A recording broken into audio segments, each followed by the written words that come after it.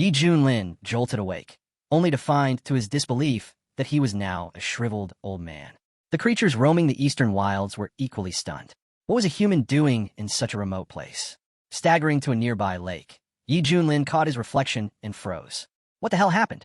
I was just dozing off in math class, he muttered, completely shaken. Still trying to process what was happening, he started rambling to himself. I'm 6'5", never even had a girlfriend, was just about to enjoy the best years of student life, and now I look like I belong in a retirement home. But one thing was clear, there was no way he'd accept this fate without a fight. If he really had crossed into another world, then this frail body had to hold some secrets. And if he was lucky, maybe a hidden power. He focused inward, diving into the memories buried deep in this old shell. Slowly, a picture formed. This world was called Kunlun Realm, a land ruled by cultivators. The body's original owner, Yi Junlin, had once been a prodigy. He broke into the Golden Core stage while still young, and had even been named the leader of Misty Peak, one of the top 6 sects in the Eastern Wilderness. But then disaster struck. During a mission to root out heretics, he was caught off guard. His dantian was shattered, stripping him of all cultivation. From that day forward, he vanished from the world, shutting himself away atop the mountain, consumed by despair. That was 110 years ago. Yi Junlin took a breath. So, I'm just a regular old man now? And I just got here too. But then, like a spark, something clicked.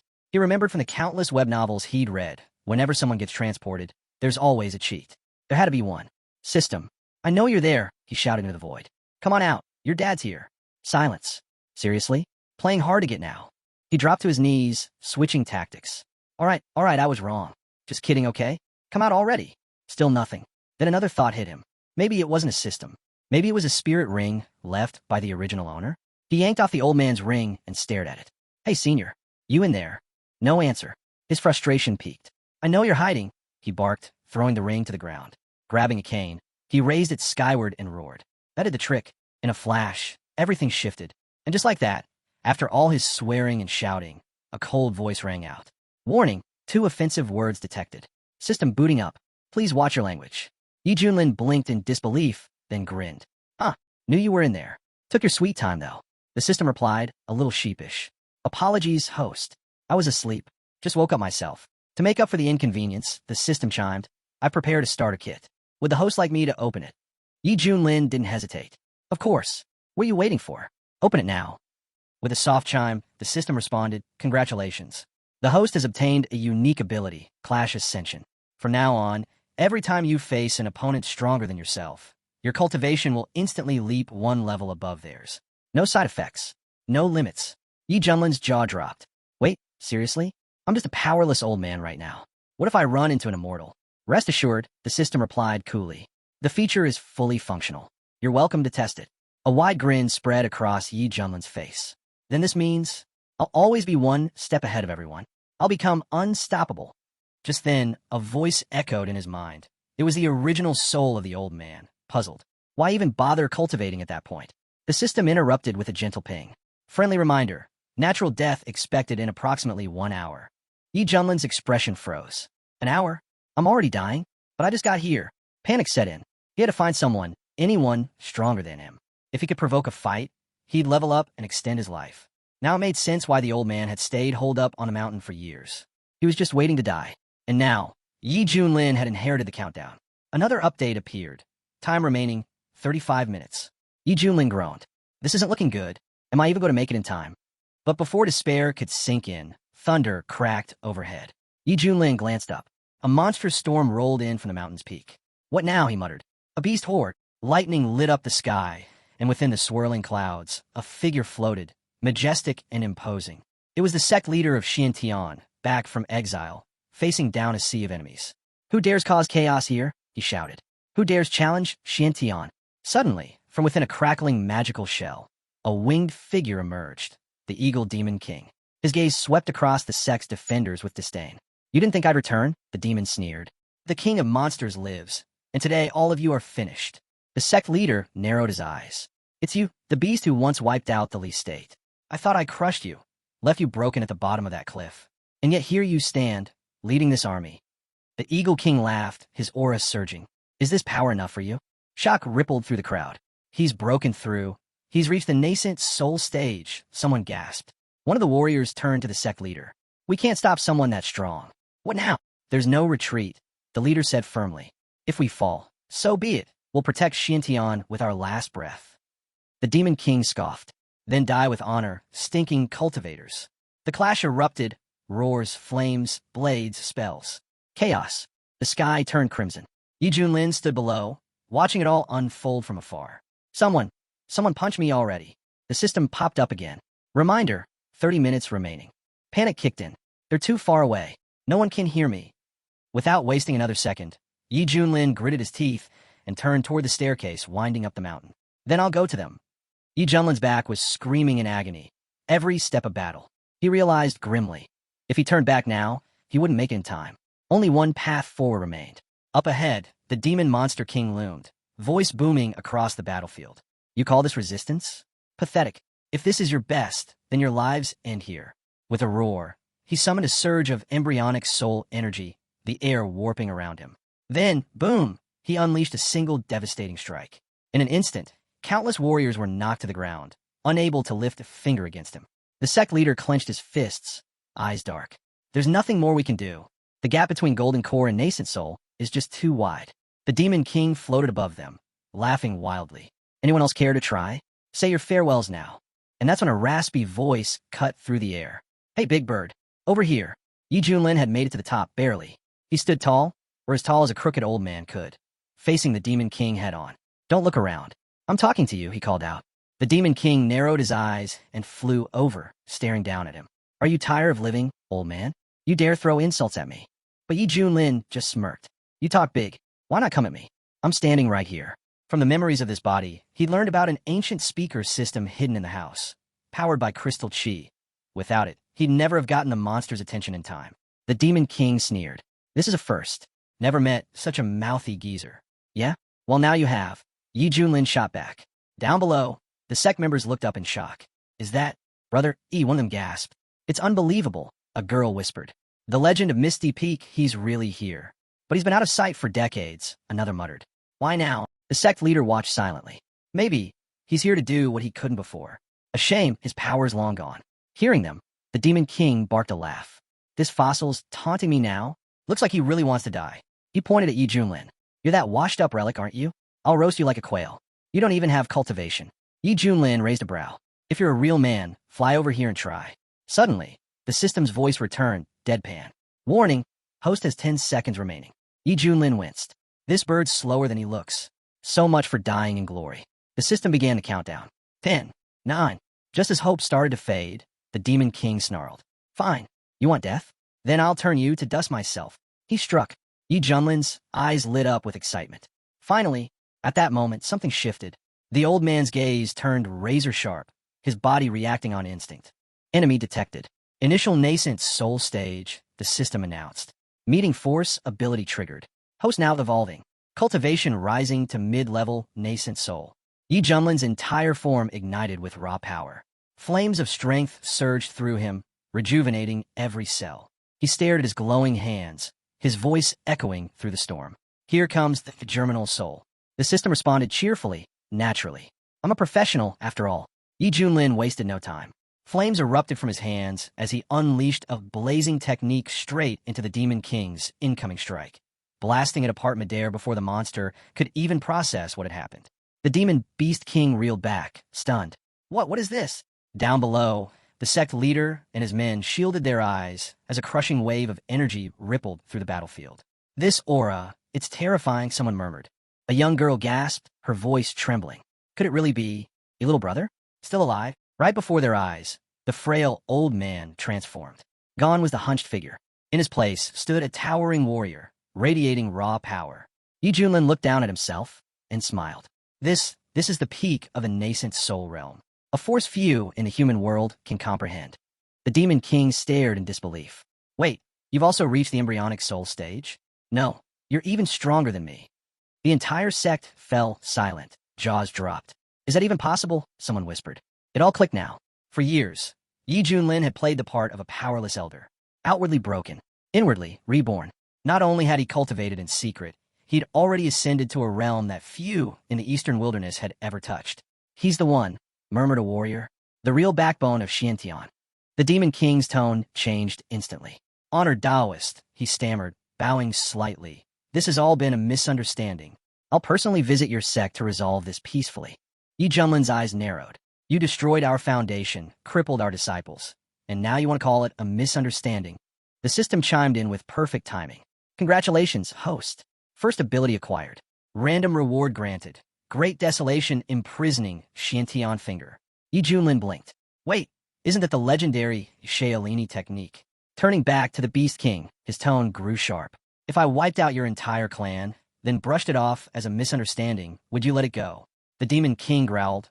Sure, your power's above mine, but not by much. Do you really want to fight to the death? Yi Junlin stared him down. If no one offends me, I won't lift a finger. But if someone dares to cross me, I'll wipe them from existence. He pointed. You didn't reach the nascent soul stage by playing nice. You've slaughtered who knows how many. There's no forgiveness for that. The Beast King gritted his teeth. They were only humans. I did what I had to. He clenched his chest. Fine. Then I'll crush my inner core if that's what it takes. But I will kill you. Before he could finish, Yi Junlin's voice boomed through the chaos. You talk too much. He raised his hand and summoned the divine technique. Great Desolation imprisoning Xiantian finger. The sky cracked, energy swirling into a monstrous spiral. The Demon King's protective aura shattered like glass. Eyes wide, the monster panicked.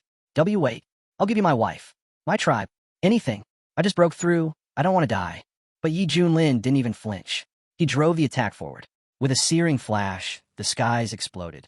The Beast King's massive wings were charred and torn apart. His roar turned into a whimper, and then silence. The battlefield stilled.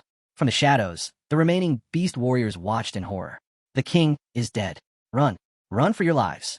Yi Junlin watched the remaining beast warriors flee in panic, then raised his hand with a sneer. Where do you think you're going? With a snap, he unleashed the bloody stage. A crimson wave of deadly liquid surged out, engulfing the retreating monsters in an instant. The air thickened with the scent of destruction. These stinking birds won't be bothering Xiantian ever again, he muttered coldly. Down below, the sect leader stepped forward, staring up at Yi Junlin. This time, we owe you everything, he said sincerely. Forgive me. I thought your cultivation had been destroyed, that you were finished. I never imagined you descend all the way to the nascent soul realm. But before Yi Junlin could respond, a voice cut in. Oh, come on. Look at him. Does that look like someone who's fallen? A girl stepped forward, arms crossed, smirking. Yi's younger brother always had something hidden, didn't he? Zhou Dazhu, the head of Hidden Sword Peak, nodded in agreement. Junior brother, he has been silently protecting the sect all along. He never stopped watching over us. Yi Junlin couldn't help but smile. Well, you guys sure have wild imaginations. But hey, saves me the explanation. Just then, several injured disciples rushed over, panic in their eyes. Sect leader. Emergency. The Wind Thunder sect. They've launched a full assault. The leader's face darkened. What? They've invaded our domain, seized control of several spirit veins. Many of our guards, they didn't make it. The news hit hard. The sect leader clenched his fists. We already had friction with Wind Thunder, but to pull this now? Without those spirit veins, our cultivation foundation will collapse. We're doomed if we don't act. He turned to Yi Junlin. Junior brother Yi, we're preparing to fight back. Will you join us? Yi Junlin's mind was already racing. Wind Thunder sect, one of the 6 great factions in the wilderness. There had been tension before, but this sneak attack? They'd clearly used the chaos from the demon invasion as cover. Shameless opportunists. Just then, the system beeped. Daily quest activated. Registration mission available in Finchy territory. Completing it will grant an unimaginable reward. Yi Junlin cracked his knuckles. Perfect.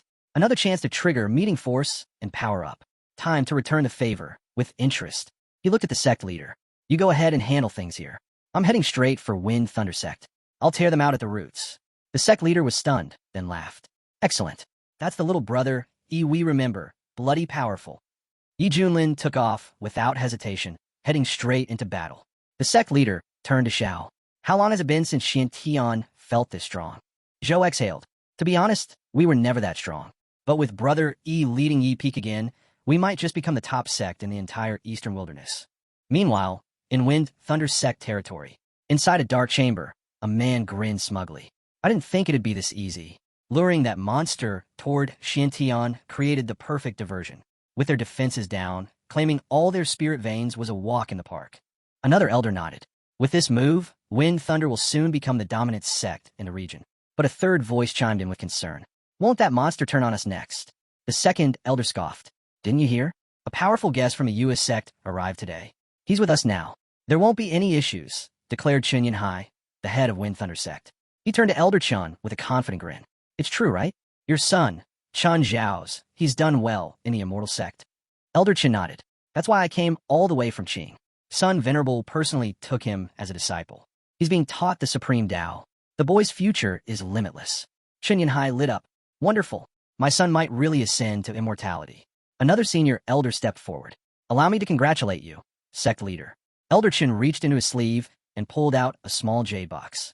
This, he said, handing it over, is the first-class nascent soul pill. Your son asked me to deliver it to you personally. Chen Yunhai's eyes widened. The nascent soul pill. Gasps echoed through the hall. With that, the sect leader will surely break into the nascent soul stage. Beaming, Chen Yunhai held the box tightly. My son, he didn't forget his father after all. Today, we celebrate two great things. He then turned to Elder Chun with gratitude. And thank you again. If not for your quick thinking and accurate reading of that monster's level, we'd have missed our chance to raid Xuantian's spirit veins. But just as he finished speaking, boom, an explosion rocked the main hall.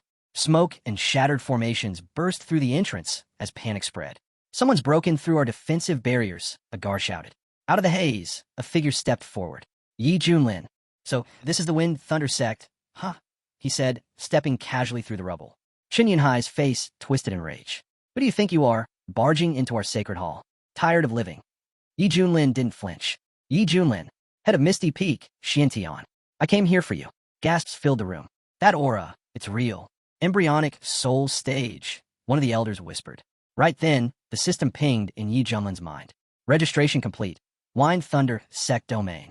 Congratulations. You've received the seal of the Lord of Men and unlocked the Great Void Technique. Yi Junlin smirked. Ah, now that's a technique I've missed. Hearing this, Chen Yunhai's expression grew tense. Could this really be Yi Junlin, the one they thought had lost everything?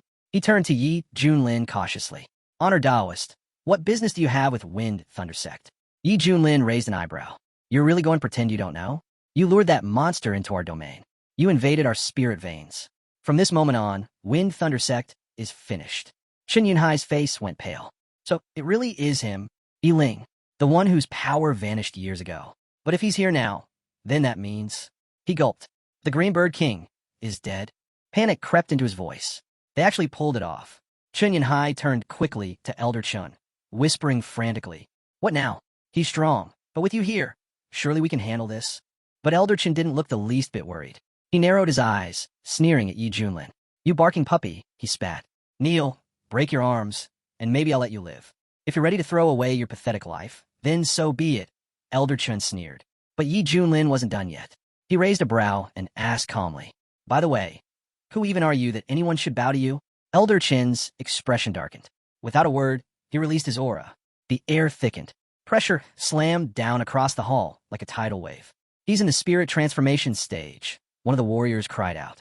That pressure is unreal. Chen Yunhai's face went pale. If a cultivator at that level targets Yi Ling, then Xiantian is finished. He grinned cruelly. Last time, you were lucky enough to survive. But not today. This time you die. And once you're gone, Xiantian will collapse right behind you. Beg now, and maybe Elder Chun will leave enough of your body to bury. But Yi Junlin didn't budge. Instead, he started gathering his power, energy rippling around him. Seeing this, Elder Chen's eyes narrowed. He's transforming? That brat's no pushover. Meanwhile, back at the spiritual veins of Xiantian, the sect leader and his men were locked in fierce battle. Enemy forces were nearly wiped out. Among the invaders, one immortal sect elder remained. The sect leader confronted him directly. Why would the Wind Thunder sect make such a bold move? Are you under immortal's protection? The elder chuckled coldly. What do you think? You believe the Wind Thunder sect would dare move against you without backing? That monster invasion?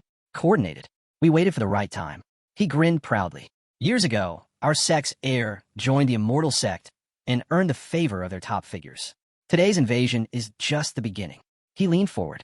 If you're smart, surrender now. Bow down, serve the Wind Thunder sect. Maybe we'll let you live. The sect leader didn't even blink. With a flash of his blade, the elder's head hit the ground. No time for garbage like you, he growled. We're heading straight to Wind Thunder's main hall. We're getting our peak master back. Man looked shocked. Can he really stand up to the immortal sect? He shook his head. Their elders are spirit transformation stage. Compared to that, Our embryonic soul level is like a mosquito trying to bite an elephant. If it comes to it, I'd give my life just to protect Peak Master E. Back in Wind Thunder Sect's main hall, Yi Junlin let out a laugh. He Chun sneered. What's so funny? You're about to die, and you still have jokes. He's lost it, someone muttered, standing there laughing while facing Elder Chun. Has he gone numb from fear? Pitiful, Elder Chun scoffed. A no-name brat from the wilderness dares act arrogant before me? Your little sect is a speck of dust. If I wanted to, I could wipe you all out before I finish my tea. His gaze sharpened. You've already angered me. Even if you fall to your knees now, even if you beg, I'll make sure your entire sect is erased. But Yi Junlin stood firm, eyes locked on Elder Chun. Then stop talking and start fighting. Let's see if spirit transformation is anything more than smoke and mirrors. He pointed. If you're as powerful as you say, fight me, one-on-one. Whoever runs is the grandson. That was the last straw. Elder Chin's face twisted with fury. Elder Chin couldn't stomach the humiliation. You arrogant brat, so eager to die. He roared as he launched a devastating strike. Chen Yanhai watched with a cold smile. Once he's dead, Xian Tian will be easy prey. Nothing left to protect them. But right then, the system chimed in calmly. Warning, late-stage spirit transformation enemy detected. Meeting force, passive effect activated. Host cultivation upgraded, spirit transformation, peak level. Yi Junlin's aura exploded, violent, radiant, unstoppable. He charged straight at Elder Chun, new techniques blazing from his hands. So, this is the spirit transformation stage, he mocked. That's all. Elder Chin's face went white. His attack landed, only to fizzle out harmlessly against Yi Junlin's energy. He's spirit transformation too? No, he's at the peak. Chen Yanhai stumbled back in disbelief. How can this be? He's from that crumbling Xiantian. How can they have a master like this? Elder Chin's voice cracked as he muttered. They've been hiding this the whole time. The wilderness has never produced a cultivator at this level. And yet this boy, and he's young. He looked around, dazed. Even a single embryonic soul cultivator can found a sect in these lands. But this level has never existed here before. Panic settled in. Chen Yanhai turned to Elder Chun. What do we do now? Save the Wind Thunder Sect. Elder Chun gritted his teeth. Calm down. Don't forget, I hail from a mortal sect. My methods are beyond what anyone here has seen. Yi Junlin raised an eyebrow. You really think your little tricks are that special? Then, casually, he flipped his middle finger at Elder Chun. Gasps echoed across the room. Insult me. You'll regret that. Elder Chun snarled. Let me show you what a real technique looks like. He slammed his palm onto the floor, summoning the green tree of the earth, a towering, living weapon of raw spiritual force. The hall shook. The immortal sect, one elder whispered. Their fame is well-earned. This is no ordinary skill. It's an earth-level technique. Spiritual-grade techniques are rare in the wild region, another said. But this is a treasure beyond treasures. Elder Chun looked smug again. To die by my hand is an honor, boy. But Yi Junlin didn't even flinch. He held out 2 fingers, fire dancing across them. This? Just a party trick, he said calmly. Then, with a flick of his wrist, Yi Junlin activated his seal of the Lord of Men. A radiant, burning imprint descended from the heavens, obliterating Elder Chen's technique on contact. From above, Yi Junlin's fire spirit surged into being. Monumental, divine, and absolutely merciless. It swept across the battlefield like a cleansing flame, leaving devastation in its wake. The warriors looked on, frozen in disbelief. What is that? That technique, could it be stronger than divine level? Yi Junlin stood tall, power radiating around him. The seal of the Lord will light the skies, he declared, and I am its master. Elder Chun collapsed to one knee, sweat pouring from his brow. This power, it's beyond me, he gasped. Please stop. Have mercy. But Yi Junlin's eyes didn't soften. Oh, now you beg. He stepped forward, voice sharp as steel. You talk about a mortal sect like they're untouchable. Let me make this simple. If they don't mess with me, I won't mess with them. But if they do, he let the threat hang in the air like thunderclouds. If someone crosses me, I'll destroy them, Yi Junlin said coldly. And if they dare raise a hand first, I'll wipe them out completely. Elder Chun, trembling, tried one last threat. If you kill me, my sect will come for you. They'll annihilate everything you hold dear. You'll suffer worse than death. Yi Junlin narrowed his eyes. Still threatening me, even with 1 foot in the grave? He raised his hand, conjuring a blazing fire arrow. Then disappear. With a flash, the arrow pierced Elder Chen's chest, obliterating him on the spot. Chen Yanhai, the Wind Thunder sect head, dropped to his knees immediately, trembling. It was a misunderstanding. We submit. Please, we'll serve you, Lord. We'll be your loyal followers. But Yi Junlin just looked down at him with disdain. You? Serve me? You're not even worthy to lick my boots. Desperate, Chen Yanhai tried again.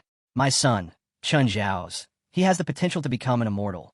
He's already accepted into a mortal sect as a personal disciple of Sun Venerable. You don't want to offend them. Yi Junlin's tone didn't waver. Oh, so your son's got an immortal's future? Perfect. He repeated his vow. If I'm wronged, I retaliate. And your sect attacked first. You've already heard me say it. Wind Thunder Sect ends today. And I always keep my word. Without mercy, Yi Junlin swept through the entire compound, reducing every building, hall, and hiding place to ash. Flames raged behind him as screams faded into silence. Chen Yanhai, now on the ground and burnt, shouted through the chaos. You'll regret this. My son will avenge me 1,000-fold. Yi Junlin watched as the last of the structures collapsed. From the wreckage, a charred box tumbled out of the flames. He caught it and smirked. Then I'll be waiting for him. Let him bring me some more experience. Just as he looked up, a soft light shimmered overhead. A virtual transmission image hovered in the sky. Xuantian's reinforcements had arrived. The sect leader stepped through the smoke and smiled. Wonderful. Little brother Yi's already here. Yi Junlin glanced sideways. Where else would I be? I said I'd destroy Wind Thunder Sect, didn't I? The sect leader grasped his arm, amazed. Unbelievable. I heard the immortal sect elder had shown up, yet somehow you weren't affected. You're still standing. I wasn't affected, Yi Junlin said calmly. Because I killed him. The sect leader blinked. You destroyed a mortal sect elder? But he was in the spirit transformation stage. Su Qianxue looked at the others and smirked. I told you, our peak master could handle it. Can it really be true? Someone asked. Yi Junlin cut them off with a wave. Yes, I'm at the spirit transformation stage too. Now save the chatter. It's time to ransack the Wind Thunder Sect and collect what's left. Right, the sect leader nodded. Time to move. With you leading Yi Peak, we might finally rise to the top. Zhou, rummaging through the ruins, held something up. I found a nascent soul pill. It's from the immortal sect. Yi Junlin turned to the sect leader. Good. Give it to him. Let him reach the nascent soul stage. It'll strengthen Xiantian even more. The sect leader nodded, deeply moved. I'm truly grateful, little brother, Yi. But just then, the system's voice rang out in Yi Junlin's mind. Notification. A suitable disciple has been detected within a 100-li radius. The system's voice echoed once more. Alert. Suitable disciple detected. Within 100-li target is the head of a demonic cult, cultivation level, true immortal. Accepting this disciple will grant an unimaginable reward. Yi Junlin's eyes lit up. A demonic cult leader, and at the true immortal level, he grinned. Taking someone like that as a disciple? With my ability, I might just leap straight to immortality myself. Not just in the wild region, but across Xinzhou, I could become untouchable. Just then, he broke the moment of excitement with a serious tone. It's true we destroyed the Wind Thunder Sect, but now we've provoked the immortal sect. Can Xiantian even survive in the eastern region? The sect leader's expression grew grim. She's right. The immortal sect's strength is overwhelming. We can't match them. Not now. Not yet.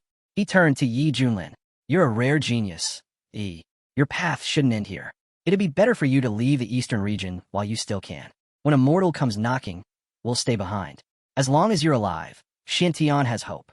Zhou nodded. Sect head's right. He added, Peak Master, Yi, you're 1 in a million.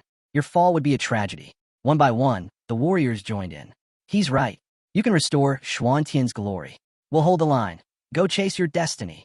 Yi Junlin was stunned by their unity and loyalty. He looked around at their determined faces and gave a small nod. Thank you for everything.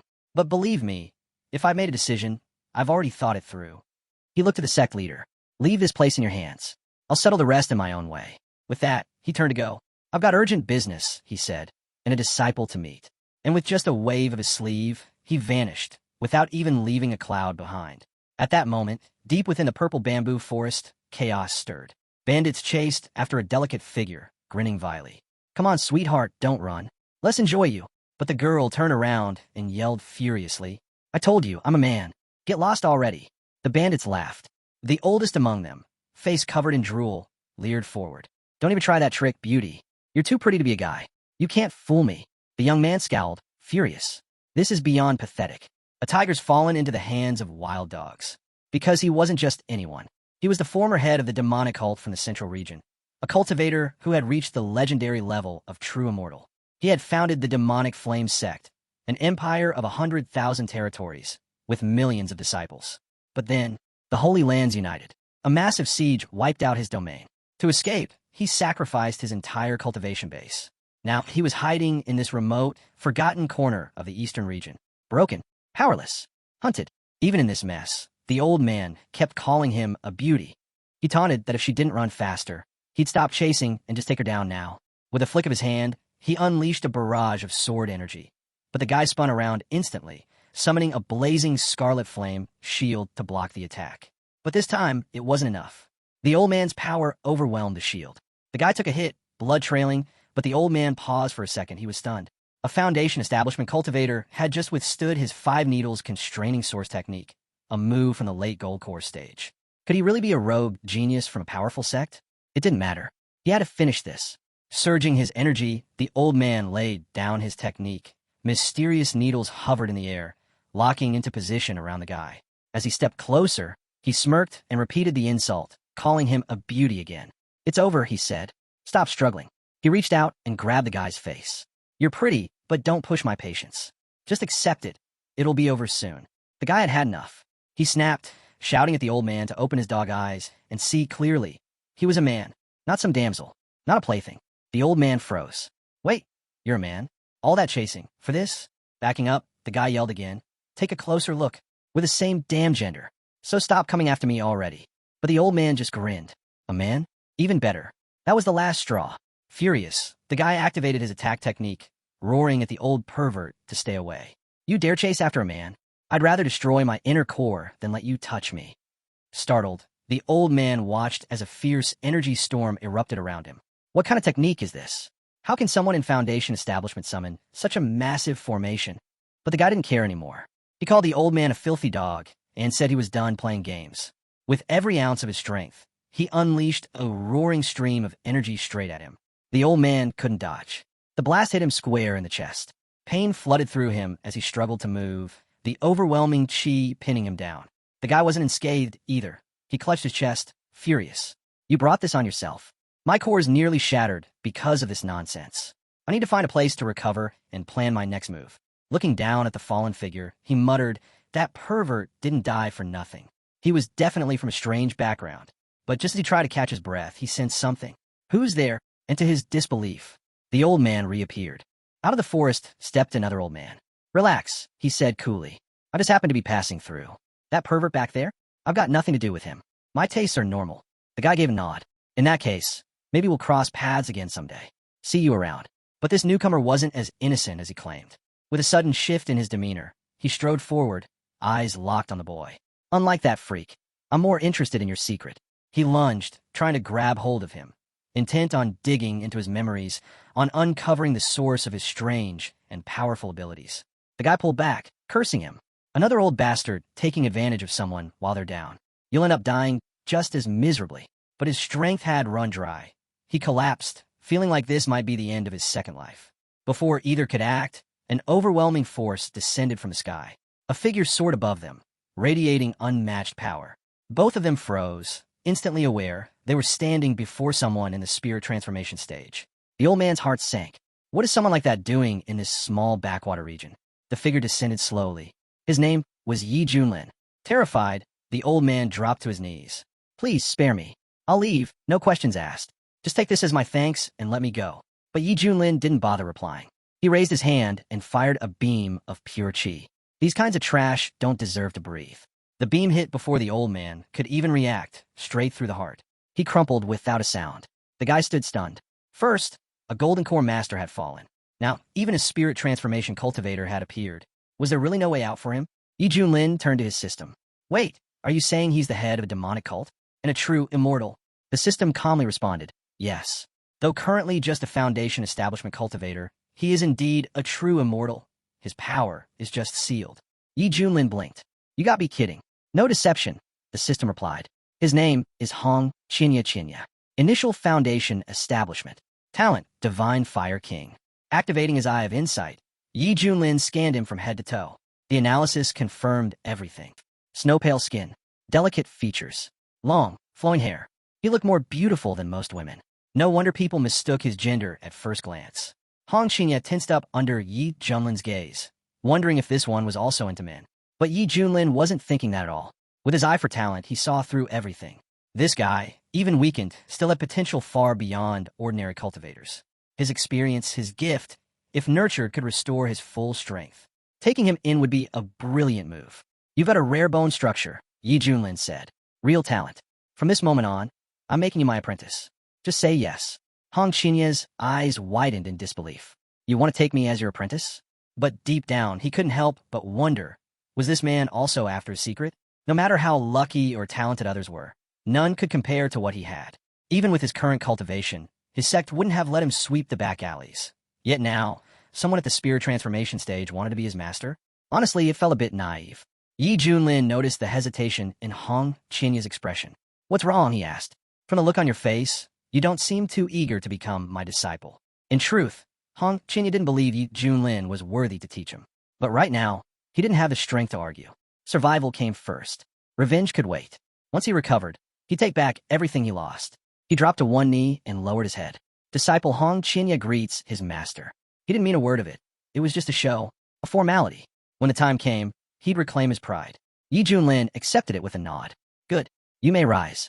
From this moment, your name will be Little Hong Qinya." Hong Qinya flinched at the name. He didn't like it all, but for the sake of surviving, he replied without resistance, "Understood, master." Yi Junlin could already tell. This guy was fake through and through. But with talent like his, even betrayal wasn't something to fear. Strength would decide everything in the end. Right then, the system chimed in. "Congratulations, host. Mission complete. You've been rewarded with the auto-training function." Yi Junlin's eyes lit up. "So now I can get stronger just by lying down?" The system wasn't done. "You've also received the artifact Coffin of Ascension, which will unlock further as your master level increases. It's currently a level 3 item." Yi Junlin recalled the structure of techniques. Entry level, partial mastery, full mastery, and complete mastery. Each level could multiply a skill's power tenfold, even 100-fold. The system continued. "The Coffin of Ascension contains the power to bury both Xiantian and Earth. It can wipe out all living things." That wasn't all. Your disciple's hidden talent has been identified, rewarding you with a special upgrade package. The 3000 Flame Technique and the Fire Origin Pill, used to restore his fire root and create an unmatched foundation. Yi Junlin stared at the rewards. This wasn't just a boost, it was a declaration of power against the natural order. If this was only the beginning, he couldn't imagine what heights he'd reach at the next level. This is what a true traveler from the Celestial Empire should be receiving. Hong Qinya watched his new master, and in his heart, he could tell. Yi Junlin was pleased with himself for taking on such a gifted student. But his time would come. Soon, it would be his turn.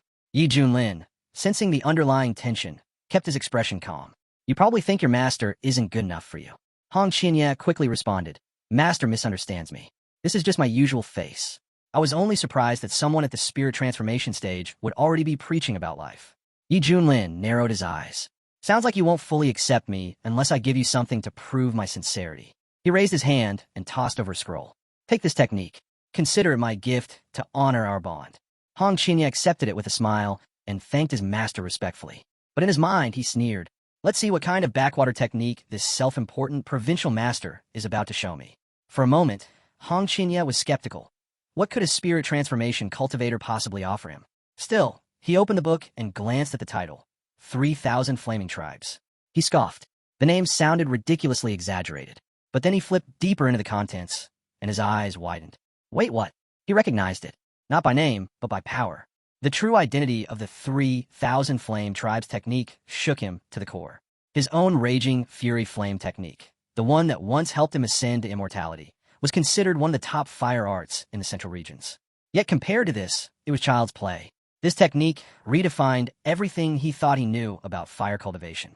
It wasn't just powerful, it was otherworldly, possibly an immortal-level technique, maybe even a legendary saint-level one. With this, his return to true immortality was no longer a distant dream. He didn't even want to return to who he was. He could become something even greater. Yi Junlin watched him closely. From that look, I take it you're satisfied with the gift. Hong Qinya turned, humble for the first time. Yes, master. This technique, it's beyond extraordinary. Still, he couldn't help but wonder, how had this man gotten his hands on such a rare treasure? Had he stumbled upon an ancient ruin or inheritance? But Yi Junlin wasn't done. He pulled out a pill and handed it over. Since you've begun learning the technique, take this. It'll help. Hong Qinya's breath caught in his throat. Is this a fire source pill? You're giving this to me. This wasn't just any medicine. The fire source was a divine grade pill for fire cultivators. It could push someone's cultivation leaps ahead, and even immortals would battle to the death over it. And this man has it just lying around? Even at the peak of his power, Hong Qinya had never touched one. Yi Junlin narrowed his eyes. Do you doubt your master's gifts? Hong Qinya quickly straightened. Not all. To be your disciple is my greatest honor. But inside, he was reeling. Yi Junlin must have stumbled across some unbelievable ancient legacy. He couldn't possibly know how rare this stuff was. He'd have to be careful. Still, from the outside, he smiled politely. Yi Junlin could tell he was full of thoughts, but seeing the cult leader fidgeting and shifting his expressions was surprisingly amusing. Take the pill, Yi Junlin said, and focus. I'll guard you. Hong Qinya nodded. Thank you, master. He sat down and absorbed the pill's energy. The moment it entered his system, he could feel it. His cultivation surged like a raging firestorm. Yi Junlin stood silently, watching. He knew the cultivation path well. Initial foundation, mid-late peak, then full mastery. Golden core. Nascent soul. Onward. And this guy, he really was a true immortal. In just 30 minutes, Hong Qinya shattered through stage after stage until he hit the embryonic soul level. A remarkable recovery. Even Hong Qinya was stunned. He had made a huge leap forward in such a short time. He gritted his teeth. Once he returned to the central region, he'd erase all the disgrace that followed him here. Eventually, Hong Qinya stepped out of his meditation and approached his master. Apologies, master. I must have disturbed you. Yi Junlin waved it off. It's fine. We're heading back to the sect anyway. I'll introduce you to the elders tonight. Meanwhile, outside the main hall of profound Shintian SCT Grand Hall, disciples were buzzing with gossip. They whispered about Peak Lord Yi, a powerhouse strong enough to shatter souls with a single finger. He had saved their sect twice from complete destruction. Many now regretted not recognizing his potential earlier. Had they joined him back then, they'd be standing at the top today. Now that he'd taken on a disciple, speculation spread like wildfire. With that kind of strength, his standards must be insane, one said. Yeah, I wonder who could possibly be worthy to follow someone like him, said another. Just then, Yi Junlin returned to the sect gates. The crowd erupted into cheers. As soon as Yi Junlin returned, the news spread fast. The head of Misty Peak was back. But what caught everyone's attention wasn't just him. Who's that with him? Someone asked, eyes wide. The warriors stirred, murmuring in awe. That's got to be the most beautiful girl I've ever seen. How is she walking so close to Peak Lordy? They couldn't contain their curiosity, whispering theories about where this stunning beauty had come from. But Hong Qinya was listening, and he was not amused. One glance around was enough for him to judge this sect. Weaklings, the lot of them. In his old sect demonic flame, these people wouldn't even qualify as servant material. Just then, the sect head came over to greet Yi Junlin. Junior brother Yi. He said, who is this? Yi Junlin replied calmly, my new disciple. Come, greet the sect head. The sect head blinked, clearly stunned. A disciple? Since when did Yi Junlin accept apprentices? Even Su Qianxue, standing nearby, looked displeased, her eyes narrowed with disapproval. A beauty like that, becoming his disciple? It didn't sit right with her. Hong Qinya had had enough. He stepped forward and declared flatly, I'm a man. The crowd fell silent. Even Su Qianxue was left blinking awkwardly. Yi Junlin smacked him lightly on the back. Watch your mouth. That's your senior sister. Apologize. Hong Qinya gritted his teeth, walked over, and gave a small bow. I apologize. That was my mistake. Just wait, he thought silently. Once I reach spirit transformation, I'll repay this humiliation tenfold. Yi Junlin, unfazed, turned to the group. Now that we've all been introduced, I'll be taking my disciple to Misty Peak. The sect head nodded quickly. Very well. It's an honor. I won't delay you further. Once they were gone, whispers broke out again. The head of Misty Peak just took in a nascent soul-stage disciple. Su Qianxue crossed her arms. Junior brother Yez, full of surprises today. Xintian won't be the same after this. Back at Misty Peak, Yi Junlin pushed open the doors. This will be your home now, he said. You're my first disciple. Pick any room you like. Hong Qinya looked around, and his eye twitched. What kind of dump is this? Even the servant quarters in demonic flame were 100 times more refined. Was he really expected to live here? Yi Junlin gave him a steady look. Remember this. Only the weak complain. The strong adapt. A true cultivator is above comfort. If it's dirty, clean it yourself. Hong Qinya forced a tight smile. I'll endure. With my growth speed, it won't be long before things change. Far to the south, within the immortal sect's territory, the mood was grim. Inside the Hall of Inheritance, Elder Juyang stood holding a blackened scroll. His face was twisted with anger, and in one motion he crushed in his fist. A nearby servant dropped to his knees. Forgive me, master. I asked Elder Chun to bring the pill to your father. But now Elder Su Qianxue is dead. I fear for our sect. I wish to go investigate myself. Elder Jiang turned to shower. Do you understand why you were chosen as a disciple? The boy answered cautiously. Because of my immortal body and the path of immortality. Elder Jiang narrowed his eyes. That's only part of it. He stepped closer.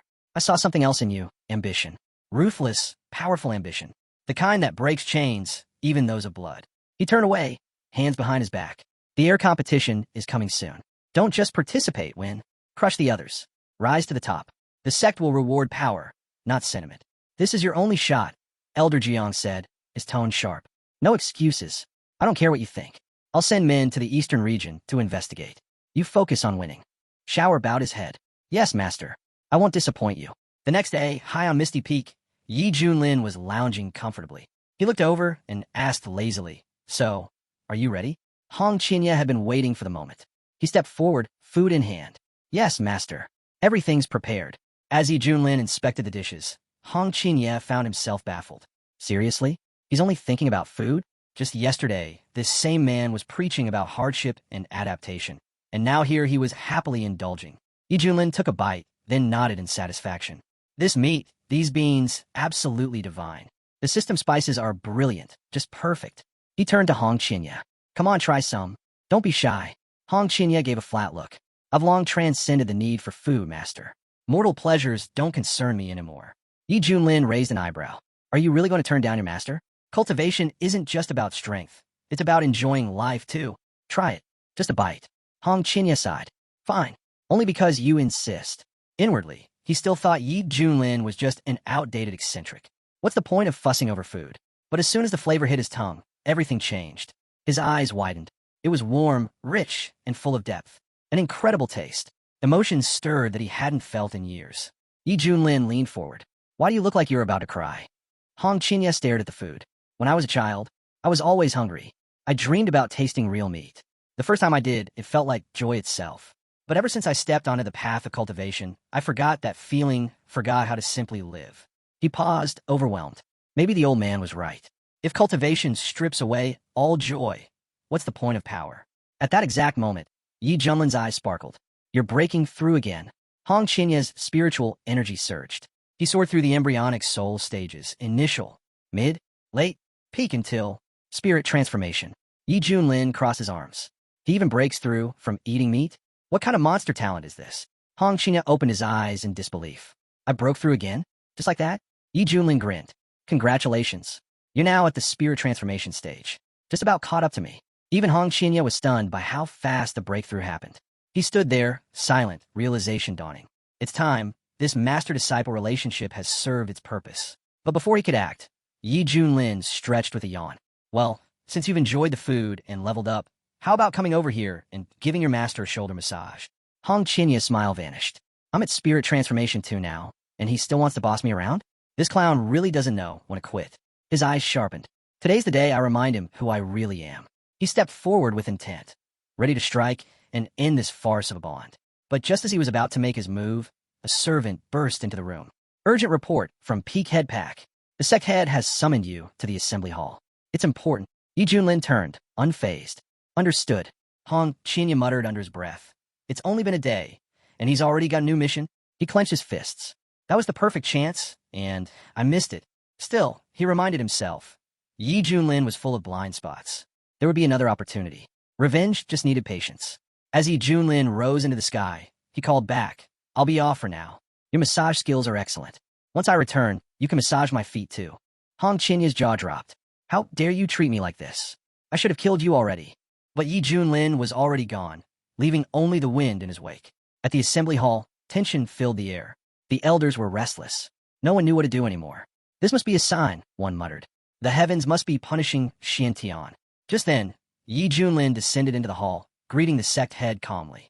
What's the situation this time? Another threat? The sect head didn't waste time. It's serious. A few years back, the Wei State came under our protection. Recently, they sent word. Something terrifying is happening. He looked around the room grimly. People are dying. In mass numbers. The corpses are pale, drained completely of blood. Entire cities, once filled with millions, now silent wastelands. Whispers filled the room. The incidents are spreading fast, crossing into neighboring regions. If this keeps up, the entire wilderness region will fall into chaos. We'll lose countless potential disciples. The sect will weaken. Yi Junlin narrowed his eyes. And no one's seen who or what's doing this. Su Qianxue spoke up. If anyone saw it, they're already dead. She paused. The truth is we sent several disciples to investigate. None have returned. The wild region is already thin on high-level cultivators. Even a single golden core stage is rare. And Wei State lies right on the outer rim. Yi Junlin frowned. What kind of threat is so dangerous that not even one of our disciples could report back? Suddenly, the system's voice echoed in his mind. Mission alert. Investigate and eliminate the source of the disturbance in Wei State. Reward. Unimaginable. Yi Junlin grinned. Just in time. I understand, he told the sec head. If the trouble began in Wei State, then the root must be there. I'll go myself. The sec head looked relieved. Very well. Junior brother, Yi, is always decisive. I trust you'll succeed. I look forward to good news. Yi Junlin didn't waste a second. Without another word, he took to the skies. The sec head chuckled. I wasn't even done speaking. Su Qianxue watched him vanish. Peak Yi's head really doesn't hesitate, does he? Zhou asked. You think he can handle something like this? Su Qianxue raised an eyebrow. Are you doubting a spirit transformation stage cultivator? There's nothing in a wild region that can threaten someone like him. One of the elders nodded. If he can't stop it, then the wild region is truly doomed. We should focus on our training and live up to our younger brother's example. Soon after, Yi Junlin returned to fetch Hong Qinya. Together, the two flew toward the eastern border, heading straight into the wilderness region, to the edge of Wei State. As they arrived, Hong Qinya surveyed the landscape. What he saw left him silent. Hong Qinya followed his mentor into this pitiful state with quiet resentment.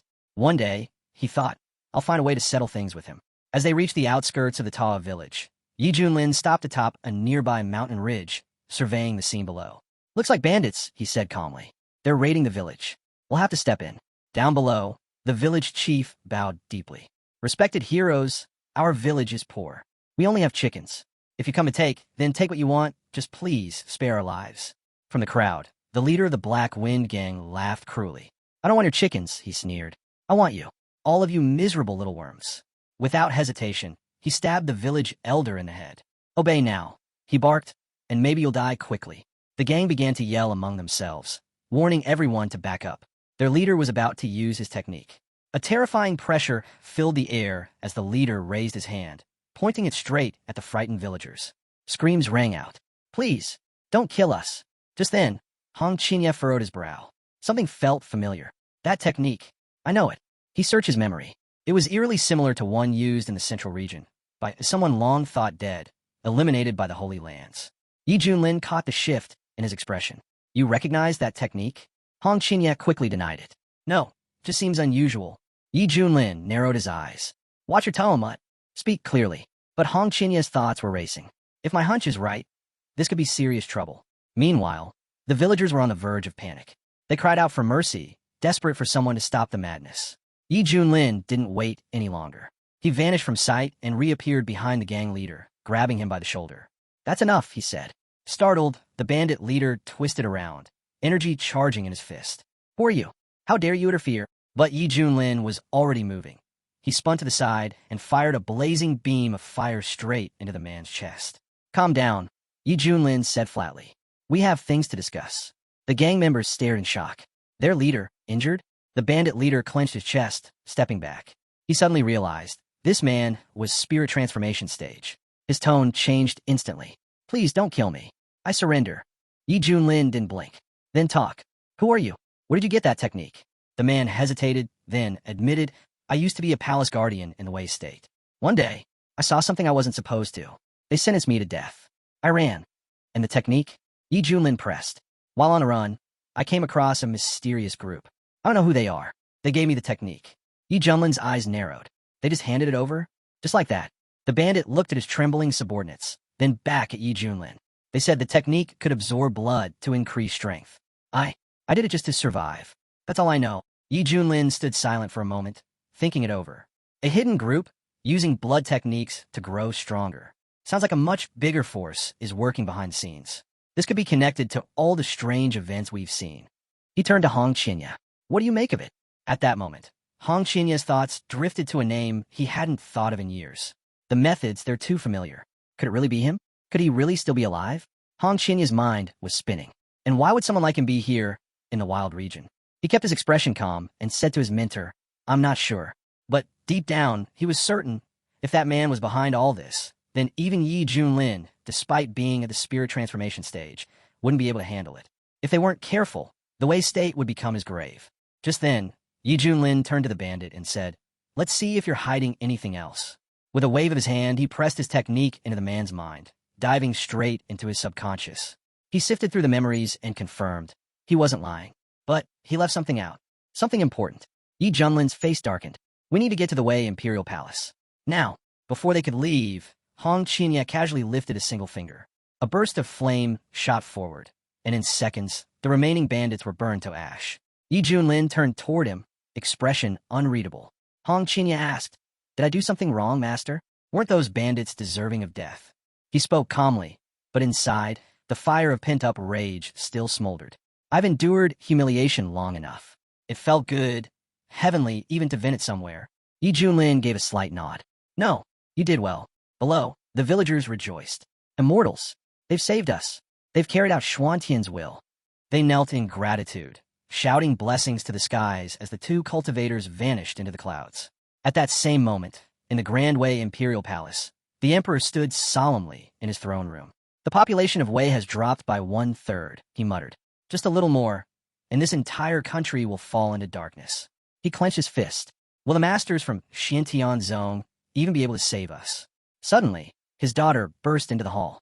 "Father, I saw them. 2 immortals flying this way." The emperor straightened. "They must be the masters from Xintian. Prepare the ministers. We'll welcome them properly." High above the city, Yi Junlin hovered, cape fluttering in the wind. "So, my disciple, what do you think of this dramatic entrance?"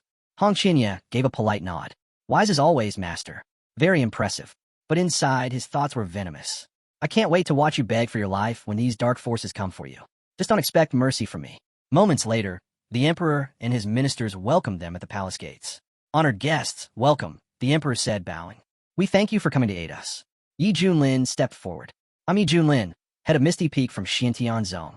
We're here to eliminate the threat plaguing your land. You need fear no longer." The emperor bowed deeper. "The Wei family is forever in your debt. If there's anything we can do, any request at all, say it, and it will be done." Yi Junlin waved it off. "For now, just arrange a place for my disciple and me to rest." "Of course," the emperor replied. "Follow me. I'll show you around the palace myself." But hidden among the crowd, a scout was already on the move, tailing them. He sneered. "So he's just some peakhead from Xintian sect, acting all high and mighty. Perfect. Master needs sacrifices to complete his breakthrough to peak spirit transformation." And these two arrived right on time. Later, as they settled into their palace quarters, Hong Qinya cast a sideways glance at his mentor. Earlier, Yi Junlin had looked sharp, commanding, and powerful. But now, he was slouched, casual, lazy. This man, how did he even reach spirit transformation? Hong Qinya thought. At this rate, I'll surpass him soon enough. And then, ending him will be easy. But Yi Junlin was watching him too. He saw it all, the calculation behind his student's eyes, the arrogance he tried to hide. And in that moment, Yi Junlin understood one thing clearly. This disciple will turn on me sooner or later. His only mistake was choosing me as his target. Yi Junlin smiled faintly and said, "You must be wondering about my..." Yi Junlin leaned back lazily and said, "You want training? Then go fetch some water. I need to wash my feet. If I'm in a mood afterward, maybe I'll teach you a method or two." Hong Qinya froze, jaw clenching. Did this old fool really just say that? Inwardly, he boiled with fury. Some bumpkin peak master thinks he can teach me cultivation? Back in the day, even immortals sought my guidance. If anyone's a teacher, I'm the ancestor of cultivation methods. Yi Junlin gave him a sideways glance. "What's the matter? Do you think you're too good for this? Aren't you still young? Still relying on elders to take you further?" Hong Qinya's eye twitched. "I was once the great head of the fire cult, and I'm supposed to wash the feet of this clown? Maybe it was time to end this charade." Just as tension began to thicken, a knock came at the door. A voice called out, "Urgent news. It's about the strange event in Harmony State." Yi Junlin stood up. "Who is it?" The man outside answered, "I am Zhou Hong, Crown Prince of the Wei State. I asked for an audience. It concerns the survival of our nation." Yi Junlin motioned for him to enter. "Speak. What's so urgent?" As the Crown Prince stepped in, Yi Junlin raised an eyebrow. "So this is the one who tried to eliminate the bandits? He doesn't seem like the type. Or is there more to him?" Prince Zhou Hong bowed deeply. "There is something I've never told my father. I believe the root of the evil in Harmony State lies in the mountains behind the palace." He paused. "Lately, I've seen strange winged demons flying into a hidden cave at night. Palace maids and eunuchs have gone missing. I suspect there's a connection. He looked up at Yi Junlin and Hong Qinya. I've heard of your legendary strength. If anyone can save Harmony State, it's you. Please, help us destroy those creatures. Yi Junlin frowned. He scanned the mountains with his divine sense, but felt nothing unusual. Strange. Either he's lying, or there's something shielding that place from detection. That could be dangerous. Still, Yi Junlin nodded. Show me the cave. Let's see what you're hiding. The prince bowed again, relieved. With your help, we'll end this nightmare. As they made their way through the night toward the mountains, Hong Qinya walked quietly, still nursing his resentment. If this prince gets himself killed, maybe then I'll finally get the chance to have a proper talk with my so-called mentor. From a nearby garden, a young woman caught sight of the group. Her eyes widened. Brother? She recognized Zhou Hung instantly. Her father had warned him time and again about his reckless behavior, but he never changed. And now, he was secretly guiding masters from Xintian? She turned quickly. I must tell father right away. Later, deep in a mountain range, Yi Junlin stood with his arms folded, surveying the surroundings. This place doesn't exactly scream den of flying demons, does it? The crown prince smirked. They're here. Yi Junlin's gaze sharpened. Finally, let's see what it is you're hiding. Prince Zhou Hung straightened. I didn't think I'd fool you forever, but I didn't expect you to walk right into it either.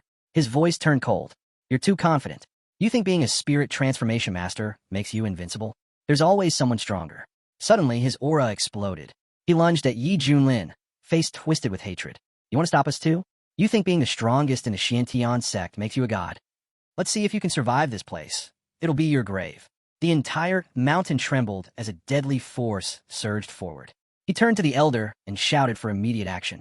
Without hesitation, the elder stepped into view, activating the fivefold god-sealing array on the spot. Out of nowhere, the blood cult elder sneered at the Shurent sect leader, taunting. You made quite a name for yourself lately. Took down the demon king of the soul nucleation stage, didn't you? But inside this array, even spirit transformation masters can't escape. Prince Zhou Hung urged them to move fast. Don't kill him just yet. Our master still needs him. As for the girl in red, strip her powers. That's all. Hong Qinya spun around, eyes sharp. What did you just say? He hadn't planned to interfere, but hearing that, he snapped. Igniting his fire power, he launched himself down in a furious attack. In a flash, Hong Qinya shattered the array in a single strike. The elder stared in disbelief. Did the head of Xintian sect Peak bring along a spirit transformation disciple? That move, it had to be an immortal level technique. No other way he could have broken the array. Zhou Heng's face twisted in frustration. He had counted on these elders to bring his master glory. Now they were a disgrace. Determined to salvage the moment, Hung turned to the immortal. Join us. With your strength, you'd earn a place by my master's side and a brilliant future. Hong Qinya was furious. How dare you say that? She roared. I'll make you pay for that. She struck out, flames roaring as she tried to incinerate the prince who dared manipulate them. Hung stood no chance. Caught in Hong Qinya's inferno, he was completely overwhelmed. Yi Junlin watched it all unfold, then calmly stepped forward. You've hit a nerve, he muttered. Hong Qinya, that's enough. Don't kill him yet. I've got questions. At his mentor's command, Hong Qinya extinguished the flames with a snap. Yi Junlin turned to Zhou Hung. Who's your master? How did he convince someone like you to serve him? Zhou Hung straightened up, defiant. He's the greatest immortal in the central region. No one can match him. You'd better submit now, because when he arrives, not even death will be a mercy. Yi Junlin's voice turned cold. Submit? That won't happen. Let your master come. We'll see how long he lasts. Then, without warning, he fired a deadly beam, instantly killing one of Zhou Heng's men. The elder was stunned. He's spirit transformation too? How can a sect from a wilderness have two of them? Yi Junlin raised his hand again. Here comes the second. Another beam. Another life extinguished. Once the dust settled, Yi Junlin turned to Zhou Hung. Only you remain. Zhou Hung, now trembling, pleaded for mercy. But just then, a deafening explosion rocked the forest. The light from it stretched to the horizon. Elsewhere, a daughter turned to her father. What is that horrible, bloody light? Her father narrowed his eyes. We have to go now. I hope the masters are safe. Back on the battlefield, Hong Qinya suddenly sensed a chillingly familiar presence. He recognized the aura immediately. It's him. Though Hong Qinya had the power to face Yi Junlin, crossing paths with him was never pleasant. Zhou Hung, on the other hand, lit up with joy. He's here. Master has arrived. Our time has come. From the depths of the Crimson Void, he finally emerged. The master of the Central Region's blood cult, Shi Tianjue. Without missing a beat, Yi Junlin stepped forward. So it was you all along. the one pulling the strings behind all this chaos. Did you really think you could just hide away forever? Sure, Tianjue's gaze swept over them, unimpressed. Cultivators from the wild region. I'll admit you've got some skill, but you're still far from worthy. Though seeing an old acquaintance among you does make this more interesting. Hong Qinya narrowed his eyes. Blood demon, I can't believe you're still alive. Yi Junlin quickly took note. What's the connection between Hong Qinya and someone like this? Sure, Tianjue stepped closer, raising a brow. Blood demon? I haven't heard that name in 2 centuries, since the Holy Lands surrounded me. I'm surprised anyone remembers. Hong Qinya answered coldly. Those of us who lived through that war will never forget. You, sure, Tianjue, once hailed as one of the strongest true immortals, feeding on human blood to boost your power, spreading your vile techniques, harvesting the life force of your own followers to grow stronger. His voice grew harsher. Your twisted path advanced so quickly that even the great sects had to unite against you. I, despite following the demonic path, was forced to join that war just to stop you. Sure, Tianjue smirked, unbothered. Zhou Heng suddenly interrupted, glancing around nervously.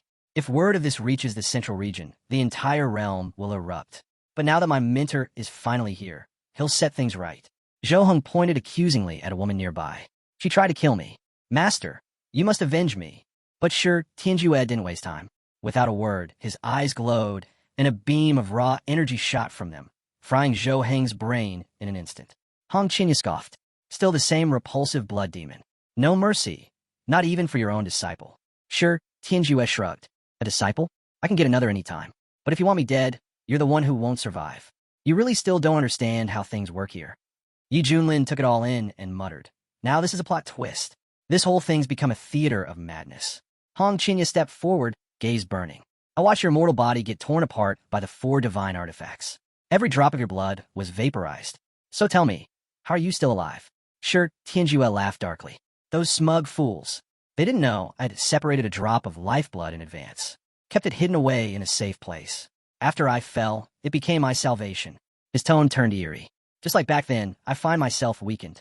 I'm only at the beginning of spirit transformation. But give it time. Let your blood replenish me, and we'll be united forever. You're insane, Hong Qinya snapped. I rejected you over and over, even back in the central region. Did you really think I'd ever side with you? Sure, Tianjue's eyes gleamed. The more you resist, the more thrilling this becomes. For some, a gap in cultivation is just a hurdle. But for me, your struggle is a fantasy I'm about to end. Hong Qinya didn't waste time. You talk big, he snapped. But how would you know if you've never faced me at full power? With that, he unleashed the divine way of the 5 absolutes. Sure, Tianjue's expression changed. The moment he saw it, he struck back with his signature bloody palm. But with attacks clashing from both sides, the resulting explosion was far more powerful than either of them expected. What is this fire? Sure, Tianjue reeled. How can someone at the early stage of spirit transformation tear through my bloody palm like this? And that technique, where did he even get it? Before he could regroup, Hong Qinya smirked. That was just the opening act. Then he launched another blow, this time combining flames with a chilling frost. But sure, Tianjue stood his ground. A weakling like you doesn't scare me. With a wave of his hand, he retaliated with bloody soul absorption. Still, Hong Qinya's flames punched straight through, landing a direct hit. Sure, Tianjue's eyes widened. What kind of fire technique is this? Switching tactics, he countered Hong Qinya's frost fire, neutralizing the effect. Then, narrowing his gaze, he said, You really are the one I once marked. Tell me, did you gain some Xuantian-defying inheritance? Or maybe you became a disciple of a top-tier master after fleeing the central region? Hong Qinya shot back. Who trained me is none of your concern. All that matters is, I'm going to rise again and claim my rightful place in the central region. He knew it clearly, with the reinforcement of 3,000 flame seeds. Not even someone who once terrified the entire central region could handle him now. But he couldn't let anyone know the truth, that this technique came from a spirit transformation cultivator in the wild region. Sure, Tianjue stared at him. If you let that power grow unchecked, even I won't be able to suppress it. A pity, but this ends now. It's time you saw the true force of my immortal body. Meanwhile, in Harmony State City, cries of agony echoed through the streets. People clutched their chests, calling for help as their strength was drained away. Back at the heart of it all, the air surrounding Sure Tianjue crackled with energy. He soaked in the life force he had stolen, his entire territory humming with power. Delicious, he muttered. They've been my food supply for a long time now. I could devour them all instantly and grow even stronger. Yi Junlin, watching from the sidelines, called out, Hong Qinya, don't drag this out. Finish him fast. Hong Qinya gritted his teeth. Don't order me around, master. Still, doubts crept into his mind. How did I end up like this? I thought Yi Junlin would fail against that monster. I was going to step in last minute and take the credit. Now, even I might not walk away from this unscathed. This energy, it's fusion stage. Sure, Tianjue laughed to himself. This body, this very same one once stood toe-to-toe with elite cultivators from both the righteous and demonic paths. Even elders of the Holy Lands armed with immortal artifacts couldn't fully destroy it. Now, it had recovered 70%. Once I absorb every living thing in the wild region, I'll return to full strength. And when that happens, not even the central city will be able to stop me. He turned to Hong Qinya with a cruel smile. I gave you a chance. If things have come to this, that's on you. Hong Qinya's expression darkened. The monster had hit the fusion stage, and that changed everything. Hong Qinya didn't hesitate. He unleashed the violet flame that could burn the heavens themselves. He pressed forward relentlessly, launching another strike mid-battle, one that finally made sure Tianjue pause. The hit landed. Even sure Tianjue couldn't shrug it off completely. He was wounded. But the situation was clear. Going head-to-head with someone this powerful in such a state meant certain death. Hong Qinya gritted his teeth. Only one path left, burn everything. With a roar, he summoned the Xuantian-piercing golden flame and followed up with a fierce dragon flame. But sure, Tianjue laughed it off. Pointless. Your flames are just a mild-itch to me. With a sneer, he blocked the attack, then charged his fist for a brutal counter. This ends now. Hong Qinya's eyes widened. Even his deadliest move hadn't left a mark. What now? But he didn't falter. He raised his golden flame shield, bracing himself. It wasn't enough. Sure, Tianjue shouted, die, and drove his fists forward. Each blow cracked through Hong Qinya's defenses like they were paper. At that moment, the emperor arrived at the mountain, just in time to witness the battle. Fear clutched his heart as he looked at the monstrous figure. The girl by his side whispered, Father, what is that thing? It's terrifying. The emperor's heart sank. So this is the monster that destroyed Harmony State. Not even an immortal can stand against it. Is our nation finished? Meanwhile, Hong Qinya struggled to stand. Is this really where my path to immortality ends? After all the pain it took to master this technique, should I really beg for help from Yiling now? The thought disgusted him. Admitting he's stronger than me, it's humiliating. He's only at the peak of spirit transformation. It's not even close to fusion stage. What could he possibly do? Sure, Tianjue loomed closer. You cultivators chase eternal life. But you won't share that journey with me? Then you'll die, and your body will carry my will forever. He launched another devastating strike. Hong Qinya's thoughts scattered. Is this it? Is this really the end? Then from somewhere deep inside, an instinct, a flicker of survival, he called out, Master, save me. The words hit Sure Tianjue like a slap. Wait, Master? Don't tell me. You became someone's disciple. Suddenly, Yi Junlin stepped forward, calm and clear. So, my student has finally remembered where his strength came from. Sure, Tianjue stared in disbelief. You? You bowed to this backwater spirit transformation cultivator? What a disgrace to the entire demonic path. Hong Qinya's heart twisted. Yeah, Yi Junlin may have used me, but at the end of the day, he saved me. And now he's standing up to that monster. But what if he's no match? What then? Yi Junlin spoke up, his voice sharp. So, can I take that look on your face as a sign you're underestimating me? Sure, Tianjue laughed coldly. You're like an insect trying to measure the sky. I could drown you with a single breath. Hong Qinya lowered his head. I'm sorry, Master. I know I'm no match for the blood demon. But if there's still anything you can do, please just let me run. Yi Junlin narrowed his eyes. Run? That's not even an option. Yi Junlin stepped forward, steady as stone. Watch closely, Hong Qinya, he said. I'll finish this for my disciple's sake. Sure, Tianjue burst into laughter. You?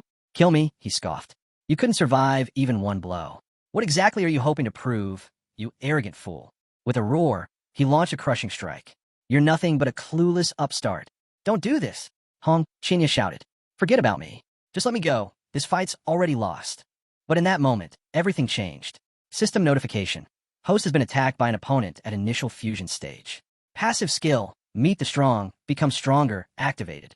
Current level upgraded to middle fusion stage. Yi Junlin didn't even respond. He raised his hand and effortlessly shattered Sure Tianjue's incoming attack into pieces. Sure Tianjue staggered back, stunned. What just happened, he muttered. How can a spirit transformation cultivator do this? Then it hit him. You're not spirit transformation at all. You've reached the fusion stage too. Hong Qinya's jaw dropped. All this time, he was hiding it, he thought. He pretended to be a spirit transformation cultivator, when in reality, he's a fusion stage powerhouse. No wonder he kept provoking me. He knew I couldn't touch him. But at least, Hong Qinya realized he hadn't openly turned against Yi Junlin. That would have been a mistake he couldn't take back. Nearby, the girl watching gasped, eyes sparkling.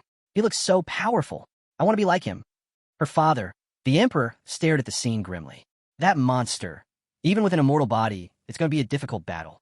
Yi Junlin felt the shift in his power. So this is what it means to reach fusion stage.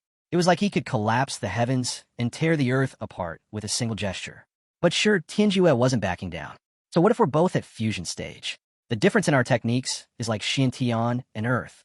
Let me show you what true power looks like. He summoned every ounce of strength and unleashed his full-bodied assault. Yi Junlin didn't flinch. You don't even know what real power is, he said calmly, and activated the seal of the Human King. Sure, Tianjue reached out to block it with a finger and recoiled as his body exploded with energy. His face twisted in disbelief. What was that? Yi Junlin's voice rang out. Is that what you call a difference in technique? Thanks to the system, the Human King seal had evolved to its mastery stage, far beyond its original form. Sure, Tianjue gritted his teeth. So what? You still can't kill me. You'll never win a drawn-out battle. My immortal body can't be destroyed so easily. In fact, it's time I show you my latest move. Yi Junlin raised his hand again. Then how about this? He unleashed a technique perfected to its final form, the Finger of the Great Void. One finger restrains the heavens and earth. The second flattens mountains and drains rivers. The third erases all living beings. The fourth crushes the heavens themselves. Sure, Tianjue staggered, overwhelmed. What is this? But then he laughed. I take it back. You are worthy of a real fight. No more tricks. No more holding back. Let's settle this with one final blow, he declared, and summoned his ultimate move, Blood Absolute. Blood rushing into the living springs, flooding the battlefield with overwhelming chi energy. Sure, Tianjue unleashed his devastating attack, but Yi Junlin had already made his choice.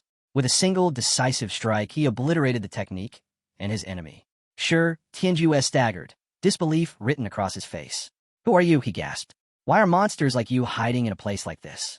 Has the outside world grown so powerful while I was gone? Hong Qinya stood frozen, stunned. His mentor's strength was beyond comprehension. Even his own 3,000 blazing flames seemed trivial in comparison.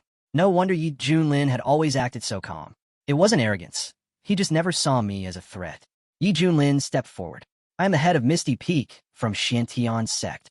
Sure, Tianjue's eyes narrowed. Impossible. When I first entered the wild region, I checked everything.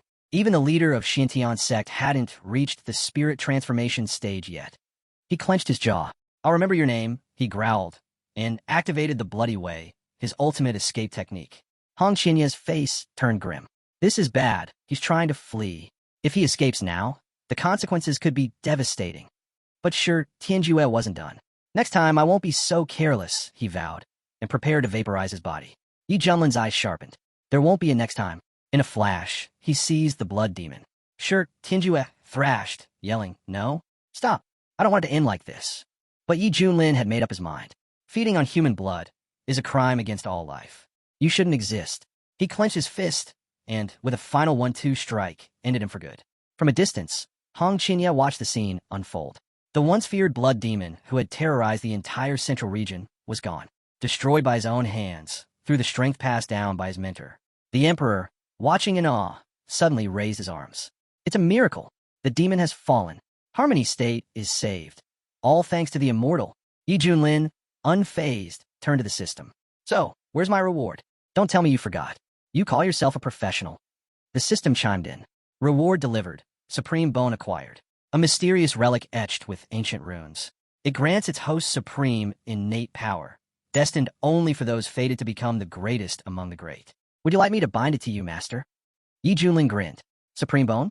Oh, that's too good. Do it. Bind it now. Binding initiated. Once complete, host power will increase drastically. A few moments later, the system confirmed, binding complete.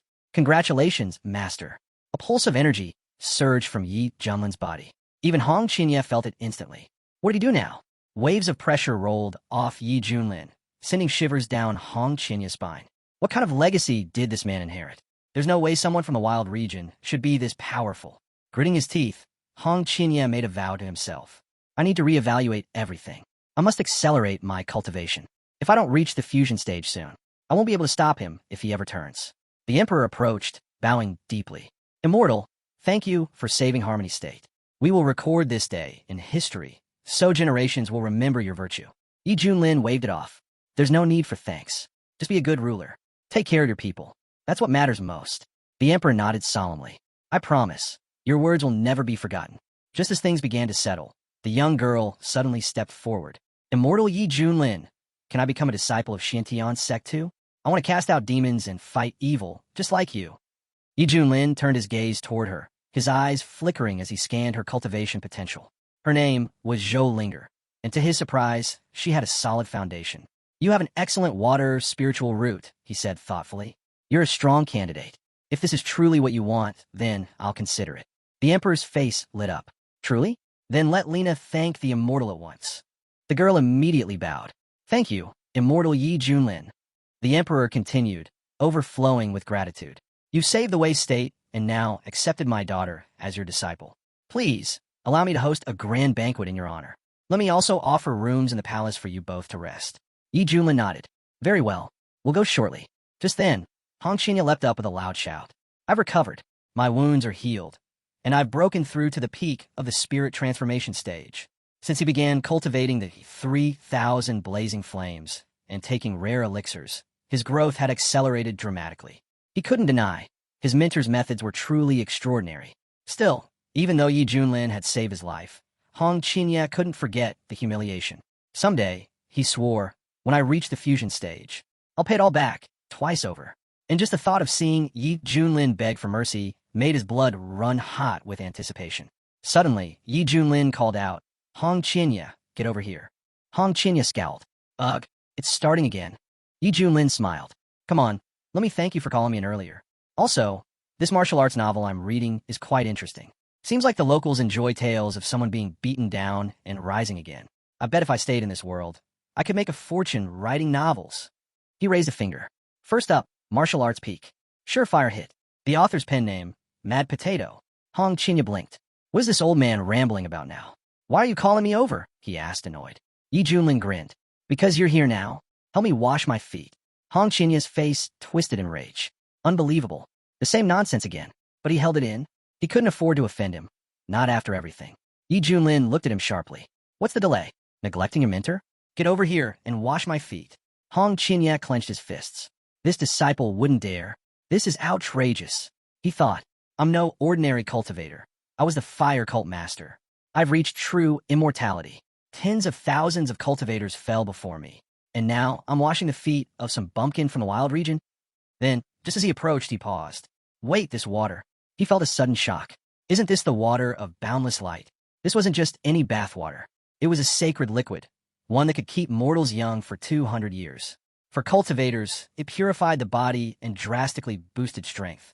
In the central region, even a single drop of this water would sell out in a heartbeat. And Yi Junlin was using it to wash his feet. Hong Qinya's eyes twitched. This man, he must have a monstrous legacy. No one would be so wasteful otherwise. He glanced at the water again. If I drank even a little, what would happen? As the warmth from the foot-washing water spread through his body, Hong Qinya suddenly felt something strange, an immense surge in his cultivation. Then it hit him. Wait, this is foot-washing water. Yi Junlin raised an eyebrow. What's that look for? Don't tell me you think my feet stink. Hong Qinya flinched. No, of course not. I was just thinking about something else. Yi Junlin smirked. Guess the system really overdid it with the water of boundless light. Oh well, having my feet soaked in it and massaged by this cheap labor disciple is actually kind of nice. Then he glanced at the bucket. The water's getting cold. Heat it up. Hong Qinya sighed. Understood. Reluctantly, he plunged his hands into the bucket, channeling his fire ability to warm the water. Right at that moment, Zhou Linger walked in. Immortal. But the words stopped in her throat. What she saw completely shocked her. Her mighty, dignified mentor, having his feet washed by his own disciple. Her face turned bright red. What is happening here? Without another word, she spun around and bolted from the room. Yi Junlin looked after her. Hey, why are you running off like that? But before he could get an answer, Hong Qinya interrupted. Master, are you enjoying the foot washing? Yi Junlin nodded, completely serious. Very much. Honestly, if you were a girl, this would be a very different kind of relationship. Hong Qinya's face went dark. This guy is ridiculous. Once I reach the fusion stage, he'll pay for this humiliation tenfold. Just a little longer. Suddenly, Yi Junlin's ring glowed and let out a sharp chime. He looked down. A message from the sect leader? Apparently, the sect head had summoned him urgently. A major strategy meeting had been called, because news had just come in. An ancient secret world was about to appear in the wild region. Yi Junlin's eyes widened. A secret world? Hong Qian nodded. They're rare and full of cultivation treasures. A place like that could completely change a cultivator's fate. Even in a barren place like this, something so extraordinary was about to emerge. It wouldn't be long before news spread and chaos followed. But for Hong Qinya, this was also a huge opportunity. If I get a powerful inheritance there and combine it with my 3,000 blazing flames, I could skyrocket in strength. Then, out of nowhere, the system buzzed to life. New quest available. Enter the secret world of Taiyan and obtain an incredible reward. Yi Junlin frowned. What kind of reward? Can't tell you, the system replied smugly. That would ruin the surprise. With a sigh, Yi Junlin turned to Hong Qinya. Get ready. We're visiting the Emperor one last time. Then we head back to the sect. Got it, Hong Qinya replied immediately. At the palace, Zhou Linger hesitated. Father, maybe I shouldn't go. Maybe I should stay here after all. The Emperor smiled gently. Nonsense. Being accepted into Xiantian is an honor few ever receive. This is your chance. Don't waste it. Then he turned to Yi Junlin. Thank you, Immortal. I will remember everything you taught me. I swear, I'll protect my people and be a better ruler. And please look after my daughter. Yi Junlin gave a slight nod. Her path is her own. I won't bind her. How far she goes will depend entirely on her. He gestured to the others. Let's move. As Yi Junlin and his group stepped away, the citizens erupted into cheers, shouting their heartfelt thanks to the Immortal who had saved their land. After bidding farewell, Zhou Linger promised she'd return to visit her father. Meanwhile, far away in the true legacy hall of the Xiantian Ascension sect, a serious discussion was unfolding. So many things are happening in the wild region. The sect leader said gravely. It's rumored that an ancient secret world is about to be revealed there. And on top of that, the Wind and Thunder sect has been destroyed. Shower size narrowed. Destroyed? Who is responsible? The rumors say the head of Xiantian sect's Misty Peak. Shower's expression sharpened. What level of cultivation are we talking about? The leader replied, judging from what's being said, someone who recently stepped into the nascent soul stage. Shower scoffed. Nascent soul? That level? For him, killing those types of cultivators is like chopping vegetables. Then, with a tense voice, he asked, what about my father, Elder Mu? The head's face darkened. Still unconfirmed, but all signs point to Xiantian's sect. The issue is, could a low-tier sect like that have taken him out? Supposedly, they're relying solely on that Cloud Dao Peak Master, who's only at the soul nucleation stage. Shower's voice was cold. So someone else did it. Still, Xiantian's sect must be eradicated. And that man from Cloud Dao Peak will pay for my father's death. The sect head remained calm. Revenge can wait. First, focus on the mission. That secret world has drawn the attention of every major sect. You'll be heading there with a team of elders. Don't forget, you represent the Xiantian Ascension sect. You'll face elite cultivators from the strongest factions. Keep your priorities straight. Is that clear? Yes, teacher, Shower replied, bowing. He understood. Revenge would have to wait. The sect leader held up a glowing green pill. We'll show our strength there. With the resources gained in the Great Sect Tournament, you might finally break through the Great Completion stage and step into the Transition stage. He continued. In the heavenly realm, a spirit transformation cultivator is called a Divine Lord. A fusion stage, cultivator becomes a Heavenly Lord. But one who reaches Great Completion is honored as a Supreme. And if you touch the Transition stage, then you'll bear the title of a Lookery Immortal. Even touching that level gives you the power to dominate entire regions. And now, the most overlooked corner of the eastern region, the wild region, long dismissed as backwards and barbaric, had suddenly become the center of attention, all because of the secret world that could hold the key to immortality. At that moment, a group of cultivators made their way toward the mountain range. One of them laughed. We're in luck. The wild region cultivators are so weak, there's no way they'll keep this treasure for themselves. Another scoffed. This place was always called a land of savages. How could this be where the path to immortality opens? The third chimed in. Either way, we better hurry. Once the Xiantian Ascension sect gets there, there won't be a single scrap of treasure left. And so, the eastern region began to stir. Outside the ancient secret world, a massive crowd was already forming in the wild region. One elder spoke solemnly. The discovery of this secret realm has already drawn 4 out of the 5 great sections. Only Xiantian's sect had yet to arrive. Some believed they had given up the fight, but a warrior standing nearby shook his head. Unlikely. After what they just did, Xiantian's sect had absorbed the remnants of the Wind and Thunder sect, and now it looked like they had their sights set on becoming the leading sect among the 5 great powers of the wild region. At that moment, the moving mountain sect's elder, Ouyang Feng, burst into laughter. "I've been in seclusion for years," he said with a grin, "and now some minor sect like Xintian sect dares to challenge my moving mountain sect's place at the top." One of the warriors turned to him. "Elder, spirit transformation." Ouyang Feng nodded. They might have gained 2 soul nucleation cultivators, which would have been enough to put them in the spotlight, but a spirit transformation cultivator has actually emerged in the wild region. That changes everything. The warriors immediately straightened into formation and cupped their fists. "We greet the elder." Ouyang Feng looked out at the horizon. "I never expected that the moment I stepped out of seclusion, I'd witness the appearance of an ancient secret world. This is fate, and this secret realm, it will belong to the moving mountain sect." He raised his voice. "If anyone dares to challenge that, step forward now." The crowd fell silent. It was clear, now that Ouyang Feng had reached the spirit transformation stage, he was officially the strongest cultivator in the wild region. The elders surrounding him quickly bowed and declared, "We obey the divine lord. Long life to the sect lord." The warriors murmured amongst themselves, "Now that we've got a spirit transformation cultivator, who dares to go against us?" Just then, someone shouted, "The Temple of Battle Sky is here." Another voice chimed in, "The barbarians from the savage region are showing up again. Kick them out." But the atmosphere shifted as a new arrival stepped into view, the ruler of the southern borders from the Heavenly Lord Empire. A cultivator at the late stage of spirit transformation. The chief of the Heavenly Lord Empire narrowed his eyes. So it's true. The wild region really does have someone who's reached the spirit transformation stage. Ouyang Feng sneered to himself. Another one? There are already hundreds of spirit transformation cultivators here. He had fought tooth and nail to break through, becoming a prominent figure in the wild region over the past decade. But outside of it, spirit transformation wasn't even special. Trying to remain composed, he turned to the dignitary beside him. "I am Ouyang Feng, elder of the Moving Mountain sect. No need for formalities, just call me Brother Ouyang." One of the warriors scoffed. "What, you want to act young now? Shouldn't you be ashamed? Shut your mouth and get lost. No one here invited you to speak." Even some of the other elders chimed in. "You're just a backwater bumpkin. So what if you reached spirit transformation? You're still nothing. Don't think you're qualified to stand beside us." Ouyang Feng's smile faded. His jaw clenched. He turned slowly to the crowd. "You think just because I come from the wild region, I'm beneath you?" he said. "Maybe the land is harsh, but that doesn't mean we're weak.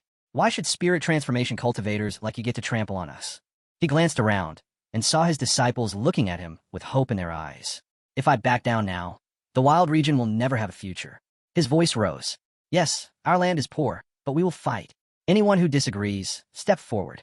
The elders bristled with fury. This arrogant old man's looking for death. Enraged, they prepared to strike, but the chief of the Heavenly Lord Empire raised his hand and stopped them. "No," he said coldly. "He's just a wild region cultivator. If we all gang up on him, people will laugh at us." He pointed at Ouyang Feng. "Let him act brave. Let him humiliate himself. One of you go and crush him with just one hand." Old Pesh realized just how outmatched he was. In desperation, he launched a palm strike, but Headphone didn't flinch. Without backing down, he countered with a roar of power, shouting for Pesh to die right there. The old man's attack was so fierce that even the enemy didn't notice it had been blocked until it was too late. That's when the enemy knew he had severely underestimated him. Ouyang Feng stepped forward, unfazed. "Is that all you've got?" Enraged, the enemy drew his weapon, lashing out with fury. "You ungrateful old fool." Ouyang Feng couldn't parry in time. The blow landed hard, leaving him wounded. Still, he glared at his opponent and spat back. "You said this would be a one-on-one. Now you go back on your word? You're a disgrace to the entire eastern region." He straightened up, blood trailing from his mouth. "But to die with honor, that's a death I'll accept. Just know this, the cultivators of the wilderness region will never be humiliated." The eastern chief nodded. "Then I'll grant you that wish." But before he could strike, a seal flared to life nearby. Everyone froze as a voice echoed through the air. Quite the lively scene today. Gasps rang out. It was the abbot of the heavenly temple from the Buddhist province, the Golden Buddha Master himself. And behind him stood none other than young Master Amitabha, heir to the first cultivator clan of the Ice Ocean. Even the chief felt the crushing pressure they brought with them. They had both stepped into the fusion realm. That alone meant one thing. There was no way the savage region could win now.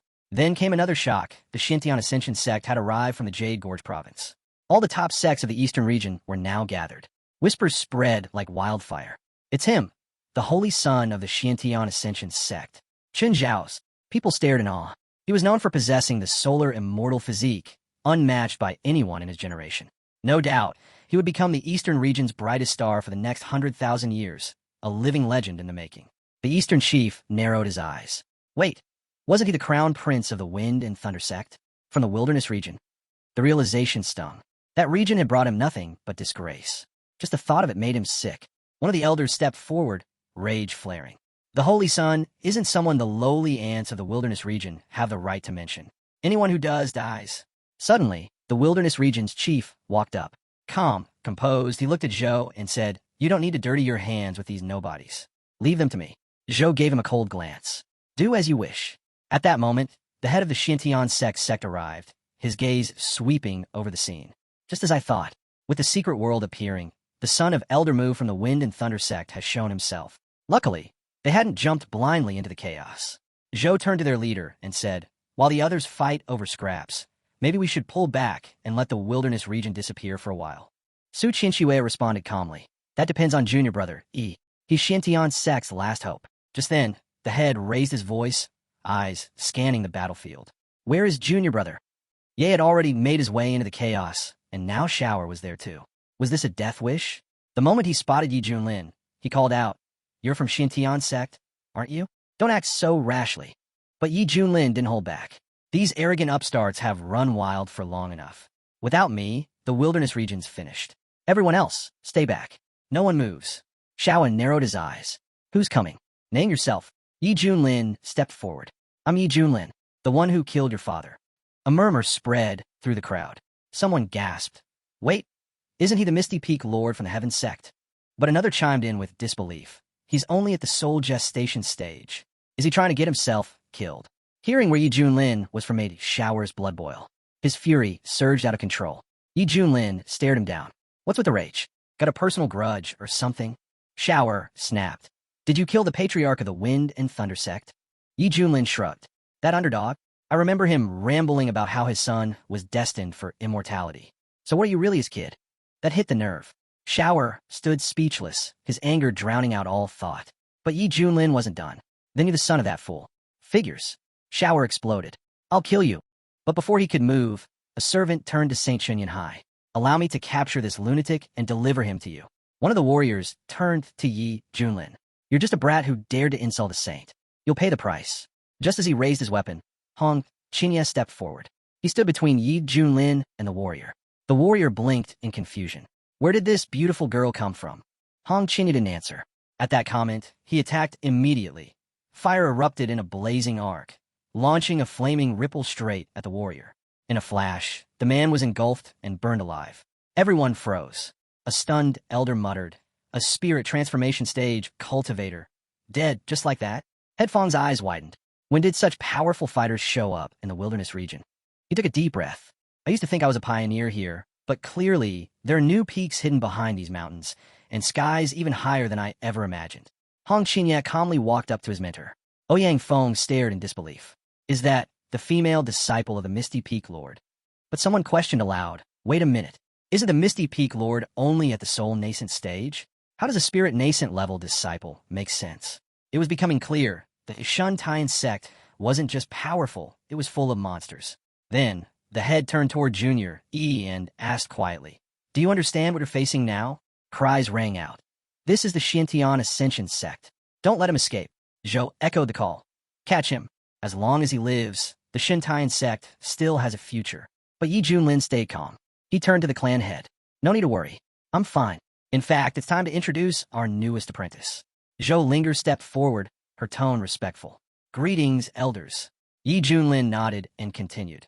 "After settling matters in the Harmony Realm, I came across an extraordinary talent. Daughter of Emperor Wei, born with a root water soul of the purest quality. She's a perfect fit for the heavenly fragrance peak." Zhou Linger walked over to Su Qianxue. "It's an honor to meet my mentor." Su Qianxue looked at her in awe. This girl radiated spiritual energy. She was a natural. But Shower wasn't done. He shouted at Yi Junlin, "Don't look down on me. You and your sect. All of you will pay for what happened to my father. I'll make sure you suffer." Yi Junlin glanced at him, unimpressed. "You? Compete with me? You're not even qualified." He gave a simple order to Hong Qinya. "Go. Teach him a lesson, just like I taught you." Without hesitation, Hong Qinya took off after Shower like an unleashed beast. Shower sneered. Coward, hiding behind your disciple. Afraid to face me like a real saint. But Hong Qinya didn't flinch. You don't need my mentor to put you down. Shower changed tactics. With that strength and beauty, why waste yourself in that pathetic sect? Join us. The Xiantian Ascension sect will give you everything. Power, status, favor. Hong Qinya replied coldly. I'm not interested. Shower laughed mockingly. What's wrong, girl? Can't even consider the offer. Hong Qinya shot back. My mentor was right. Your father was a fool. And you? You're twice the idiot. That stung. Shower snapped. If you reject kindness, then prepare for pain. He unleashed a blazing whirlwind of fire. But Hong Qinya stood firm and countered with his meteoric flame. A surge of power so intense it tore right through the attack. Shower's eyes widened. What? You shatter my technique? So easily? Hong Qinya stepped forward. Was that all? Grinding his teeth, Shower growled, don't get cocky. That was just the warm-up. He pushed his power to the limit, summoning his ultimate move, Solar Deity's Fist. The head of the sect looked on. That's the Holy Sun for you. With a solar immortal body and a celestial rank technique perfectly fused, even spirit transformation cultivators would be obliterated. If his enemy were in the fusion stage, they'd still suffer badly. Shower roared. You asked for this. A thunderous explosion followed. The entire battlefield was silenced by the sheer force of it. Smoke and dust filled the air. Shower smiled, convinced he'd finished off Yi Junlin's disciple. But as the haze cleared, Hong Qinya stood, still alive. Not just alive, unscathed. Shower's face twisted in disbelief. No, that's impossible. I was born to be immortal. I'm invincible among my peers. But even now, Shower wasn't done. He kept swinging, punch after punch, desperate to finish it. But Hong Qinya stood his ground. Like a frog in a well. You have no idea how vast the world is. You think you're strong? I'll show you real humiliation, the kind you'll never forget. Everything I've bottled up since Ealing. I'll unleash it now. His counters landed hard and fast. Shower never stood a chance. Hong Qinya tore through him like he was nothing, like snapping twigs with 2 fingers. Shower panicked. Why are all my attacks melting away? Like I'm punching into a sponge. There's no impact. Is she really stronger than me? He gasped aloud. I've never seen this kind of martial prowess. Not even among the top cultivators of the Xiantian Ascension sect. How could a sect like yours raise someone like you? Hong Qinya looked at him coldly. You're weak. That's all there is to it. An elder cried out to Shower. Don't falter. You're the Holy Sun. You were born for immortality. Shower gritted his teeth. That's right. I am the Holy Sun. He unleashed his chi again, roaring, I'm not finished. Calling on the power of his solar immortal body, he activated the initial divine eclipse technique, channeling its destructive force straight into Hong Qinya. But Hong Qinya didn't even flinch. Child's play, he scoffed. You want to see what invincible among equals really means? I'll show you the gap between us. With that, he released the 7-colored flame, unleashing everything he had. Headphone watched in shock. Is he really just at the spirit transformation stage? That level of power, it's unreal. Even one of the elders murmured. This power. Could it even crush someone in the fusion stage? Who's going to come out on top in this battle? But the answer came quickly. Shower collapsed. Whispers echoed through the stunned crowd. That's the Holy Sun from the Xiantian Ascension sect. Hong Qinya stepped forward and asked coldly, how can a flicker of a spark ever challenge the brilliance of a full moon? The sect head turned to his brother. That disciple of yours. He's far too powerful. Zhou nodded. Shower may be down, but we still have more elders. We should retreat while we can. But Yi Junlin stepped in calmly. No need to worry. I've already made arrangements. He turned to Hong Qinya and smiled. You've earned yourself an extra meal tonight. Hong Qinya bowed slightly. Thank you, teacher. Meanwhile, Shower lay stunned. I lost. A voice behind him spoke. Turn around. Shower turned slowly. He admitted, I was defeated. That one. He's invincible in his realm. I brought shame to the Xiantian Ascension sect. The fire elder stood nearby, still reeling. No one had expected the Holy Sun to be beaten by a disciple from the wilderness region. His Taoist heart trembled. If this goes on, he thought, our sect's reputation will crumble. He stepped forward, addressing Shower. Don't dwell on this. You still have a brilliant future ahead. You will become immortal. But we must harden your Taoist heart and wipe out these savages. Only then can we restore the glory of the Xiantian Ascension sect. Then, turning to the crowd, he shouted, to insult the Holy Sun is a grave offense. Who among us will strike back and destroy these wild region barbarians? One of the Xiantian Ascension warriors stepped forward. The others nodded. As expected, they said, the Xiantian Ascension sect's roots run deep, and they're not done yet. The Xiantian Ascension sect had sent in 9 fusion stage masters. As powerful as Hong Qinya was, she was still only in the spirit transformation stage. Against fusion cultivators, she was outmatched. A nearby monk sighed. Such a waste, talent like hers, lost in a fight like this. What a shame. Just then, Hong Qinya sensed an incoming threat. Should I take this one? Yi Junlin raised a hand. No need. Let them come. I'll handle this myself. The crowd stirred. That's the head of Misty Peak. Yi Junlin himself. Wait, he's already reached the fusion stage? The chief narrowed his eyes. I thought his disciple was dangerous enough. Turns out, the man behind her is even worse. He scoffed, calling himself the #1 in the wilderness region. How laughable. One of the Shintian Ascension warriors stepped forward and sneered. So you've merged. Big deal. You think that's enough to insult our holy son? Barbarians like you deserve to die. He unleashed a barrage of attacks, deadly and fast. But Yi Junlin didn't even blink. Sitting calmly, he muttered, "Is this a joke?" The next instant, Yi Junlin appeared right in front of his enemy, effortless, like a shadow in the wind. Before the warrior could react, Yi Junlin struck with a crushing foot to the chest, sending him flying. Yi Junlin looked down. That's it. Even he was surprised.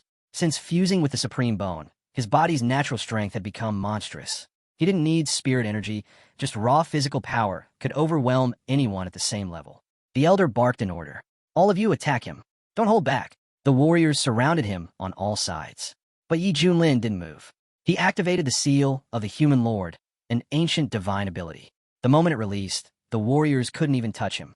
They fell one by one, unable to get past his aura. Not a single strike landed. Wounded and stunned, one gasped. What kind of divine technique is that? He's too powerful. Use artifacts. Now, one warrior drew the Jade Serenity Immortal Sword, and all of them attacked at once, their weapons glowing, energy shaking the battlefield. Still, Yi Junlin didn't budge. He stood still, waiting for the storm to hit. Watching this, the monk muttered solemnly, "This is a fearsome, coordinated assault. May the Buddha have mercy on this man if it actually hits him." But another warrior sneered. That bald monk preaches compassion, yet works in shadows darker than anyone here. Even so, both he and the monk agreed. People like Yi Junlin, with secrets like Eeling's, needed to be erased. From the sidelines, the clan head cried out, "Ye is in danger." Other man added quickly, "I told him to run. Why didn't he listen?" But Hong Qinya shook her head. "You don't get it." And Hong Qinya, she understood now. Everything he'd seen back in the Harmony State, all the strange signs, it made sense. Yi Junlin had been hiding something far greater. Yi Junlin laughed. "So that's how it is? Fine. Then let me show you something." He activated one of the divine techniques of the Supreme Bone. Blinding radiance erupted. People cried out, shielding their eyes. "What is this? What kind of energy is that?" But Yi Junlin wasn't finished. He followed it with divine, punishing radiance, and the entire battlefield was engulfed in light.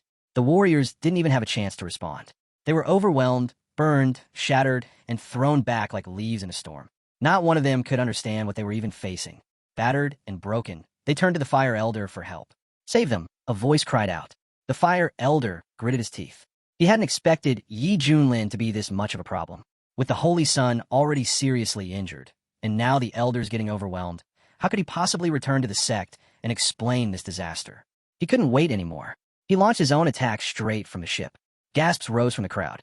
It's the Buddha Tower, his strongest weapon. A 3-star spiritual artifact. Finally, hope. People thought they were saved. The Elder hurled the Buddha Tower down with full force. "It ends here," he roared. But Yi Junlin was smiling. This was the moment he had been waiting for. Suddenly, the system activated. Collision detected. Peak fusion stage cultivator. Passive skill activated. Strength increases in the face of stronger enemies. Full fusion stage power acquired. The Elder advanced, firing off waves of power, but nothing landed. Every attack was effortlessly repelled. Eyes wide, the Elder gasped. Was he hiding this power all along? Yi Junlin said nothing. He simply raised a hand and blasted a wave of pure energy directly into him. Cornered, the Elder shouted, "Enough. We concede. The Shintian Ascension sect will withdraw from the battle for the secret world." But Yi Junlin's eyes turned cold. "You showed up on your own terms. And now you want to leave on your own terms? No. If that's how it is, then you die here." The Elder shouted, "You've gone too far. Aren't you afraid of what the Shintian Ascension sect will do to you?" But then a dark realization crept into his voice. "Wait, now I understand. The Elder from the outer court. You killed him too, didn't you?" Yi Junlin smirked. "That's right. I've already made enough enemies. So why not kill a few more?" Before the Elder could say another word, he was engulfed in flames. Yi Junlin didn't even give him a moment to beg. He was incinerated on the spot. The battlefield went silent. He killed the Fire Elder in one move. This barbarian from the wilderness region took down the Fire Elder of the Xiantian Ascension sect. Just like that, the blow shattered them. Shinji's Taoist heart cracked. The very strength and reputation of the Xiantian Ascension sect was falling apart. The monk watched silently. The real war in the east had only just begun. Shower was shaking with fury. Even the Fire Elder had fallen. Is my father's killer really this strong? Can I ever get revenge? Panic spread fast. Warriors started shouting, "It's over. Get the Holy Sun and retreat. Activate the golden ship." But Hong Qinya stepped forward, rage burning in his eyes. "You boast and threaten, and now you're running?" He launched a surge of flames straight at the ship. No one leaves alive. The flames hit hard, fire swallowing the golden vessel. They killed our elders. Now, they're targeting the Holy Sun too. This master and disciple are mad. Just as all hope seemed lost, a monk appeared. He stepped up to protect the ship, raising his palm. Facing Hong Qinya, he spoke calmly. "Young mistress, when does this cycle of vengeance end? Do they really want to wipe out every last one of us?" Someone cried out. Hong Qinya turned to the bald monk. "Don't act like I don't see through your Buddhist tricks. You step in now, pretending to be righteous, just so the Xiantian Ascension sect owes you a favor. That kind of hypocrisy makes me sick." The monk shook his head. "You speak falsely. Your hatred toward Buddhism runs too deep. You're teetering on the edge of the demonic path. I suggest you take a step back." Hong Qinya scoffed. "Back in the central region, people like you disgusted me the most. Always chasing benefit, hiding behind virtue. Even if I walk the demonic path, I don't need your preaching." The monk's tone shifted. "In that case, allow me to show you the true path myself." Hong Qinya suddenly felt the weight of overwhelming pressure. The monk wasn't ordinary. He was at the peak of the fusion stage. But before he could react, Yi Junlin stepped between them. "Someone dares to go after my disciple while I'm right here?" The monk bowed slightly. "You misunderstand, Mr. Ye. I only wish to guide him." Yi Junlin's gaze turned sharp. "Guide him? Do you think yourself qualified to teach my disciple?" Hong Qinya thought the same. Letting a true immortal reborn be lectured by a mere fusion stage monk? Absurd. "I appreciate your concern," Hong Qinya said coldly. "But I had their ship cornered. That old monk got in the way, and now they've escaped." The monk answered calmly. "It simply seemed things had gone too far. I stepped in to bring balance. If you see that as a fault, I've nothing more to say." Yi Junlin narrowed his eyes. "So you stepped in, made your move, and now you want to walk away? Why stop now? Finish what you started." The monk raised a brow. "You do realize that the Misty Temple is one of the Eastern region's great Buddhist sects, yes? You've already clashed with the Xiantian Ascension sect. Now you wish to provoke us too?" Yi Junlin laughed. "You've got a talent for playing both sides, racking up favors, letting others get their hands dirty, and leaving the consequences behind. You're so clever. Why not predict your own death while you're at it?" The monk's expression darkened. "You've taken this too far." But Yi Junlin didn't give him a chance to recover. With a surge of fire, he struck without warning. The monk responded instantly, casting the Golden Bell defense, but it wasn't enough. Yi Junlin's attack cracked through it, leaving the monk staggered and injured. Still, the monk managed to steady himself midair. "Do you think we're so easy to mock? The Misty Temple isn't weak." Yi Junlin replied coldly. "If you're so determined, then don't blame me for what happens next." With a solemn chant, the monk unleashed one of his strongest techniques, the Dharma Buddha manifestation. A towering golden image emerged, divine and awe-inspiring, holding the famed 3-star, 9-ring iron artifact. Gasps spread through the watching crowd. "That's the Buddhist great manifestation technique. He's using a spiritual artifact. He's serious now." And Yi Junlin, he's completely lost it. He's already made enemies of the Xiantian Ascension sect, and now he's picking a fight with the Buddhists too? Is he asking to die? One of the warriors muttered as the tension soared. The monk's mentor stepped forward and addressed Yi Junlin. "I gave you a chance, but you're too stubborn. Now, I'll be the one to calm you down." With that, the monk raised his weapon, channeling a resolution attack into the sky. But Yi Junlin didn't move. He looked almost puzzled, then spoke plainly. "If you're finished pretending, go ahead and make your move." As the monk attacked, Yi Junlin responded with a single motion, activating the Xiantian burial casket. The artifact appeared with a hum, and Yi Junlin stopped the powerful strike with just one hand. The monk was stunned. He didn't even know what had just happened. That's when Yi Junlin realized something. With his rising cultivation, the Xiantian burial casket had evolved. No longer a 4-star, but a 6-star artifact. He looked at the monk coldly. "That divine ability, is that really all you've got?" And with that, he activated the artifact fully. The burial casket opened, pulling everyone nearby into its dark interior. The monks screamed in shock. What is this? Perceptor, help us.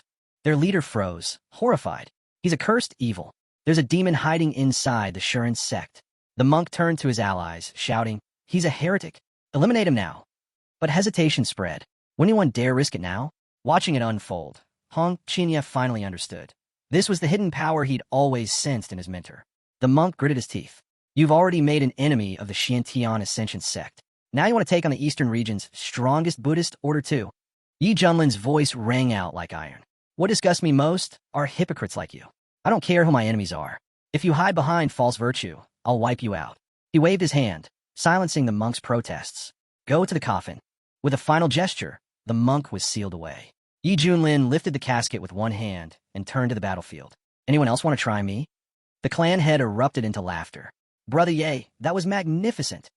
Zhou Dezhu added jokingly. Is he dreaming or asleep? Someone should hit him and find out. Su Qinxue stepped up immediately and punched him right in the face. Why are you hitting me? Zhou Dezhu asked, rubbing his cheek. Su Qinxue blinked. Does it hurt? Of course it does. Then it's not a dream, she said simply. The elder stared in disbelief. Did the wild region actually win? Whispers turned into cheers. The Heavenly Lord. The wild region's Heavenly Lord. The invaders looked around in shock.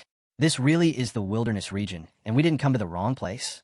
They had believed he had merely defied fate 3 times. But they were wrong, so wrong. Yi Junlin had shaken the mighty Xiantian Ascension sect to its core. And now, he had turned even a high-ranking Buddhist temple into rubble. He had made enemies of the strongest forces in the East. And revenge would come hard. But some among the wild region clans whispered, if he keeps turning the eastern region upside down like this, it might work in our favor. Then suddenly, the sky split open. A massive beam of light descended from above, casting divine brilliance across the land. Gasps echoed. The secret world, it's opening. It's never been this majestic before. Even Yi Junlin paused, gazing up at the blinding brilliance. Finally, it was time. The gateway had opened. But before stepping in, he turned toward the remnants of the hostile sects still lurking. This isn't over, he said coldly. There's still a few things left to clean up. Yi Junlin's voice rang out clearly. Everyone from the wilderness region has the right to enter and explore this world. As for the rest, leave. Grumbling broke out across the crowd. One young man stepped forward angrily. Our Shui clan has never clashed with the Shuren Tian sect. Why are we being blocked? What injustice? He scowled. If our elders were here, they wouldn't have let this slide. But a nearby warrior leaned in and said quietly, the higher the sun rises, the brighter its fall. Fighting a battle that's already lost is nothing but defying fate. The young lord's expression hardened. True. Let him bask in arrogance. Let him feel untouchable. That will be his downfall. He turned and waved his hand. There's nothing more for us here. We're leaving. Whispers followed in their wake. Even the Shui clan is backing down. No one dares oppose Ealing now. Other warriors reluctantly retreated. We came all this way and walk away with nothing. But the young noble only smiled. Let them have their moment. This isn't over. We'll be watching. Meanwhile, Yi Junlin turned to his disciple. Time to go. Together, they stepped into the radiant entrance of Luotian's secret world. The moment they entered, Yi Junlin's eyes widened. I didn't expect the atmosphere inside to be this incredible. Just then, the system activated. A suitable location for activation has been found. Do you wish to receive your reward? Yi Junlin responded instantly. Accept. A projection formed before him. An echo of the golden Buddha form from earlier. Yi Junlin studied it. Not bad. That monk's divine form was more trouble than I thought. If I hadn't used the Xiantian burial coffin, it might have turned into a real fight. He turned to his men. Scatter. Search for rare herbs. Don't wander too far. Stay within each other's sight. Yi Junlin didn't care about the resources. He only wanted to complete his task. But with the team so fired up, he figured it was worth exploring a bit more. Suddenly, chaos erupted in the distance. A few scouts were ambushed by a monstrous beast. The warriors shouted, be careful. These creatures are dangerous. The head's expression turned grim. We're surrounded. Even the wildlife here is golden core level. Stay alert. Hong Qinya smirked. You want resources? Show some strength. No one hands them out. But it was more than just difficult. Things turned chaotic fast. Birds scattered overhead. And from the treetops, a horde of demonic monkeys descended like a storm. Ready yourselves, the head barked. The warriors drew their weapons and rushed into battle. These monkeys weren't just savage. They were sinister, vicious creatures that attacked with terrifying coordination, aiming to tear humans apart and feast on their flesh. Then came a scream. A girl was grabbed midair by one of the monsters. No, please. Help me. Several warriors dashed toward her, blades swinging. But their attacks bounced off. The monkey's fur was like steel. Nothing that had even scratched it. The girl kept screaming, struggling beneath the beast. "Stop, please. Someone help me." And just then, Hong Qinya appeared. Hong Qinya saw what was happening and calmly walked forward. With a wave of his hand, he unleashed a fire attack that completely incinerated the monkey in one strike. Turning to the girl, he asked, "You okay?" She nodded quickly, still shaken. "Thank you, Sister Hong Qinya." Just then, the head approached. "Brother Hong Qinya, things feel much more stable with you here. I'll leave the younger ones in your care.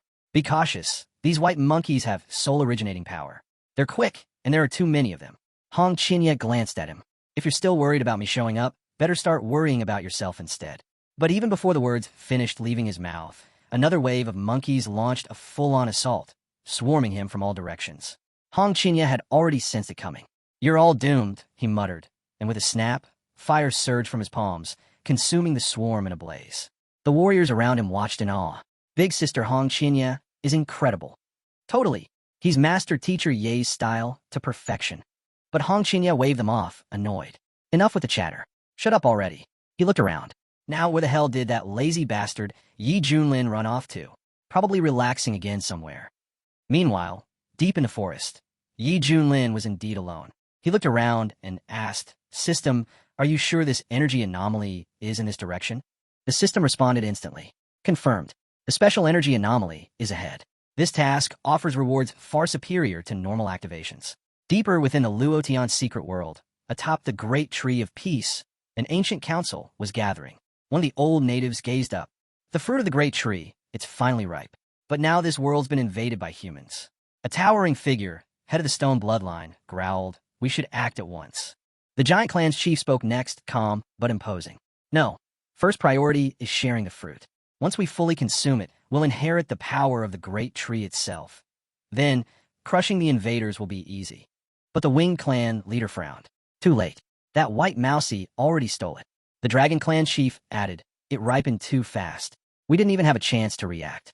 The Pisces clan elder shook his head. "Now that it's eaten the fruit, the tree recognizes it. We can't touch the mousy while it's still digesting. If we try, the tree will turn on us." The tree clan's head nodded solemnly. "Then we wait. Once digestion is complete, we'll take it, refine the energy, and split the gains." But the giant clan chief wasn't convinced. "No, that greedy little rat will pay. I swear it." Suddenly, someone gasped. "Look, the light's fading, it's almost done." And then it happened. Tiny paws peeked out of the glowing fruit. The mouse popped its head out, yawning. What a nice nap. Everyone froze. The mouse blinked at the furious crowd and casually waved. "Oh, hey, brothers. Were you looking for me?" She could already feel the heat in the air. The room, seconds from exploding. She knew they might hurt her, or worse. Slowly, she began to back away, warning them not to stop her. The giant clan leader scoffed, remarking how fast the little rat had become. The power of the great peace tree's fruit was truly remarkable. The tree clan's leader wasted no time. He unleashed his roots, ordering the others to stop standing around and catch her. Now, Mousa glanced back, spotting the roots slithering after her. She shouted, "Can't we talk this out? I'm not unreasonable." Just then, a strange portal shimmered into view before her. Without hesitation, she leapt through. Inside, her head spun. She clutched her stomach. "I feel sick. Where is this place?" Meanwhile, the winged clan's leader frowned. "So, she's unlocked spatial travel. If she escapes, fully absorbs the fruit, and learns cultivation, she'll be unstoppable. We can't allow that. She has to die here." Without warning, the winged clan had launched a flurry of feathered attacks. One struck Mousa hard. She screamed as her tiny body slammed into the ground. "I don't want to be eaten," she cried. "I just want to live." But the Stone Clan's leader stepped up behind her. "Live? You're already dead." He unleashed a gust of energy that sent her hurtling into the abyss, too weak to resist. The winged clan leader followed, sneering. "A filthy rodent dares to eat the fruit of the great peace tree? Do you have any idea how priceless that is? Who do you think you are?" The giant clan leader joined in, scoffing. "Why aren't you running? Did you really think eating that fruit would let you escape us?" Mousie lifted her head. "The fruit didn't have your names on it. Why shouldn't I eat it? Why are you blaming me?" The tree clan leader stepped forward. "Do you even understand what you've done? That fruit comes from the tree that sustains the entire secret Taiyan world. It has taken countless generations to grow. Anyone who eats it gains the body of the Great Lo, the most powerful body in the immortal realm. Our clans have waited hundreds of lifetimes for this moment, and you stole it." He raised his hand. You must die, so the fruit can return to its rightful heirs. Mouse stared at them, shaken. Was it really such a terrible thing? Am I going to die for this? She called out. Please, someone save me. The tree clan leader moved to crush her. But then, an attack came from behind. He froze mid-motion. Feeling the powerful aura, he turned. Who are you? And then, Yi Junlin stepped into view. She glanced at the system. What did you say about the energy wave from that white mousey? The system confirmed it. The mousey had just consumed the fruit of the Great World Tree. Her body had already begun forming the Great Luo physique, brimming with untapped potential. That piqued Yi Junlin's interest. The peace tree again. Huh? Mousey hurried over and pointed at her attackers.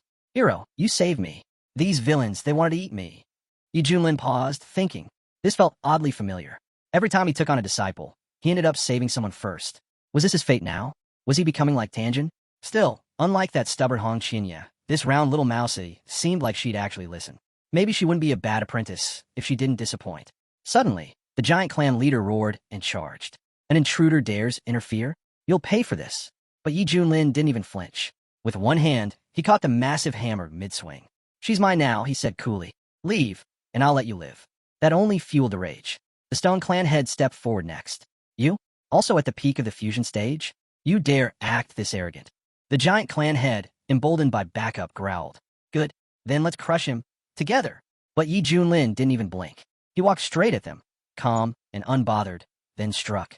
The giant clan leader flew backward, stunned. What kind of strike was that? That power. Not waiting, the winged clan leader leapt into action, feathers slicing through the air. You've signed your death warrant. Yi Junlin deflected the flurry with ease. So that's how it is. Well then, don't blame me for what happens next. He activated his technique, Great Wasteland Finger. The sky erupted with fire, and a blazing inferno surged down as he sealed the heavens. The clan leaders struggled beneath the weight of a massive stone. Hold the line. Push back, they shouted, rallying. But Yi Junlin was already thinking ahead. Looks like Stone over there is walking right into a trap. Huh, this might actually be fun. Then he grinned. Time to test his new bonus. He summoned the guise of a celestial emperor, his aura exploding with dominance. The giant clan head staggered near him, sneering. You curse, man. Under the overwhelming presence of the colossal illusion he unleashed, they felt like ants. Was this something they were supposed to handle? Just who was this man? From the distant battlefield, others noticed too. Whispers spread. It was a divine incarnation. Stronger even than the monk from the martial sky temple. An elder squinted at the sky, baffled. Could it really be the heavenly lord himself? But no, this incarnation was beyond what even the mightiest in the Central Lands could summon. They would have bowed without question. Hong Qinya, watching from afar, clenched his fists.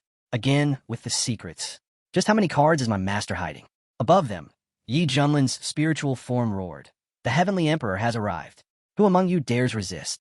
Without hesitation, Yi Junlin gave the command. Kill them. No mercy.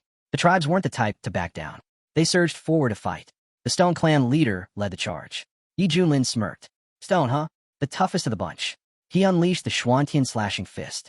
Fire erupted around the Stone Clan head. There was no room to dodge. In an instant, the leader was vaporized. Gone. The Tree Clan's leader trembled. That power, it's terrifying. The Giant Clan's leader saw where this was going. He stepped forward, raising a hand. Celestial Lord, we acted out of line. There's no need for more destruction. Let's stop this, here and now. But Yi Junlin wasn't listening. His fiery hand came crashing down. The villagers could hardly believe it. You curse, man. How can you be this cruel? This ruthless? We'll never forgive you. Yi Junlin looked back at them, cold. If you had the power to kill me, you would have done it already. And you want me to believe you want peace. His imperial form was powerful, too powerful, but it had drained 80% of his energy. It wasn't something to throw around carelessly. Now, it was time to take on a disciple. He glanced around. Where's that little mousey? She was just here, looked so tame too.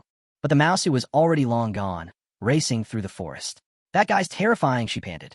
He saved me, sure, but he's even scarier than those 6 maniacs. I thought I was going to die. Still, the pain was gone. Her legs felt stronger than ever, carrying her at lightning speed. Is this all from a fruit? She wondered.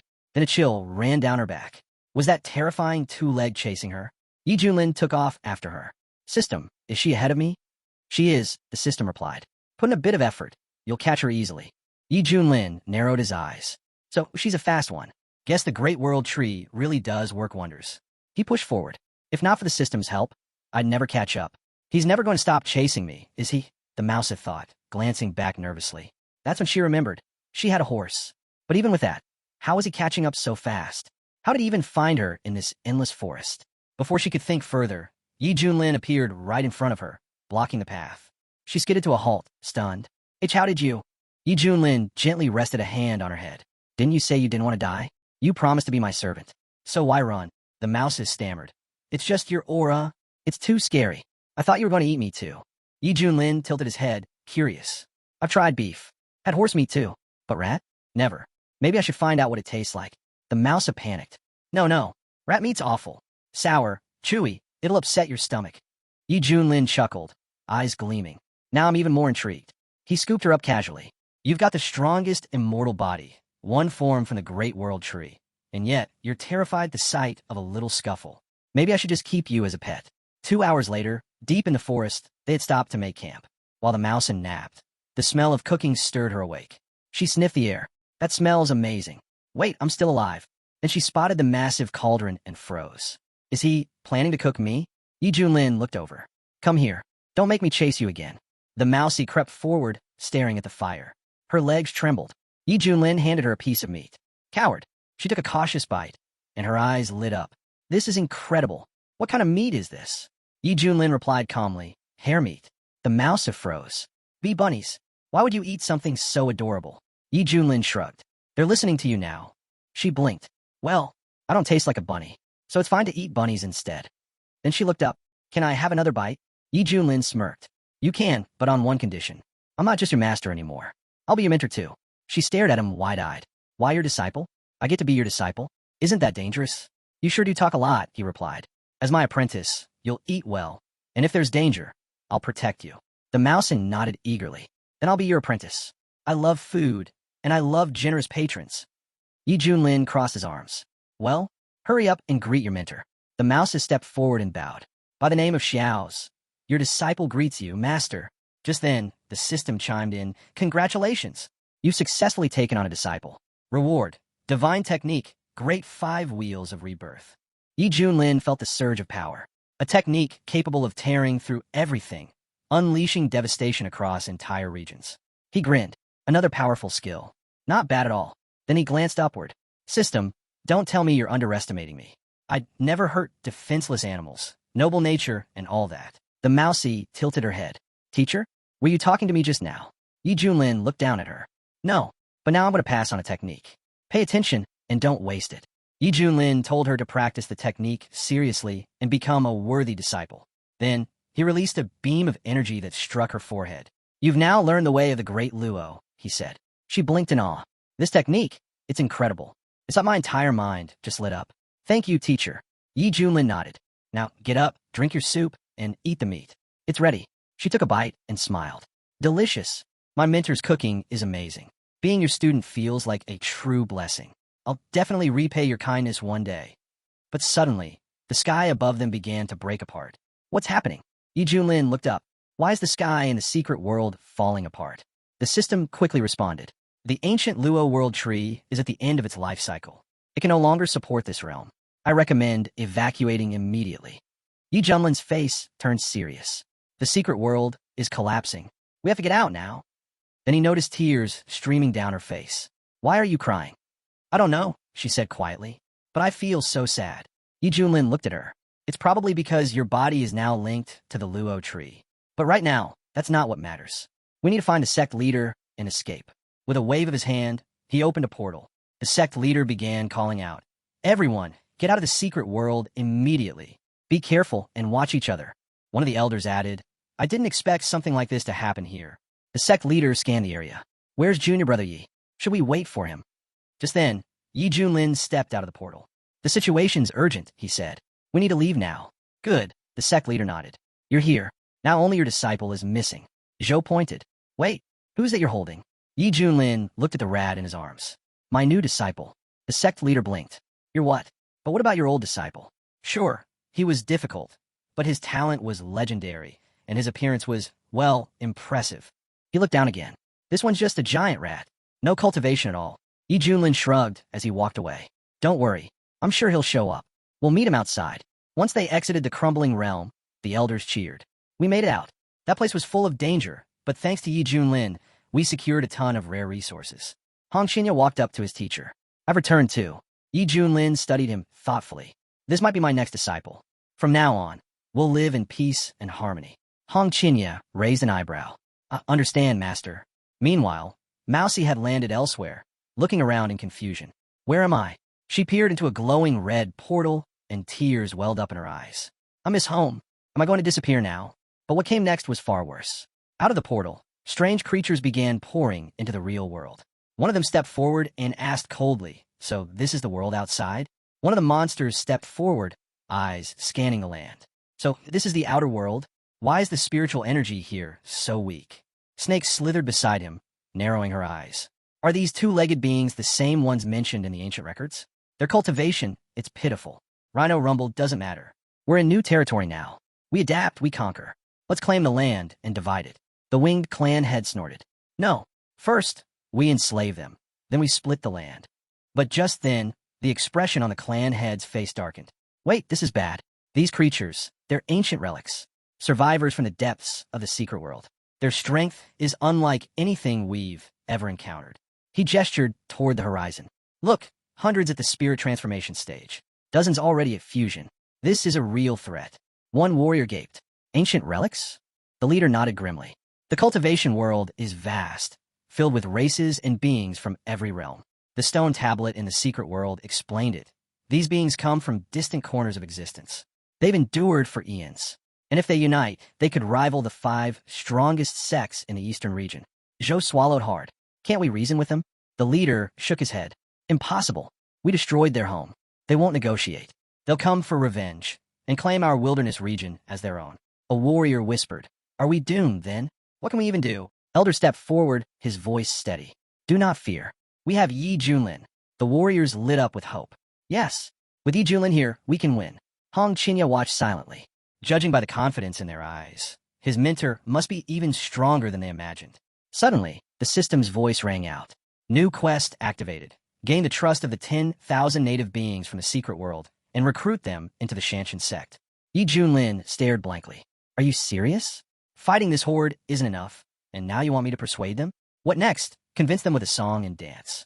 The system simply responded, "You may proceed however you see fit." Before he could answer, a towering chief approached. "Are you Yi Junlin, the strongest warrior among them?"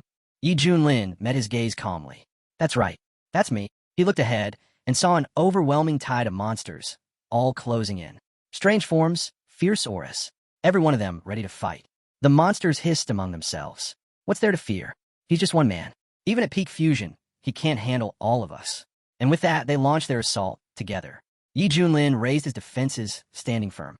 "Fighting, I know. Running, not really my thing. This won't be easy." Behind him, the mouse who watched everything unfold, heart pounding. "He's been kind to me, taught me, fed me, protected me. I can't let him face this alone." Hong Qinya turned to her. "What are you doing?" Without hesitation, she sprinted forward, shouting, "Teacher, I'm coming." No more hesitation. No more fear. She placed herself between Yi Junlin and the oncoming storm. And then something changed. A surge of energy awakened within her. Her eyes lit up. Power surged through her veins. The transformation didn't go unnoticed. The sect leader watched in awe. "Junior brother Ye's disciple. She's not as simple as she looks. That aura, it's commanding reverence." The monsters stood frozen, shocked. "That's the aura of the ancient Luo tree," one whispered. It hit them all at once. The Luo tree hadn't abandoned them after all. In unison, they dropped to their knees before her. "Great Luo, please guide your people once more." Hong Qinya watched silently, realization dawning. Just as I thought. Every step he takes, every decision, it's all calculated. His true self runs deeper than anyone realizes. Yi Junlin understood instantly. So that's it. The Luo tree bore a single fruit, a vessel for rebirth. And when she consumed it, the ancient body of Luo awakened within her. The trees will still lives, and now it's trying to take control. He stepped forward, his voice calm but firm. "Are you all right? Answer me." She stood still, unresponsive. Yi Junlin rushed to her side. "Wake up." Inside her subconscious, Mousy heard the voice of her teacher echoing through the void. Slowly, she turned toward it. Her eyes opened, and she looked at him. "Thank you for waking me." Yi Junlin studied her. "You sure you're all right?" Around them, murmurs broke out among the monsters. Outrage and confusion mixed in their voices. The great Luo tree became his disciple, one gasped. How? How could a two-legged mortal become the teacher of the great Luo? Yi Junlin leaned in and whispered to her, do exactly as I say. She gave a small nod. Then, stepping forward, she addressed the crowd. The destruction of the secret world. It was the will of Xiantian. But do not despair. You are all my children, and I will never abandon you. Yi Junlin turned toward the massive tree behind them. The heavens have shown mercy. Though your world is lost, the Heaven Sect offers a new home. Stand with us, and together we'll survive this catastrophe. Mouse had turned and bowed. Thank you, teacher. The crowd remained uneasy. One of the monsters stepped forward, confused. Wait, does this mean the great Luo wants us to submit to humans? She looked up, eyes gleaming with power. Do you doubt my words? The monster stepped back, trembling. And no, I wouldn't dare. She turned again. Then follow me, and my teacher, to the Heaven Sect. At that moment, the system's voice echoed in Yi Junlin's mind. Congratulations. Quest complete. Reward, Heavenly Sundial. Yi Junlin blinked at the item. A sundial? That's the reward. He sighed. Sure, I've got a golden hand that makes me stronger without training. So this? Kinda useless to me. He glanced over at Hong Qinya. But, for him, this might be perfect. He's got the drive, the hunger to learn. All he needs is guidance. Hong Qinya noticed Yi Junlin staring at him. Why is he looking at me like that?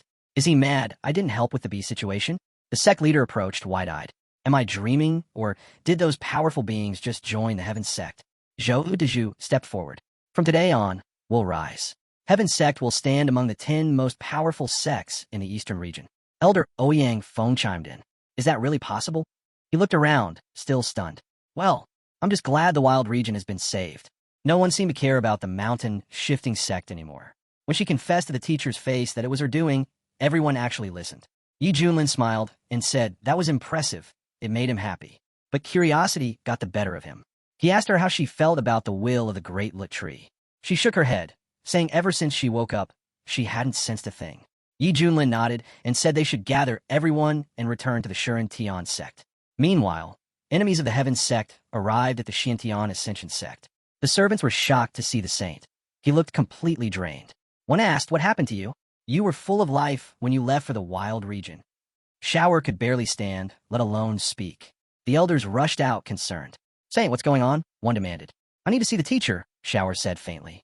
The elder hesitated. But the great teacher is in seclusion. What happened to the others who went with you? They're all gone, Shower said. The elder froze. What? Who did this? Tell me. I'll report it to the sect. Shower didn't want to answer. But finally, he said it. It was the Heaven Sect and the head of Ealing Peak. Outside the temple, news spread fast. People couldn't believe it. How could this happen? The elders dead? And even a saint almost didn't make it. There were whispers of breaking news sweeping across the eastern region. A shocked voice echoed. Wait, what? A saint from the Xiantian Ascension sect was beaten by a girl. Same cultivation level. They said 9 of the Xiantian Ascension sect's top elders had been killed. The one behind it all? The head of the Shuren Tian Ealing sect. Over at an inn, a traveler from another sect overheard and muttered, the world is changing. Barbarians from the wild region just took down Xiantian Ascension's strongest. Another responded, sure, they're strong. But if they really face the Xiantian Ascension sect, the outcome's already decided. Even a girl with them added, don't forget, Xiantian Ascension sect has been the top power since ancient times. They've produced immortals. Barbarians can't touch that level. Far off in the eastern capital, at the Buddha temple, a senior monk spoke gravely. The Xiantian Ascension sect has officially declared war on the Shuren Tian sect. The Buddha temple must now seek justice. The younger monk bowed. Understood. I'll make sure everyone hears. Back in the wild region, after the secret realm collapsed, a massive surge of spiritual energy burst out. A new age was beginning for that barren land. Countless beings rushed to absorb the energy and grow stronger. After clashing with 10,000 opponents, the Shuren Tian sect's strength had skyrocketed. But now that war had been declared, things were about to get messy. At the Martial Square in Shuren Warrior sect territory, the Shuren warrior stood before his disciples. The Xiantian Ascension sect is on the move, he announced. They've even roped in the Buddha temple, accusing us of terrible crimes. Someone whispered, it's strange though, no one's seen their leader or senior advisors for days. They said the leaders were all deep in meditation. Even Yi Junlin, already powerful, chose to continue cultivating. It was truly a blessing for the Shuren Tian sect. High up on Void Peak, Yi Junlin was stretched out under the sun, not thinking about responsibilities, just enjoying a rare moment of peace. Suddenly, she appeared beside him and said, Teacher, I did it. She had made something incredible, an unbelievably delicious drink infused with lightning energy. Yi Junlin raised an eyebrow, surprised. Then hurry up, bring it here. She was already holding out, the tube sealed and ready. He took a sip, and the taste was perfect. Exactly what he'd imagined. Not bad, Yi Junlin said with a nod. Make me 50 more. You can keep one for yourself. She was stunned. Thank you, teacher. Yi Junlin thought to himself. These drink recipes he got from daily missions were leagues better than anything he'd had before. Even the Ice King would approve of this masterpiece. Hong Qinya walked in, shaking his head. My teacher is seriously out here making money off weird drinks. Yi Junlin turned and asked, what about my fried calamari? Why isn't it ready? Look at her. She's doing her best. You're slacking harder than a rat. Hong Qinya quickly replied. Almost done, teacher. I'll bring it over now. He brought in the food. Please enjoy, Minter. Let me know if anything's missing. It's fine, Yi Junlin said. Keep it coming. Then out of nowhere, Hong Qinya asked, can I train in the Sundial realm? I'm desperate to grow stronger. Yi Junlin looked at him. Impatient again. I just want our sect to be safe. If I'm stronger, I can protect it better, Hong Qinya explained. Yi Junlin assured him. You don't need to worry. The sect is already safe. Just stay by my side and back me up. But Hong Qinya couldn't shake the thought that his teacher was holding him back out of fear, that he'd surpass him one day. Just then, she turned to Yi Junlin and said, if Big Brother wants this so badly, let him go. I'll handle his responsibilities. Yi Junlin stood up slowly. If my little sister insists this much, fine. He can go. Thank her properly. Hong Qinya dropped to his knees. Thank you, teacher, and thank you too, sister. As Yi Junlin walked off, he told them to continue with the meal prep. He was heading back inside. Watching him leave, Hong Qinya clenched his fists. One day, when I come out of seclusion, you'll bow your head to me, Yi Junlin. But Yi Junlin had already sensed it. He could see Hong Qinya's impatience flaring up. He thought he could flip the game, but Yi Junlin only sighed. What a waste. A true mentor only gets stronger when challenged by someone worthy. He'll have to stay humble and keep working. She turned back to Yi Junlin, cheerful. 50 cups are ready. Can I try this immortality herb tea? Of course, Yi Junlin said. Pick whichever cup you like. Her eyes lit up. Thank you, teacher. Yi Junlin smirked. Other people stroke cats. I stroke mice. Still soft to the touch. Marvel, the little mousie, suddenly froze and trembled. Where's the cat? She squeaked. I'm terrified of cats. Yi Junlin chuckled. Seriously? You inherited the ancient Lu body and you're scared of cat? That's pathetic. You got 10,000 warriors from the secret world under your wing, and you're still trembling like this. She lowered her head. Mousie is just scared. Then why not train in the Sundial realm? Yi Junlin asked. 100 years in their pass, like a single day outside. It'll supercharge your ancient Lu body. She shook her head quickly. Mousie doesn't want to. If I go there, I won't see teacher for a long time, and Mousie will be lonely. Plus, training is boring. Mousie prefers to stay with teacher and snack on tasty treats. Yi Junlin couldn't help but laugh. You really are something. Then he remembered something. Hey, they say that when demons reach the spirit transformation stage, they can take human form. So why haven't I ever seen yours? Ah, Mousie forgot, she said sheepishly. Then let's see it now, Yi Junlin said. She nodded, and in a blink, she transformed. Now standing before him was a tiny girl with mouse-like features. Yi Junlin was stunned. What is this? She looked at him innocently. What's wrong, teacher? Yi Junlin shut his eyes and groaned. This is terrifying. Are you messing with me on purpose? She looked down, disheartened.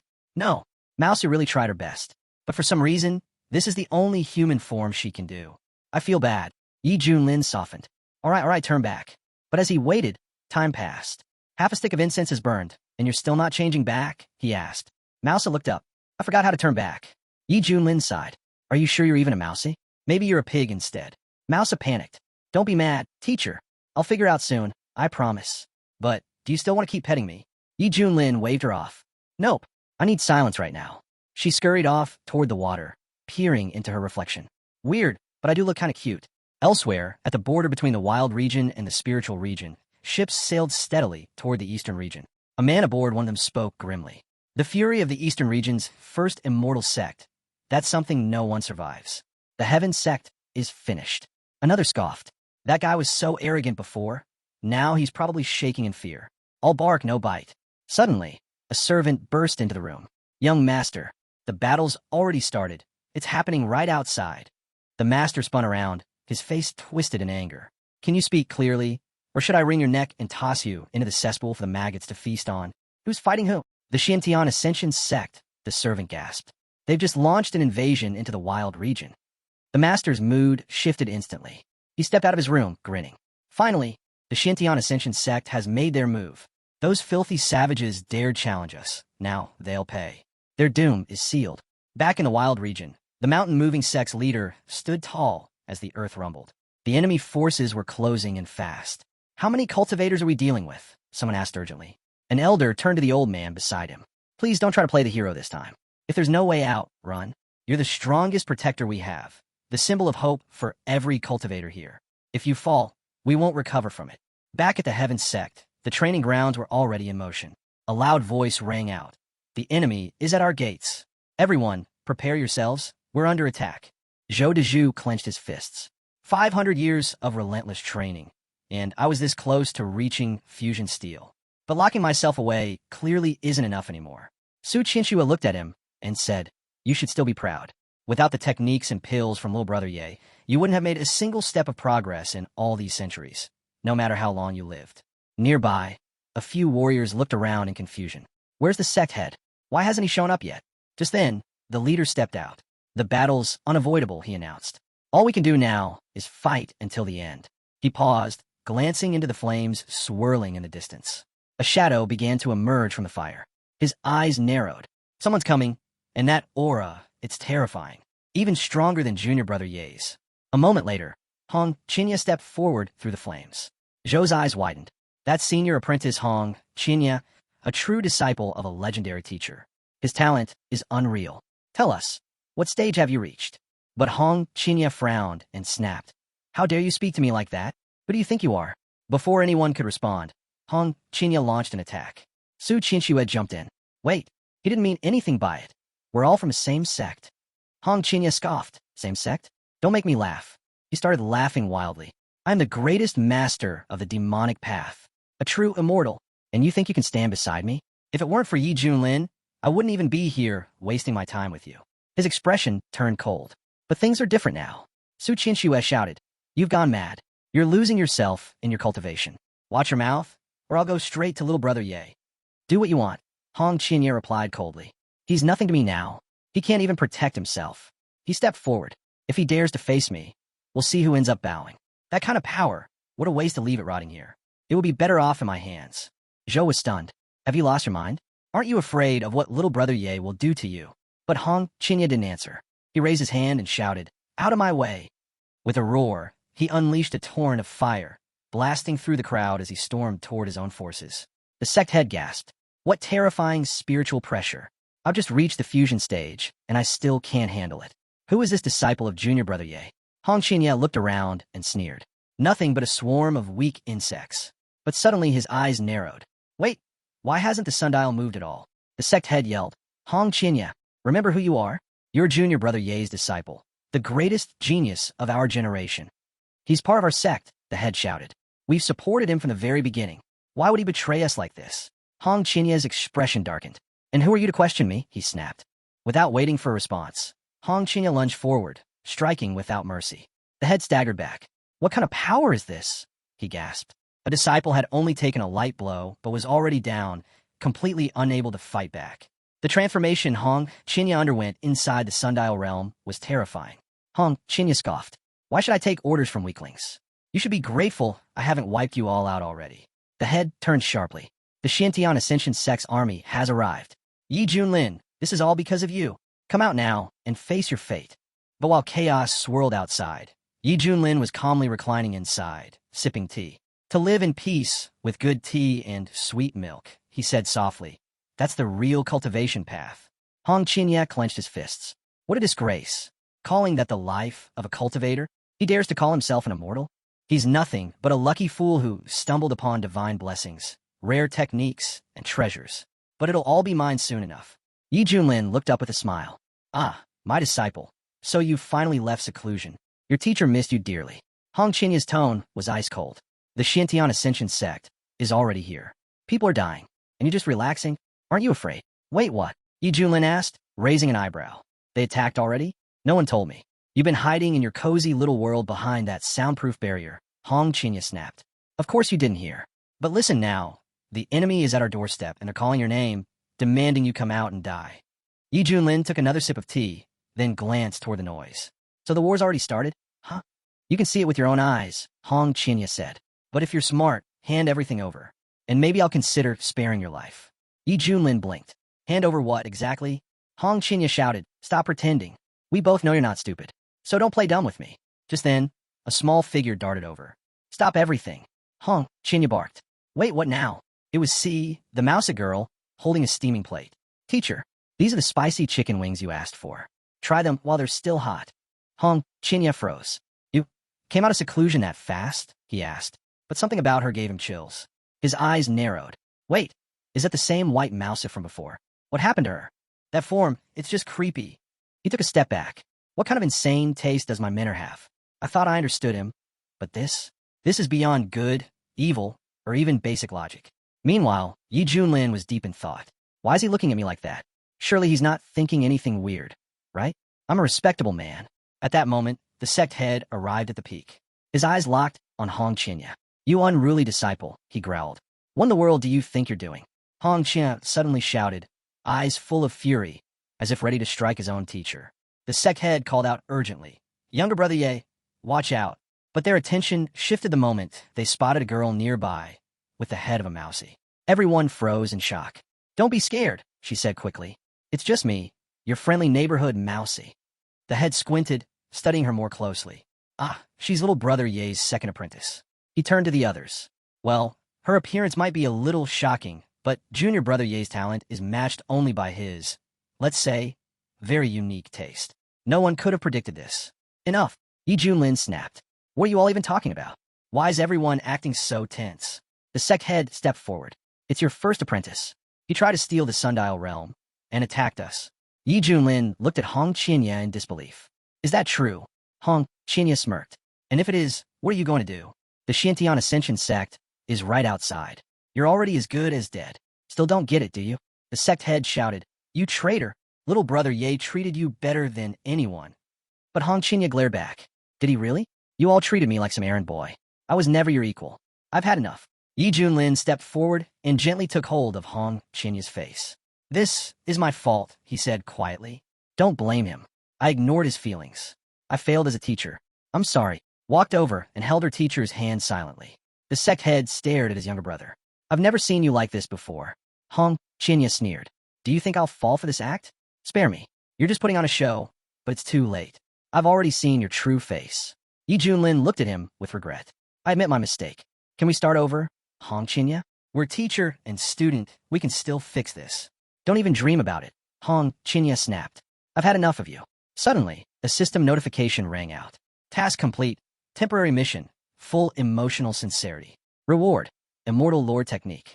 Yi Junlin blinked in surprise. So, I actually completed it. What a bizarre mission. But the reward? Worth every second. So that's why I played it all out like that. He thought to himself, time to enjoy myself now. But his thoughts were interrupted by an image of a mousy drinking tea and milk in exchange for monthly vote tickets. And somehow her spiritual energy had skyrocketed. She had even planned to take on a more lowly appearance to win his favor. But now realized Yi Junlin wasn't into that look. What she really needed was more tea and more milk. That was the key. Yi Junlin turned back to Hong Qinya. No matter what happens, from the day I became your master, I'll always be your teacher. Forever. He smirked. Let's see how long he can hold out. If he lashes out, I'll take that as his way of trying to get stronger. With that, Yi Junlin turned to see. Come on over. My shoulders are a little stiff. Help me out, will you? Of course, teacher, she chirped, hurrying over. She immediately followed his instructions with enthusiasm. Zhou watched wide-eyed. Brother, is little brother Ye really this? Hong Qinya looked shaken, on the edge.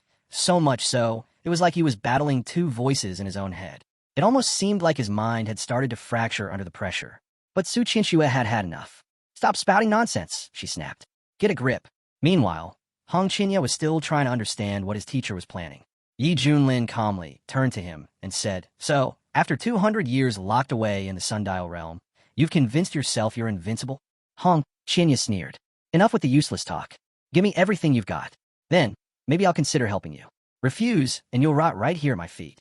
Overheard and leaned toward the sect head. He's still willing to help. That means there's still some part of him with a conscience. If he steps in now, we might have a shot at turning this battle around. The sect head replied with a sigh. Everything now depends on little brother Ye's decision.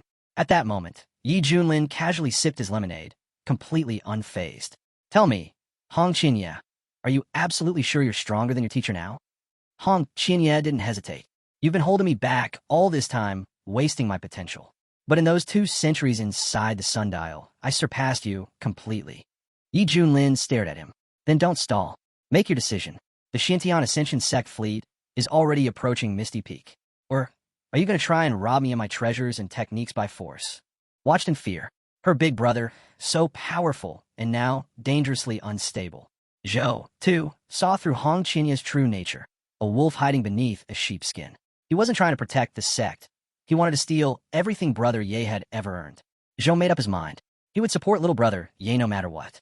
From high above, he summoned his spiritual energy and launched an aerial attack. But Hong Qianye was furious. How dare you? Without hesitation, Hong Qianye struck back with lightning speed, reversing the attack and launching it straight back at them. Zhou Deju's face turned pale. The attacks rebounding, everyone dodge. Now, too late. The counterstrike crashed into the ship from which the attack originated, obliterating it in a blinding flash. The warriors on the battlefield were stunned. Who did that? One shouted. Come out and face your death. Hong Qianye's eyes burned with fury. Someone dared to meddle in his business. But as far as he was concerned, Yi Junlin still wasn't a threat. Eventually, all of his resources, his techniques, his treasures would belong to him. But first, he'd swat away these annoying flies. He stepped forward and faced the crowd. I did it.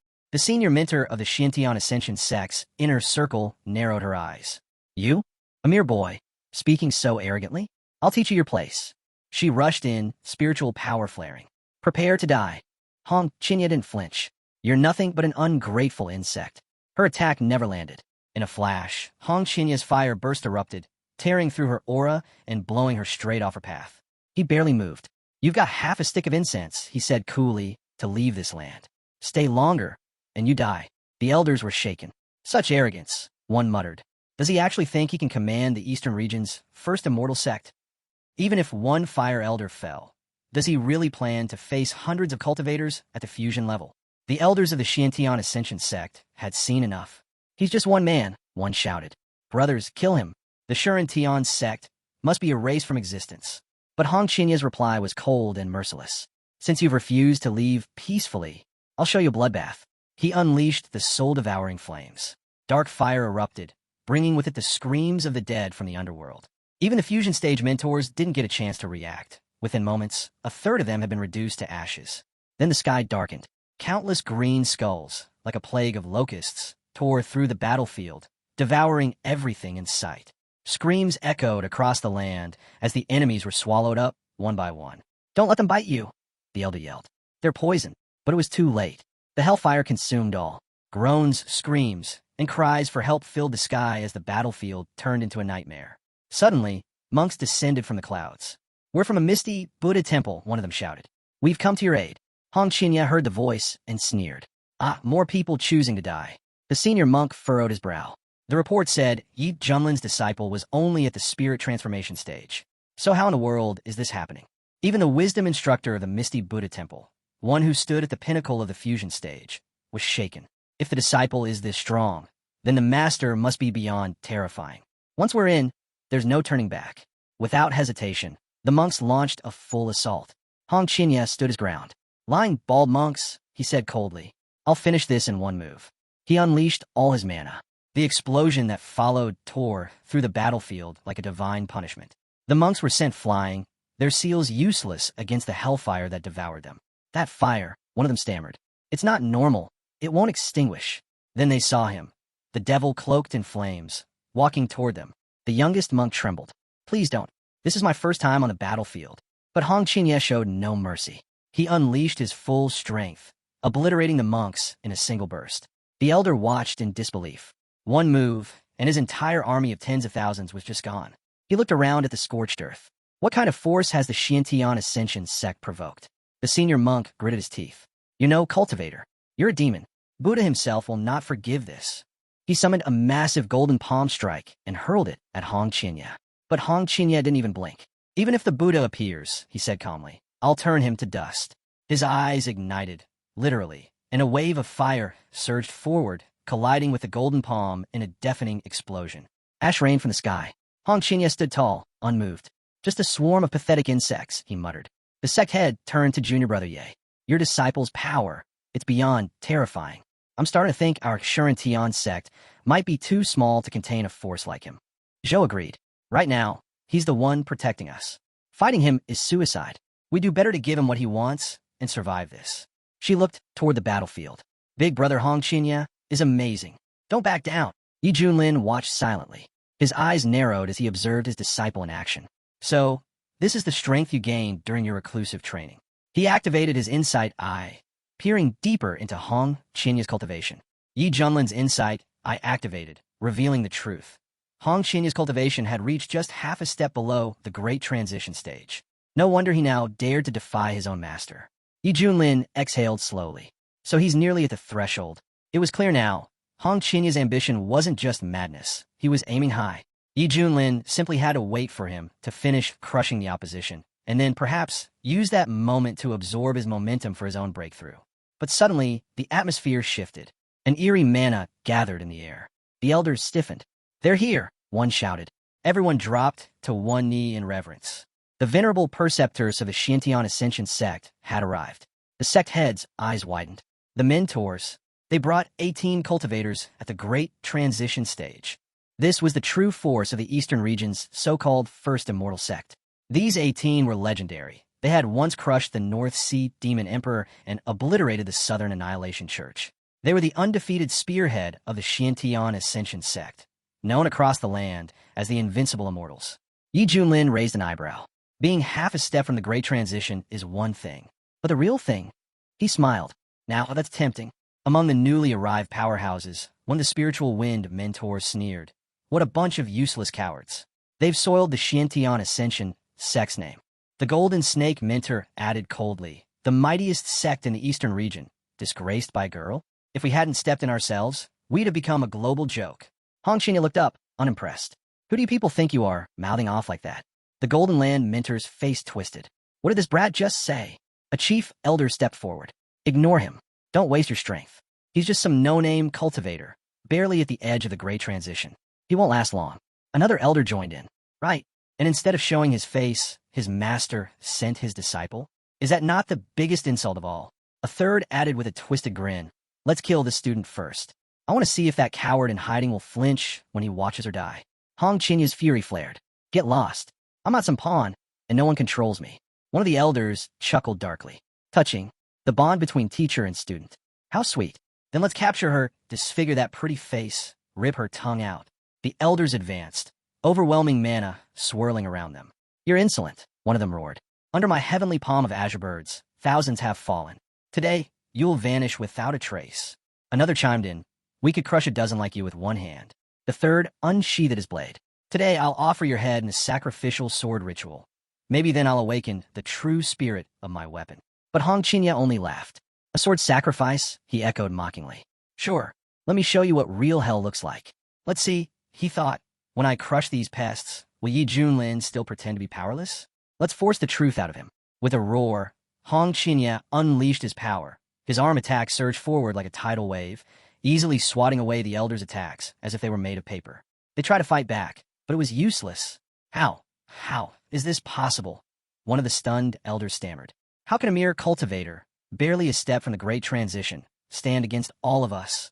The celestial azure bird palm, strengthened with the soul of an ancient demon, had been their trump card, but even that had failed. Hong Qinya wasn't slowing down. His flames surged with relentless force, hammering the elders again and again. Then the sky cracked open. The firmament, it's collapsing, someone screamed. This devil's fire, it's burning through souls. On the battlefield, a warrior stood frozen. She's not even fully at the Great Transition, and yet she just tossed aside 3 elders who already are. One elder could only nod grimly. I never thought such a rare genius could emerge from this backwater region. The second snake elder snarled. We cannot let her live. If she survives, we're finished. Then we all strike now. One elder launched the palm of the great obelisk, another unleashed the star-reaching hand, and a third summoned the overwhelming dragon fist. But Hong Qinya didn't flinch. Instead, with one smooth movement, he summoned the blazing dragon flame, a strange, ghostly fire that moved slowly and deliberately, gliding over their powerful techniques. Then, without resistance, it consumed them, each and every... The sect head looked on in disbelief. I can't believe it. He's actually fighting off multiple elders at once. But he squinted. Wait, his flame is flickering. He might be nearing his limit. If he doesn't dodge this next attack. Hong Qinya, however, had no intention of dodging. He stared down the incoming force, then invoked the infernal, annihilating flame. A red dragon erupted from the inferno, teeth glowing white-hot as it tore into the enemy's assault. With a flash, Hong Qinya activated his absorption technique, draining their power. The Shantian Ascension sect only knows how to recycle the same useless tricks, Hong Qinya scoffed. Might as well rename yourselves the Useless Sect. Gasps echoed across the battlefield. What is that fire? One elder gasped. It's consuming everything. There's no way, another said. 15 mentors held off by a single person. I've never seen anything like this in my entire life. The fear elder shouted. Are you all blind? That's a demonic flame. If we don't destroy her now, this entire region will be doomed. Hong Qinya grinned. Old witch, if you've got something to say, why don't you come say it to my face? I'll give you 3 free hits, just so you can't say I bullied you. The elder's eyes narrowed. Lousy brat. I'll rip your mouth open and see if you're still so bold after that. Another elder added. If we let him live, in 100 years he'll be the greatest threat to the entire eastern region. We have to destroy him, soul and all. All of them charged at once, surrounding the flaming dragon with their most powerful clan techniques. Hong Qinya burned with rage. All of this because Yi Junlin refused to hand over the treasure sooner.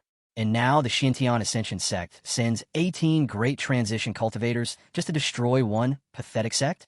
This is overkill, like using a cannon to hunt a sparrow. One of the elders closed the distance, roaring, "It ends here," as he activated his deadliest technique.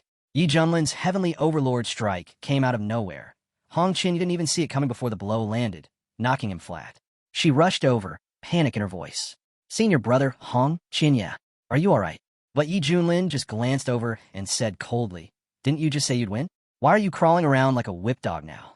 Pathetic. Fuming, Hong Qinya glared at him. You've got some nerve mocking me. At least I'll make it out alive. You'll die right here. Just then, the elders activated some strange mechanism. A radiant light burst out above the sect. One of the elders declared, As long as I stand here, none of you will escape the Shantian sect. The sect leader's face changed. That's the spatial compass. Zhou turned to his brother. Do you remember what the ancient records said? 300 years ago, during the Northern Sea calamity, Elder Spirit Wind used that compass to wipe out 1/3 of the Northern Sea. Over many demons gone. They even say he sealed away the ancient demon god with it. They all realized there was no way out. Hong Qinya clenched his fists, furious. Am I really going to die here? With this bunch of losers? No way. You wouldn't go down like this. Then, the sect head suddenly shouted, Why is Brother Yi just sitting there so calmly? Hong Qinya snapped. You're just sitting there munching while we're all about to die. Are you even paying attention? Yi Junlin looked over and said casually, You've really got a gift for cooking. Next time I want to try something honey-flavored. She hesitated. Will there even be a next time? Yi Junlin didn't miss a beat. Of course there will. Without warning, he stepped forward and faced the elders head-on. One of them sneered. So, you finally show yourself. Yi Junlin stood tall. You ganged up on my disciple. As his teacher, I'm not about to let that slide. Hong Qinya's rage boiled over. How dare he pretend to care now? But the elders weren't impressed. Your fate is sealed. We'll flay you alive, grind your bones, and scatter your ashes. Even the old woman among them looked startled. So you're Yi Junlin. The reports said you were only at the fusion stage. But if your disciple's that strong, you must be hiding something. The elders didn't wait. They all launched at him, swords flashing, shouting, Die. But at that moment, a voice rang out. Enemy detected. Great transition stage. Activating passive effect. Power scales with enemy strength. Great transition. Middle stage achieved. Yi Junlin moved. One technique was all it took. He unleashed his full power and wiped them out. He looked at their fallen forms and muttered, Too weak. The sect leader was stunned. Brother Yi, he's really cultivated the great transition. A future immortal has risen in our sect. Hong Qinya was in disbelief. This is insane. Just how strong is he? Has he been hiding everything from us? Is he even following the rules? The remaining elders froze.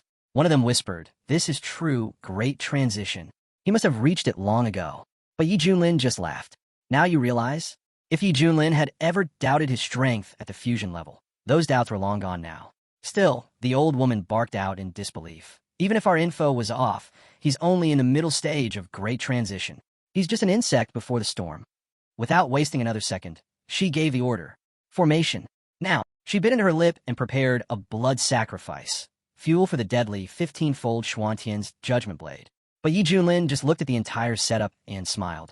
He didn't care. In his eyes, none of them mattered anymore. His power had already soared so far beyond theirs, they couldn't even compare. As energy crackled through the air, everyone could feel it. The sect leader stared in shock. Why isn't junior brother Yi fighting back? This is the 15 Heavens execution formation. It's powerful enough to suppress even a peak Great Ascension cultivator. But Yi Junlin stood still, watching. Then he asked them, "Is this seriously the best you've got?" Their attacks didn't even graze him. Not a single strand of hair was touched. That's when he realized it. His undying tyrant body technique was no ordinary defense. It could tank blows meant to crush Great Ascension masters without flinching. The elders started to panic. No, impossible. This formation has been used by peak Ascension experts for centuries. How could a mid-stage Great Ascension brat stand through it? Hong Qinya watched in growing envy. Just as I thought, this guy's hiding something big. Some sort of divine treasure or secret technique. If I could just take it. An elder stepped in close, trying to size Yi Junlin up again. He's not just some mid-stage Ascension cultivator. But before he could say more, Yi Junlin stepped forward like a true warrior and sneered. Why is a corpse still talking? He didn't give them a chance. One punch, and the elder's head exploded. Yi Junlin didn't slow down. He barreled through the others like a storm, ripping through every elder in his path. One elder gasped, too fast, and screamed for the great elder to save them. But Yi Junlin wasn't finished. Flames erupted from his hands. He charged into the remaining group, unleashing hell. Each strike carried the full weight of his power, and by the end of it, nothing was left of him. Just as he was about to land one final, devastating blow, a powerful figure arrived. The chief elder of all the clans, the strongest among them. The surviving boys sighed in relief. Thank the heavens, we're safe. The blow hit hard, but the elder withstood it. Barely. Yi Junlin looked him over and laughed. Let's see how long you can keep standing. The elder's instinct screamed. Yi Junlin's strength wasn't just physical. It was enhanced by some sort of beast imprint. The strike had nearly pierced him clean through. One more like that, and even he wouldn't survive. Yi Junlin spotted the old woman again.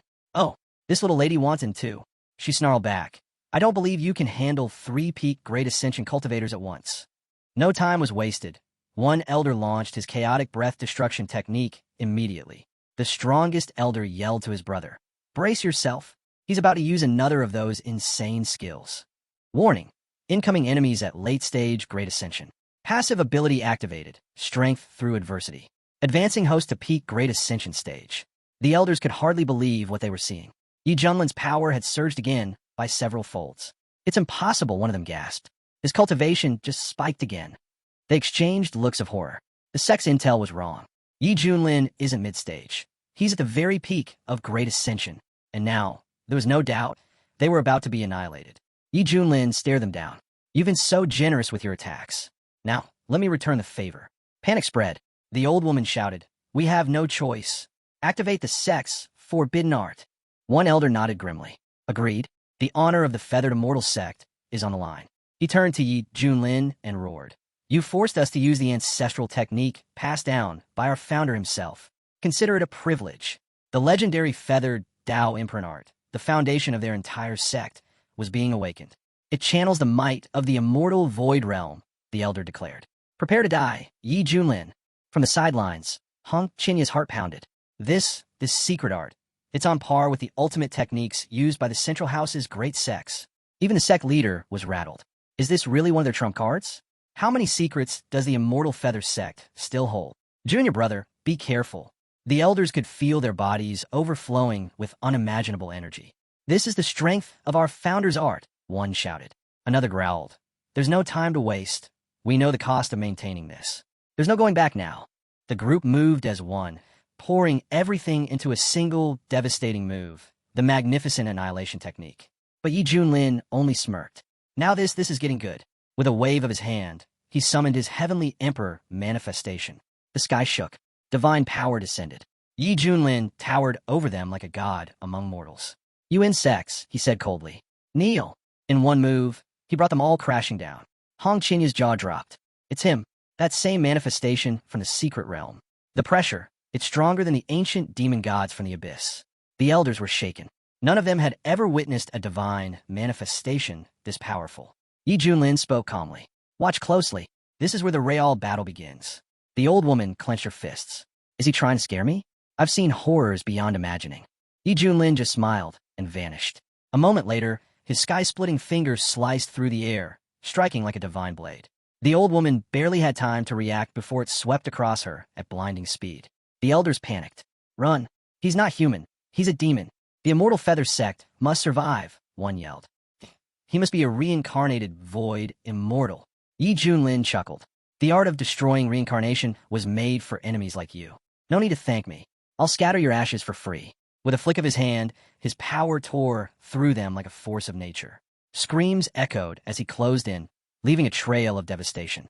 He just ripped a great Ascension cultivator apart with his bare hands, one elder screamed. The survivors tried to flee, but Yi Junlin was already on their heels. Their nightmare was far from over. Terrified by what they had just witnessed, the elders tried to flee. But Yi Junlin grabbed them with both hands, his grip like steel. You really thought you could escape? They screamed in panic. He's a demon. The immortal sect won't forgive this. A great demon has risen in the Wasteland province. Yi Junlin didn't flinch. Flames erupted from his hands, consuming them where they stood. You didn't want to die? Then you shouldn't have started this. This is the price of facing the highest divine art. Sure, it drained a ton of energy, but it was worth it. Now, it was time to deal with someone else, his cowardly apprentice. Yi Junlin slowly descended, eyes locking with Hong Qinya. Hong Qinya already knew he was done for. Zhou ran up beside Yi Junlin, grinning. Boss, need an assistant? I'm ready to help. Su Qinshu strolled up as well, smiling sweetly. You've been working hard, little brother Yi. Want a shoulder massage from your big sister? Even the sect head approached, her expression softening. So this is your true strength. How much longer were you planning to keep it from us? Yi Junlin looked at all of them and said calmly, just remember one thing. Stay humble. True experts always do. Hong Qinya watched as everyone praised his mentor. At this rate, I'll never be able to shake him off. That sly bastard. He still had peak Great Ascension strength, but kept pretending he was just a body integration cultivator. Hong Qinya had never seen anything like it. Yi Junlin turned to him. Still here. Hong Qinya flinched. Didn't he already throw me out? Yi Junlin looked at Zhou. Mind if we grind him into a paste? We could use it to fertilize your phoenix tree. Zhou didn't hesitate. Already got the tools ready. Sounds like a great plan. Hong Qinya dropped to his knees, panicking. Please, spare me. I was wrong. Let me redeem myself. I'll do anything. Yi Junlin raised an eyebrow. Weren't you acting all high and mighty earlier? What changed? Hong Qinya, Zhou hung his head. I was arrogant. Blind. Please, master, just give me one more chance. Yi Junlin didn't miss a beat. Fine. Start slapping yourself. I'll tell you when to stop. Hong Qinya froze, but slowly lifted his hand. I'll do it, and began smacking himself without hesitation. Yi Junlin watched him carefully. For all his flaws, Hong Qinya had potential.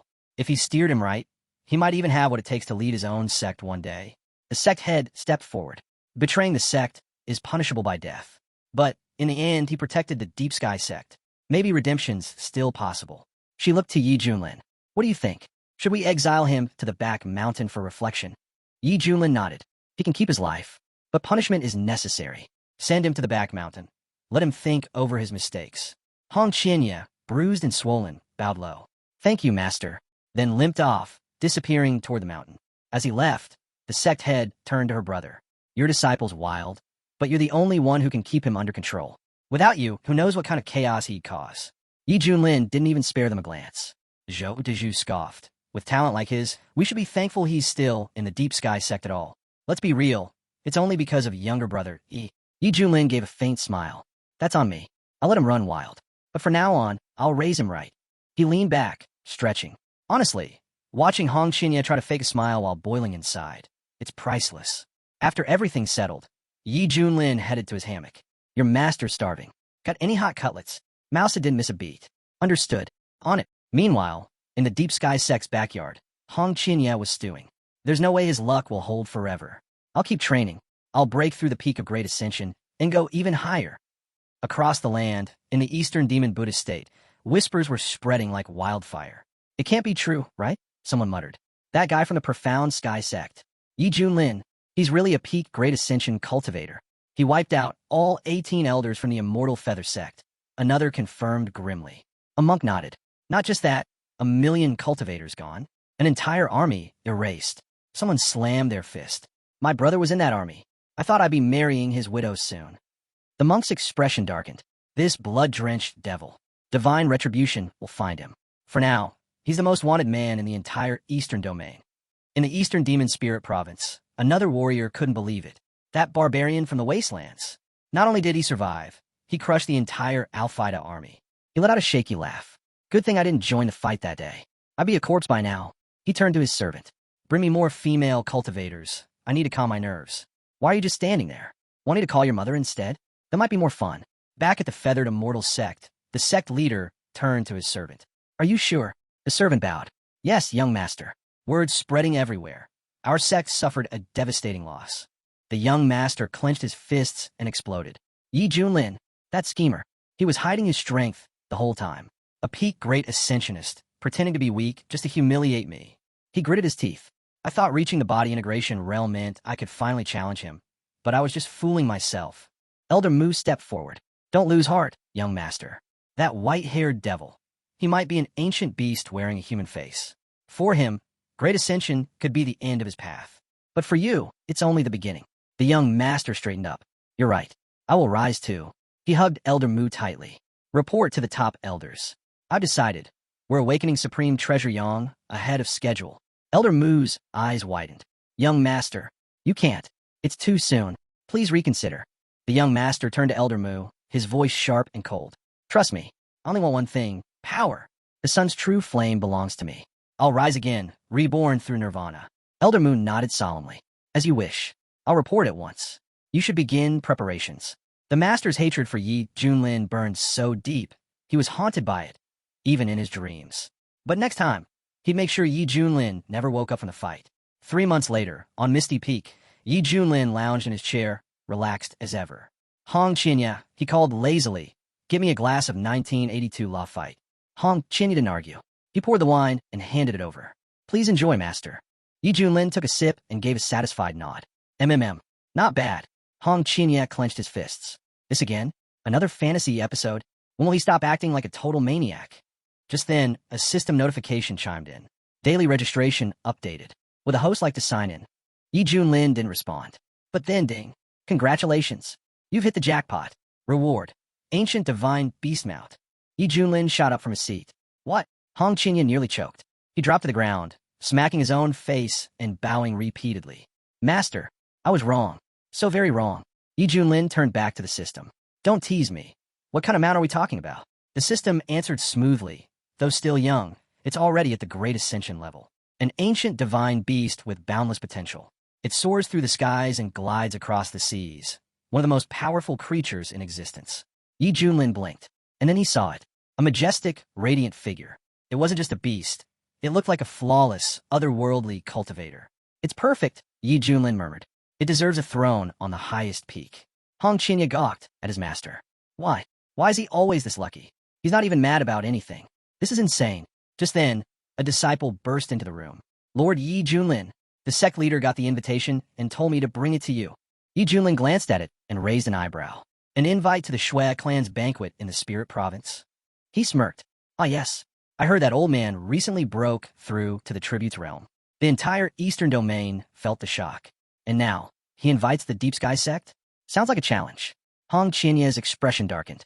The Shui clan's ancestor is a pseudo-immortal. Not a true immortal yet, but still way beyond our level. With all the enemies we've made lately, isn't this banquet a death trap? Yi Junlin shrugged. Never heard of such a thing. I'm going. Besides, he thought that so-called pseudo-immortal causes chaos just by existing. This is the perfect chance to flex my new mount. The system buzzed again. New quest activated. Attend the Shui clan banquet. Arrive in style on your divine mount.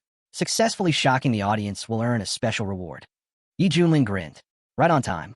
Glory's calling. Poked her head in. When do we leave, master? Yi Junlin didn't even hesitate. Right away, Yi Junlin replied, without missing a beat. But Hong Qinya watched him and thought, why is he so confident all of a sudden? That's when Yi Junlin decided to show them. He snapped his fingers. In an instant, the sky trembled. Winds howled out of nowhere. Animals shrieked and fled. The air turned ominous. People started panicking. What's happening? Is it another beast attack? The sect leader narrowed her eyes. That's the aura of a supreme beast. Great Ascension level. Someone muttered in fear. Did the Immortal Feather sect send this thing? The leader shook her head. Doesn't matter where it came from. Activate the sect's defensive array. Now, they all channeled their energy. In seconds, the deep heavenly barrier burst to life, cloaking the entire sect in shimmering protection. Hong Qinya stood frozen, overwhelmed. What in the world is going on? Even she looked terrified. It's a monster. But Yi Junlin, he stood there calmly, taking it all in. He smiled. Not bad. This is just his juvenile form. If Kimping ever reaches full maturity, even those 18 elders wouldn't stand a chance. If a beast like that ever attacked a sect, utter destruction was guaranteed. Yi Junlin turned to Hong Qinya. Do you see now? This is karma. Just for you. Hong Qinya's eyes widened. What is he talking about? Has he really lost it? Is he summoning this thing? Then Yi Junlin rose into the sky, flying straight toward the beast. Hong Qinya could barely process it. Is he trying to get himself killed? Or take us all down with him? But then he saw it with his own eyes. Yi Junlin hovered before the divine creature. No fear, no hesitation. He gently patted the beast and smiled. Good boy. From now on, you're with me. The sect leader stared in disbelief. Is he hallucinating? Did he just tame that thing with one gesture? Zhou shook his head. No hallucination. That beast already knew him. Su Qianxue chimed in, her eyes shining. It matches the ancient descriptions of the queuing, one of the mythical beasts in the old texts. The sect leader suddenly remembered. Yes, the queuing. Fully grown, they could devour planets and wander across worlds. But this one seems smaller than the legends suggest. Zhou nodded. That's because he's still young. But once he matures, his strength will be unimaginable. Yi Junlin floated back down. No need to panic. He's my mount. The sect leader blinked. Your mount? This ancient beast is yours. She shook her head. You must be blessed by the heavens. This has to be fate. Hong Qinya looked on, bitter and disbelieving. Even the wisest elders just accept it. How can this be real? That beast didn't just appear. It chose him. Why? Why him? A lazy, smug slacker who does nothing and still ends up with everything. Meanwhile, I grind and bleed just to survive, only to kneel at his feet. Yi Junlin turned to the sect leader. We're ready to leave. With Akuin by our side, there's nothing to worry about. Then he paused. Something's missing. He made a few quick gestures, complex techniques flowing from his hands like art. Moments later, a glowing structure materialized atop the beast's back. Yi Junlin looked at it with pride. Perfect. Our new home. The sect leader could only stare, stunned speechless by what she was seeing. Yi Junlin gave a casual wave. All right, everyone, onto the ship. We're heading out. She nodded and followed. Of course I'm coming too. Big brother Hong Qinya. Master's calling you. Hong Qinya gritted his teeth. Fate always sides with the strong, huh? But I'm done being someone else's stepping stone. One day, I'll steal his luck and make it mine. As long as I don't give up, there's still a chance. As the group prepared for takeoff, the sect leader turned to Yi Junlin.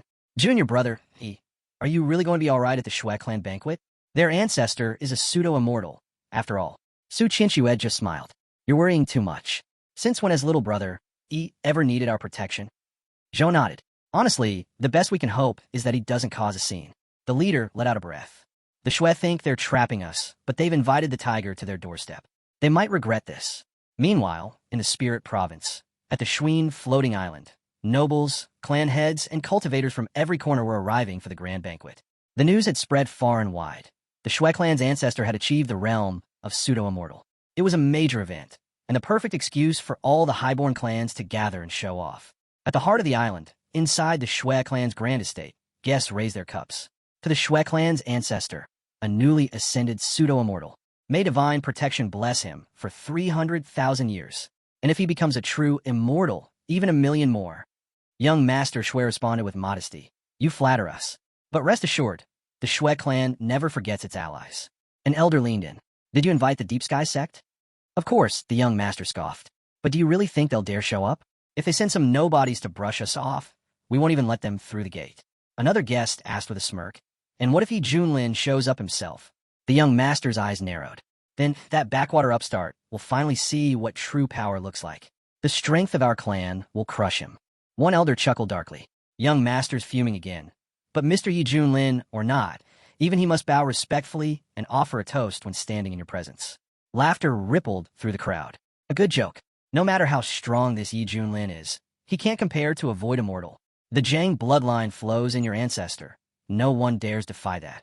The young master gave a stiff nod. Fame means nothing if you can't be humble before true might. Suddenly, the sky darkened. People looked up. What's that?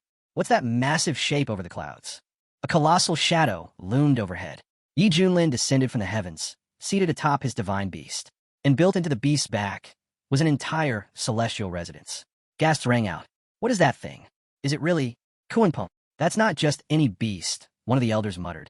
That's the ancient god beast, long thought extinct. Someone ran over to the young master. Sir, that's a divine beast. An actual Kuanping has come to the banquet. That creature brings omens of Xiantian itself. But another scoffed. He dares ride him like a god descending. Who does he think he is, placing himself above even the honored clans? Everyone was whispering now. No wonder they're treating this man with such respect. He must be someone truly important if even the Shui family ancestor acknowledges him. The young lord turned to his companion and explained he was once considered a close guest of our family, someone deeply connected to our ancestors. When he was born, my parents welcomed him with joy, believing he'd be raised as a refined scholar. But later, he hesitated. After facing too many consequences, they had no choice but to decline further contact. Thinking back on it now, it feels like a mistake. The guest nodded, impressed. It's no surprise the Shui family is so highly respected. But truthfully, we still don't know who this great figure truly is. No one's ever seen him in person before. One guest leaned closer. He must be fearless. Maybe one of the Taoist wanderers, those who cross mountains and rivers to reach events like this. The young master replied. He sent word personally. It came to me. Yi Junlin stood quietly and said, this is either the profound heaven sect or perhaps the Canton order. Some call it Taoist Choka. But make no mistake, they're real. Everyone listened, stunned. So it's true. The outside world speaks of the profound heaven sect as one of the oldest known orders. We were skeptical, but now we're starting to believe. Another guest whispered, back then, when the Kuanping was first summoned, it was taken away and sealed. But now that it's back, what secrets does it still hold? The young master watched Yi Junlin closely.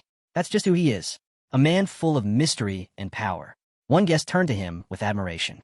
Young master, you've truly brought someone remarkable to this event. He's clearly your match in status, maybe even more. But the young master was still unsure. I need to understand what's really going on here. Everyone, think carefully before you act. Another guest chuckled. With all due respect, Master Shui, I don't think you understand anything. None of us do. The young master frowned. This guy, his presence is overwhelming. His aura, almost too much to comprehend. Suddenly, the Shui clan's ancestor appeared. His eyes narrowed as he stared at the massive divine beast. I never expected it, he said. The one who could control a Kuanping crossbow turns out to be from the Canton sect. He eyed the beast with a calculating gaze. If such divine beings could be brought under our banner, the Shui clan would rise even higher. If not for the risk of offending the Canton sect, the recent chaos in the Great Realm, and the proximity of a Quan cultivator, I would have acted already. With a firm voice, the ancestor addressed Yi Junlin. This divine beast, this crossbow of light, brings a new breath of life to our family. We welcome its presence. Just then, Yi Junlin's system buzzed to life. Congratulations, host. Task completed. All divine techniques and methods now gain a 30x training speed bonus. Yi Junlin smirked. Doesn't feel like much, but sometimes even a small gesture earns great return. Respecting the right people goes a long way. He looked across the banquet and spoke calmly. On behalf of the profound heaven sect, I offer our hopes that Kuang overcomes the storm ahead. The ancestor nodded with rare sincerity. Come, let's speak inside. He turned, adding with a wry smile. Over in Fujian, those stinking monks all call me the old demon of Wan. But today they'll see I've changed. With a disciple like Yang Zhen by my side, things are very different now. People in the crowd whispered among themselves. Is this still the same Shui clan? Everything's shifting and fast. After seeing Yi Junlin in person, some guests couldn't help but whisper. He's just a kid. Doesn't even look threatening. Kinda cute, actually. He doesn't have the aura of some ancient enemy. He just feels different. She sat down at the banquet table, eyes lighting up. There's so much good food here. Brother Hong Qinya, come take a look too. Yi Junlin glanced her way. If you're hungry, just go eat. Don't hold back. Really? She grinned.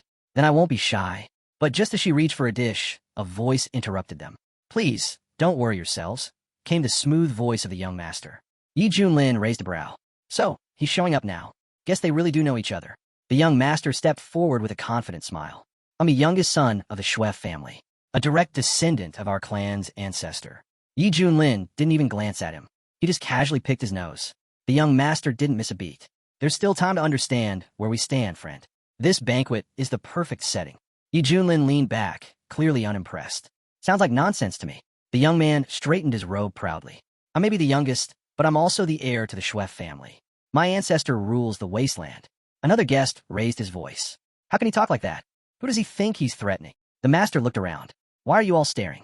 Is there something worth seeing here? Meanwhile, Hong Qinya had been watching everything closely. This guy, he actually defeated a Saint's son, someone who could transform into a celestial being. That kind of power is terrifying. I can't even come close to it. This guy plays in a different league. From a young age, the young master had always been praised, brilliant, talented, and worshipped by countless girls. But now, if I step forward, the young master thought, I can still win her attention. And once I have her, I'll use her to draw in Yi Junlin. The young gentleman strolled over to Hong Qinya, flashing a smile. Hey, beautiful. Do you like flowers? Hong Qinya blinked. Is this guy serious? In the center of the hall, a rare flower star shimmered. High-grade spiritual material that could be used to brew elixirs or power artifacts. Instead, it was stuck in a vase-like decoration. This is absurd, Hong Qinya thought. Doesn't he even know what he's holding? The young master held up a bloom. Red fairy. Don't you like flowers with a voice? I'm not a fairy. I'm a man, Hong Qinya growled. The young master laughed. So witty. Such grace. Meeting you is like meeting joy itself. He leaned closer. How about we go to a quiet room and exchange cultivation insights? That was it. Hong Chinya's fury exploded. Flames burst from his body as he spun around. I'm busy. The entire hall turned toward the outburst. What's happening? Is that a fire spirit technique? The young master stumbled back, shocked. What was that aura? That blazing red figure? Was that the red fairy's true form? Even the Shui family's fairy ancestor, rumored to have reached transcendent levels, was now being overshadowed. The young master dropped to his knees. This guy's insane. Is this really how people pursue partners these days? Then, the Shui clan's patriarch arrived with a solemn expression. He sighed, losing someone like this is like losing a priceless pearl. Before another word was said, the young master collapsed to the floor, utterly defeated. The atmosphere turned heavy with fear and confusion. The village chief approached Hong Qinya nervously, blaming everything on his overly strict and ill-fated son. But Hong Qinya calmly replied, I'm actually a man. The chief froze in disbelief. A man. Looking closer, he was stunned. Hong Chinya's frame was slim, his movements graceful, reminiscent of a girl from the Mao family. But beneath the soft appearance, there was undeniable weight and strength, not just the swirl of the skirt. Even this, the old man muttered, must be fate. The chief stared at him, wide-eyed. You're clever and bold too. You pull this off again and again like it's a game. But Hong Qinya had had enough of the old man's chatter. His gaze sharpened, his aura shifted, and he made it clear his strength was no joke. If I really went all out, you'd be dead. Before anything more could be said, a girl suddenly burst onto the scene. She turned toward Hong Qinya, Red Brother, while chasing after the Winter Mouse director who had stolen their wine. But she didn't mind. At least it's good wine. Hong Qinya watched her run off, thinking how his failed escape attempt was no one's fault but his own. I lacked strength, and following the wrong path too far only leads to death. Then he noticed the Shui family's oldest ancestor, completely drained, barely able to stand. The chief, humbled, admitted again that Hong Qinya was indeed a man, and that he'd even lost his sword. Hong Qinya lifted a cup. Might as well drink. The girl laughed. Let me enjoy my reputation while I still can. Gasps filled the room. What is that thing? And that white path? Is it some tumor? Or is it Demon Yang again? Out of nowhere, Yi Junlin walked up to her. Time to go. I'm starving. Yes, master, she replied. At that moment, the young master strolled by. With a snap of his fingers, he asked his servant for some intimate company. Right now, Hong Qinya, hidden nearby, watched all this unfold. Eyes narrowed. The young master always seemed tense, constantly looking for enemies, even among the Shui family. Treating people like ants, it was crossing the line. Then something shifted. A strange figure slipped in behind the young master. Danger clung to the air. Hong Qinya could sense it. The young lord sat down, lost in thought. How can I ever meet the woman I desire? The girls around him scoffed. With your luck? Don't hold your breath. Suddenly, an attack. A wooey who'd been tailing him lunged. The young lord barely had time to raise his hands. I just want a kiss. But before the blade could touch him, it shattered into pieces. The Li Wujia cursed under his breath. He'd underestimated that brat. That boy had access to something, some secret space. And now, the perfect chance was gone. Furious, the young master stood. How dare you, mutt? This is Shui family territory, and in front of Mr. Minfan. Guards rushed in, surrounding the Li Wujia instantly. Realizing he was outnumbered, the Li Wujia muttered to himself. If I don't act fast, I'll be cornered and alone. He knew it. This man could kill him, and once he was dead, there'd be no coming back. Still, he had no choice but to fight. The young lord's anger flared. That dog had followed him too closely for too long. Now, he burned with the need to prove himself, match his peers in power, in reputation. The Li Wujie didn't hesitate. Like a bolt of lightning, he tore through the guards without mercy, cutting down anyone who stood in his path. In a flash, he reached his target. His blade slipped past the young master's defenses and slashed his arm. The guard sprang into action. There's an intruder. Eliminate him now. But as the Li Wujie closed in, he noticed something. This wasn't just any foe. The mark on the young master's back, it was from the west. The young lord, wounded and shocked, turned toward him. Why are you doing this? I didn't touch you. Why chase me down like a beast? The Li Wujie didn't answer. Instead, he raised his sword and shouted, I'm the one who created the orchid, yet even its flowers remain unclear. So now you must die. Chaos erupted. Word spread quickly. There was an assassin in the backyard targeting Mr. Shui. Servants scrambled to block the attack, pushing him back with all they had. Yi Junlin caught wind of it too and turned to Hong Qianya. Any idea what's going on? Hong Qianya shrugged. The disciples are just guessing. Nothing concrete yet. Let's go check it out ourselves, me, my sister, and you. Chimed in, pouting, I'm just thirsty. Right then, the chief himself stepped into the fray. He caught the Li Wujie's sword mid-strike with just 2 fingers. How dare you meddle in Shui family affairs? The chief growled. The Li Wujie gasped, struggling against the overwhelming pressure. The chief looked him over. You're here to deliver a message, aren't you? The Li Wujie clenched his jaw. I acted with force, not words. If not for your interference, I would have ended this already. Suddenly, the young master called out. You call yourself a saint? Don't flatter yourself. You're nothing but a lunatic with a sword. Keep going, and I swear, I'll kill you myself. The Li Wujie's expression darkened. I'm no saint. Listen carefully. I won't change my name or my bloodline. The crowd had started to gather. Curious whispers spread through the square. Who is this guy? He's a demon swordsman, someone said. His sword strikes fast and deadly. He follows no code. If he hates you, he'll cut you down without a second thought. Others murmured in agreement. They've been searching for someone like this in Yunzhou for years, a true opponent. And all who challenged him were crushed. He came here to challenge the Shui family heir. The chief's eyes narrowed. Impossible. He's a representative. He's one of the Shui family's own. And yet he's fallen into the clutches of the demonic world, the chief muttered. The Li Wujie stepped forward, voice cold. Save your outrage. This is about Gochi. The young master's expression darkened. We've got bad blood with that name. Even if it's his dying breath, he's trying to strike me down. But the Li Wujie looked at him sharply. And what if I told you my sister died because of you? The young master blinked. Your sister? She was always with me, the Li Wujie said, eyes distant now. After we survived 8 major events, we discovered a cultivation path, met kinmen, explored shadows and landscapes. She started studying alchemy. Her dream? To reach Lukyuan and see the sea's finest flowers. He paused. And me, I fell in love with the sword. So I went with her. But everything changed. A few months later, all she left behind was a broken jade bracelet. That's when I found out she'd shown up in Chuanzhou. I rushed there, desperate, asking everyone I could. Hope nearly ran out. He clenched his fists. Then I learned she'd been taken. By you. By your family. And after that, nothing. She vanished. His voice hardened. Even people in Anjuxing know. The Shui family's junior master. Everyone says he's an idiot with a sick obsession for women. Rumors say he trains in secret up on Mount Lyman, and that many women have died under his hands.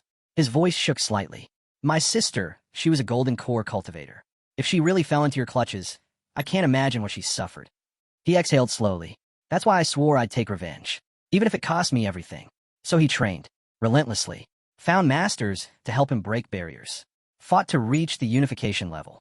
But still, every time he tried to strike, he failed. The Shui family was always too guarded. So he waited, watched. Then came the feasts, public, grand, surrounded by people. The most dangerous place is also the safest. It was the only chance he'd get when the Shui heir would let his guard down. I'll become a disaster within their own house, the Li Wujie muttered. Strike when no one expects it. That's when I'll succeed. The young master looked at him, grinning. You're like a wild beast. I'll give you that. I respect it. Then, with a strange gleam in his eye, he added, but you're still missing something. He licked his lips. That girl, your sister. Now she had a fire to her. My other flings? Forgettable. But her. He leaned back, smiling to himself. Some women leave a mark. Even after years, you don't forget. She was one of them. Gorgeous figure. Fiery temper. Like fireworks, explosive when provoked. The Li Wujie's jaw tightened as he remembered her voice. Don't fight, she once told him. Just stay with me. But now, the young master licked his fingers and said with a low laugh, that kind of woman? They drive me wild. The harder they resist, the more I. The more she resisted, the young master said with a twisted grin, the more satisfying it was to break her. He leaned back like he was reliving a fond memory. That figure, unforgettable. But that temper, like a firecracker. Just one spark, and she'd explode. He laughed to himself. But a woman like that, once you tame her, it's a whole different level of satisfaction. I took her to the drunken tower of immortals, he said casually. She didn't behave, so I dragged her into my room. At first, she screamed and cursed like a wild animal. But after what I did, she cried. Begged me to stop. That sound still echoes in my head. His smile turned cruel. She was a strong mare, but I broke her. For 3 days straight, she couldn't speak. Her cultivation crumbled. She passed out. And when I got bored, I snapped her neck. Let her die quickly. That was mercy. He looked directly at Li. You should be thanking me for how well I treated your sister. Li Wujia snapped. His eyes burned with fury as he roared. Why is this monster still breathing? He charged forward like a man possessed, but the elder calmly raised a hand. With a flick of his technique, Li Wujia was sent flying, crashing to the ground. To you, she was precious, the elder said coldly. To us, she was a furnace, used for cultivation. That was her purpose, her redemption. She was worthless, he continued, and her death meant nothing next to our young master's future. And you deserve death just for daring to strike him. Li Wujia, shaking with rage, spat back, shut your mouth. Don't you dare compare her to that filthy beast. You're all animals. But the young master just scoffed. Your sister should be honored to have served me. And you? Just a mutt barking in public. She was lucky. You whine like a child. He rubbed his fingers together mockingly. I touched her. I broke her. And you? You're beneath me. Li Wujia, still on the ground, screamed. You're all insane. But he didn't even try to stand. Yi Junlin, who had been silently watching it all, finally pieced it together. The man who trained endlessly to avenge his sister. He's branded a demonic cultivator. And the Shui heir, praised as noble, commits the vilest acts behind closed doors, all while parading around with the air of righteousness. Then, something blinked in front of his eyes. The system. Secondary task unlocked. Protect Li Wujia. Accept him as a disciple. Convince the Shui family ancestor to execute his own heir. Reward. Eternal gratitude of the Shui family elder plus divine martial art. Xuantian splitting holy strike. Yi Junlin's eyes widened. 10 spirit crystals too? That seals it. He grinned. Whether or not he wanted to step in before, the decision was clear now. Simple mission, crazy payout. All I gotta do is make the old man kill his own grandson. A little twisted? Definitely. Just then, young Master Shui drew his sword. This ends now, he said darkly. Next life, try not to be such a fool. In response, Shu unsheathed his own blade. Shu raised his sword high, ready to bring it down, and end Li Wujia's life right there. But before the blade could strike, Yi Junlin stepped forward, calmly raising his hand and catching the blow mid-air. The young master stared at him, stunned. What do you think you're doing? Even the elder's face twisted in shock. Is the Shantang sect seriously stepping in to protect a demon? He barked. Is he from a cult? Do you have any idea where you are? This is Shui family territory. Do you want to disgrace us? Elder Shui turned to Yi Junlin, voice rising. Explain yourself. Why stop our young master from finishing him? Yi Junlin replied without blinking. Because I felt like it. I'm taking him as my apprentice. Anyone who wants to touch him, go through me first. A hush fell over the room. The guests exchanged glances, their faces a mix of awe and disbelief. Is he serious? One whispered. Did Mr. Yi Junlin really just say that? From the ground, Li Wujia forced himself up and turned toward Yi Junlin. You're famous all across the eastern region. Why take a risk like this? Why me? One of the senior guests, furious, stepped forward. Yi Junlin, think hard about what you're doing. Walk away now, and we'll forget this ever happened. Even Li Wujia added, voice low, thank you for stepping in, but please go. If I get another life, I'll repay you, even as a horse or ox. Hong Qinya, standing off to the side, had remained silent until now. He pitied the guy, but risking your life over a stranger? That was just reckless. Yi Junlin suddenly turned to him. Hong Qinya, how long are you planning to just stand there? Hong Qinya blinked. What? Get over here. Protect your new little brother, Yi Junlin said, matter of fact. Hong Qinya stiffened. Why yes, master. Inside, he was freaking out. What is happening? What is he doing? Meanwhile, Elder Shui's rage boiled over. You think the Shui family is just something you can push around? You've overstepped. With a burst of power, he unleashed a terrifying energy wave, so strong it rippled across the outskirts of the city. Hong Qinya felt it instantly. My spiritual energy, frozen. Even a mouse hiding behind him whispered, Brother, this is bad. Yi Junlin, on the other hand, stood completely still. If only the old man had struck me already, he thought. The mission's not done yet, but I've already gained a level. This is a guaranteed profit. But suddenly, Elder Shui flinched. He heard something, a strange, echoing sound. Another pseudo-immortal? Is this Yi Junlin's backup? Yi Junlin turned to Nara, confused. Where is he? The elder growled. Who's making that noise? Show yourself. And then, in that moment, Yi Junlin's presence shifted. It was as if he'd ascended, like a saint emperor standing high in the sky, gazing down at the world. Someone muttered, "Who is that? What elder gave him such power?" Elder Shui fumed. "I threw a banquet to show off my breakthrough into pseudo-immortality, and now someone else just appears, stronger, and steals all the attention." Yi Junlin raised a brow. "So, who's the loudmouth trying to show off now?" That's when a figure stepped forward from the crowd. "I am from Muhammad," the man announced. "People call me Dao Jiyang." A warrior in the back gasped. "Dao Jiyang? From Muhammad? The strongest of them all? He's the saint's son's personal teacher," someone whispered. "And rumor has it, the saint was crippled, and 18 elders were killed. You think he's going to let that slide?" But the Shui elder's eyes narrowed. He quickly realized this Jiyang wasn't a savior.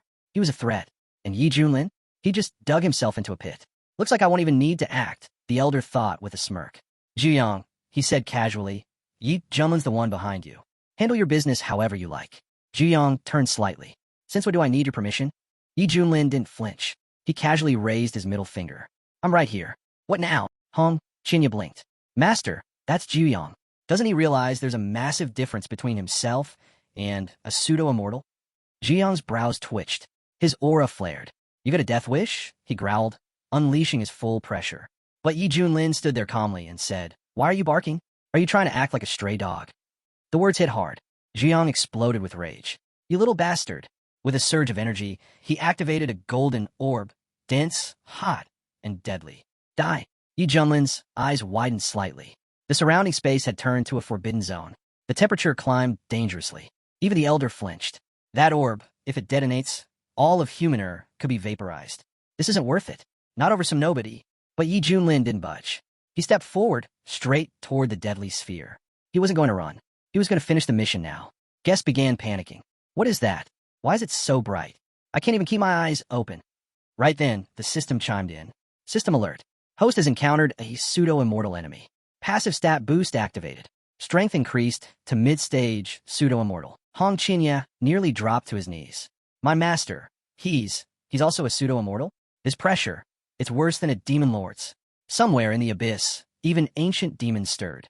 Yi Junlin faced the orb, unshaken. "That's it? This is your big move?" he said. "This wouldn't even scratch my fingernail." Without hesitation, Yi Junlin struck back. The force of his counterattack stunned Jiyang. He never saw it coming. The crowd gasped. "He's not just a madman.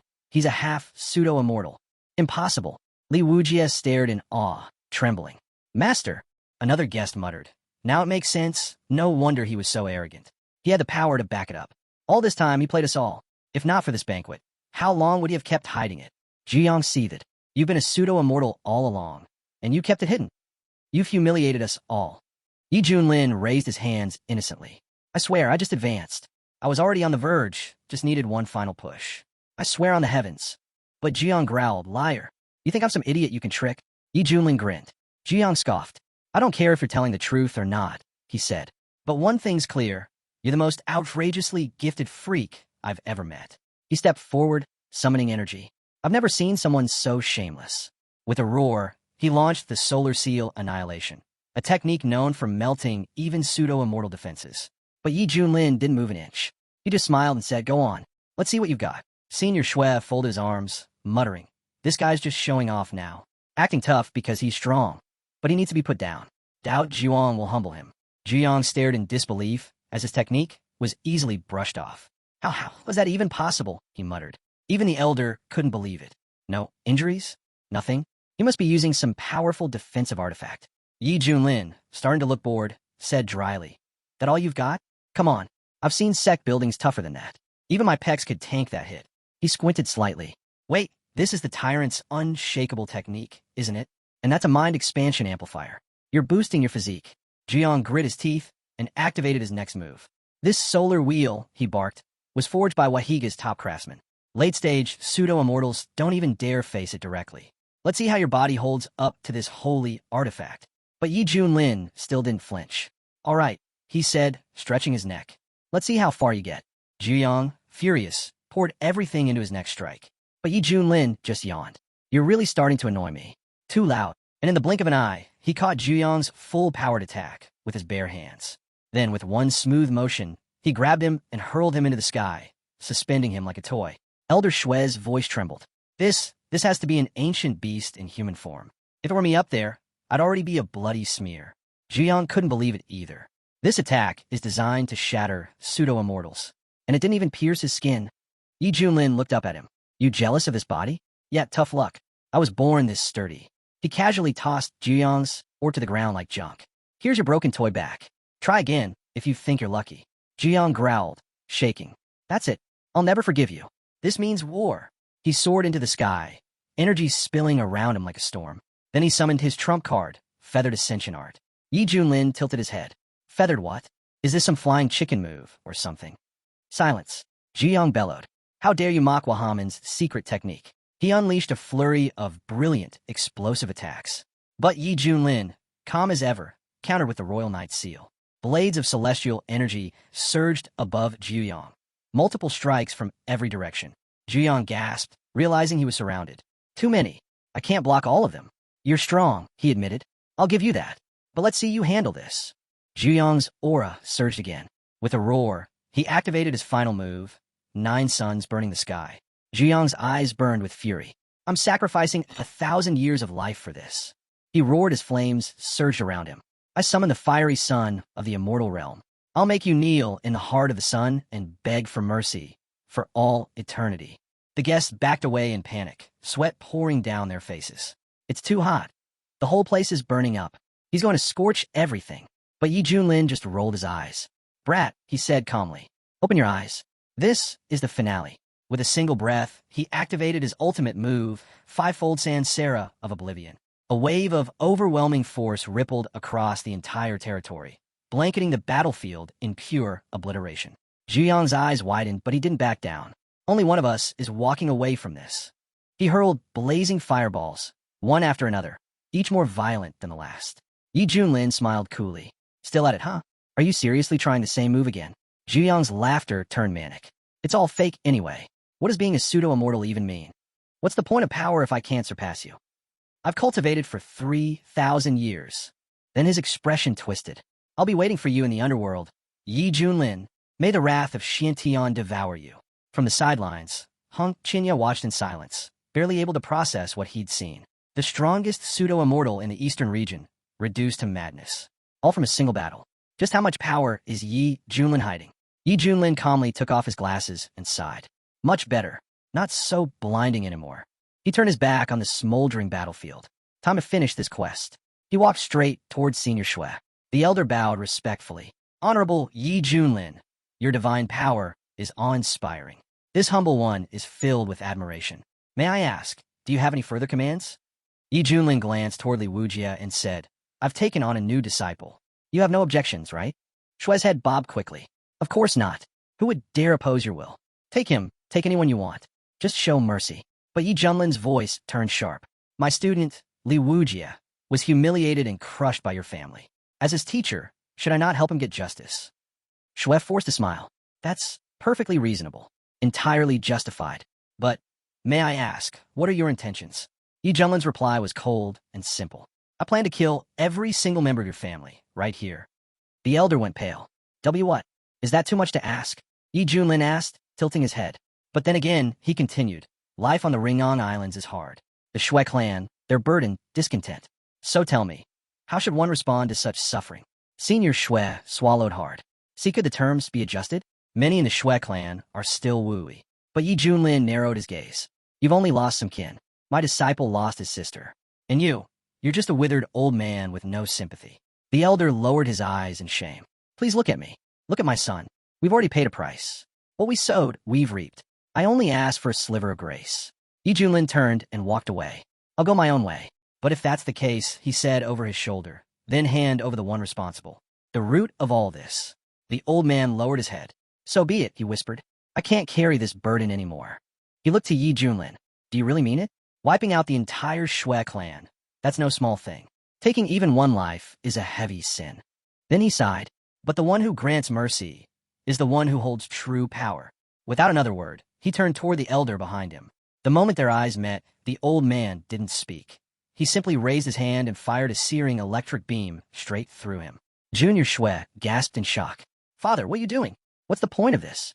What happens after this? The elder stood still as the light faded, then turned back to Yi Junlin. Is that enough? He asked quietly. Yi Junlin raised an eyebrow. You're assuming something. Want me to help you spell it out? The elder smiled grimly. You speak of punishment and blame, but children don't teach their fathers. Still, maybe I need someone to challenge me on that. Yi Junlin gave a small nod. Then so be it. Without hesitation, the old man spun around, leapt into the air, and in a flash, he was at his son's throat. Literally. Junior Shui gasped. Father, no. But the elder didn't stop. His grip tightened. His face was resolute. And then it was done. The body went limp. The silence afterward was thunderous. The elder lowered his arms and turned toward Yi Junlin. Master, he said solemnly, on behalf of my son, thank you for your judgment and your mercy.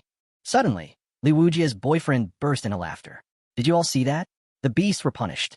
For once, justice. Yi Junlin stepped forward, his expression steady. Fate's cruel, but your enemies have now paid in full. So, are you ready to follow me? Li Wujia dropped to his knees. My life is yours now, he said. From now on, I belong to you. I'll follow any order, no matter what it is. He bowed low to the ground. Master. But Yi Junlin knelt and rested a hand on his shoulder. No need for all that.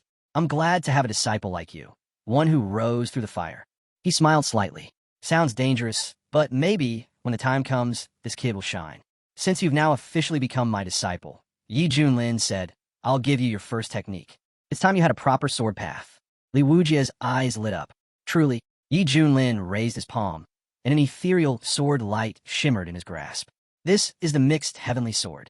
In that moment, a radiant flash enveloped them, and Li Wujia's hands moved instinctively.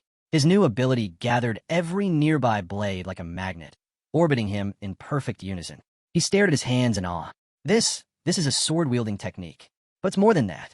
It's like the will of the heavens is etched into every motion, hidden inside each carving. His voice trembled. Compared to this, even the so-called great sword techniques are like scraps.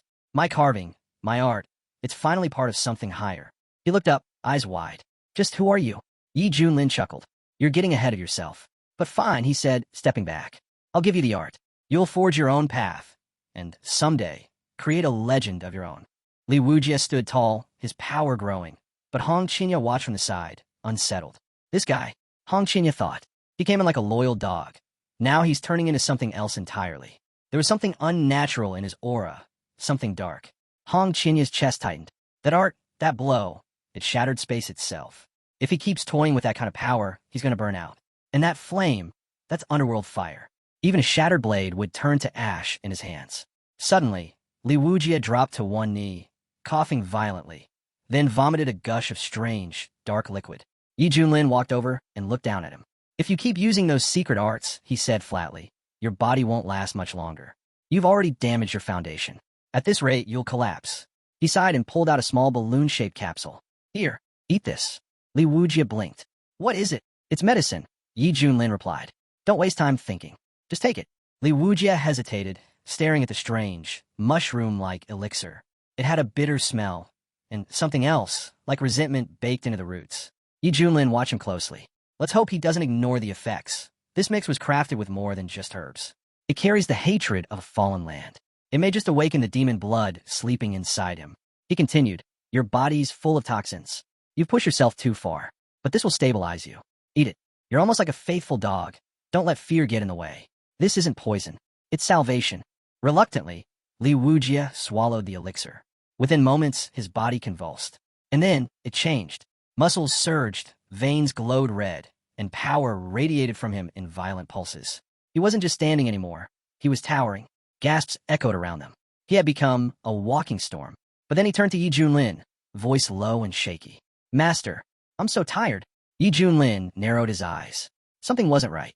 That energy, it wasn't just power. It was twisted. His aura felt unstable, wild. There was something ominous in the way he stood, something that made everyone step back. He's been affected. Yi Junlin realized. This is demon blood magic. It's warping him inside and out. Right on cue, the system interface flickered into view. System alert. Host disciple has awakened latent demon blood. Side effects include increased aggression and instability. Caution. Monitor behavior closely to avoid harm to allies. Hong Qinya, now visibly sweating, remembered something. Su Qianxue, what kind of techniques did he use to shatter through his disciples' barriers like this? From initial fusion to great fusion, in one move. No, even I've reached deification in the central region, and I've never seen anything like this. What did Yi Junlin just feed him? What is this transformation? Li Wujia's laughter suddenly burst out. Loud, broken, manic. He gripped his sword and began swinging wildly. The surrounding warriors stepped back in alarm. He's in the fusion stage, one of them muttered, but this power, it's monstrous. Even if I gave everything I had, another said, I wouldn't survive one strike from him. Too powerful, too fast, too unstable. Yi Junlin watched it all unfold, arms crossed. This, he said quietly, isn't even the full extent. And with that, he activated. With the awakening of his bloodline power, Li Wujia felt unstoppable, like a tiger granted wings. But just as he surged forward, he caught sight of his master standing ahead. Without slowing down, Li Wujia hurled his attack straight at him. Yet Yi Junlin didn't move an inch. Instead, he calmly said, let him carve out his own destiny. From this moment on, may he awaken to the greater path. Even though his future disciple had just struck at him, Yi Junlin chose not to retaliate out of anger. Instead, he responded with a lesson, unleashing the Heavenly Emperor technique. But he held back. There was no need to go further. After all, his disciple had only reached the fusion stage, and yet, he was already challenging Phazon. That kind of breakthrough was not to be taken lightly. The master looked on and said that Li Tai had fulfilled his purpose. If not, there was no way someone as weak as his disciple could have handled what came next. Yi Junlin then called out, his voice sharp, focus, snap out of it. This isn't the time to be lost in thought. Li Wujia tried everything to penetrate his master's defenses, but his energy eventually waned. As the heat of battle faded, reality set in. Confused, Li Wujia asked what had just happened. He'd felt completely consumed, lost in fear, even daring to act against his master. Now, he could only brace for punishment. Yi Junlin walked toward him and said, let's see what's changed since last time. Li Wujia answered there was nothing, but after taking a closer look, his face lit up. His level had risen. Yi Junlin noticed it too. Despite everything, Li Wujia's path remained steady. The root of his strength hadn't faltered. In fact, he was growing rapidly, like iron being forged stronger through flame. Li Wujia dropped to one knee and said, this student is grateful for Master's guidance. Yi Junlin nodded and explained, you just triggered your madness bloodline. It grants incredible strength, but it won't last long. You'll need to learn to control it, to keep your balance. Li Wujia bowed his head. I'll remember, Master. Senior Schwest laughed heartily and clapped Yi Junlin on the shoulder. You found yourself quite the disciple. Come, we must toast to this day. Yi Junlin blinked, a bit surprised. Won't we be interrupting the main celebration? The feast was prepared for overcoming the crisis. The elder waved it off. Don't worry, that just adds to the joy. But you know, people are already talking. They say the Shui family elder just took out 2 of his own men, and now he's cozying up to Mr. Yi. It's hard to believe how fast things change. Hong Qinya overheard and nodded silently. It was true. In this world, strength ruled above all. This man had forced an elder to turn against his own, and still earned his gratitude. If he didn't become strong too, he'd always be living under someone else's shadow. Yi Junlin agreed. It's settled then. Let the Shui family enjoy their celebration. Hong Qinya, go pick up your sister. It's time to head out. Hong Qinya bowed slightly. Understood, Master. As they turned to leave, the elder shouted, everyone, come see Li Wujia showing off. Senior Shui smiled and told Li Wujia to stop by when he could. Our doors are open. You've brought honor to our Shui family. We welcome you. But not everyone was pleased. Senior Shu growled under his breath, frustrated and bitter. Everything was supposed to be a grand celebration, a glorious victory. But just like that, it all came crashing down. Suddenly, someone shouted, Lord, we found the young master's hand. The boy asked anxiously, where is he? Senior Shui snarled, throw that cursed hand in the backyard. Let the dogs chew on it. His voice turned harsh as he yelled at the others, get out. This party's over. Meanwhile, Li Wujia stood aboard the divine beast, riding through the clouds. The experience felt surreal, like a dream. He'd avenged little, and now, he was officially Lin Xiaoan's disciple. It was almost too much to process. Then there was Red Little. She was every bit as stunning and graceful as the rumors claimed. Now that he was part of the sect, maybe it was time to formally greet her. Approaching, Li Wujia said, Elder Sister Red, your talent is unmatched, but your beauty is out of this world. I look forward to learning much from you in the days ahead. Hong Qinya sighed as she watched from a distance. Why are all these guys like this? Mr. E, still reeling from having slain the mighty Susan, was visibly irritated. Taking on such a promising disciple only made the situation more complicated. As Sha turned to leave, someone asked, "Did I say something wrong?"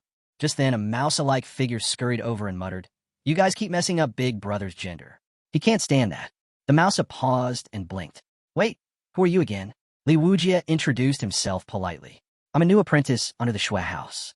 Just arrived, really. Thanks for the heads up. So that's why Big Brother ignores the flattery. I see now. He's a man. I stepped right into that one." Mouse nodded. "Exactly. Big Brother Hong Qinya takes that seriously. It's a big no-no." Li Wujie laughed awkwardly.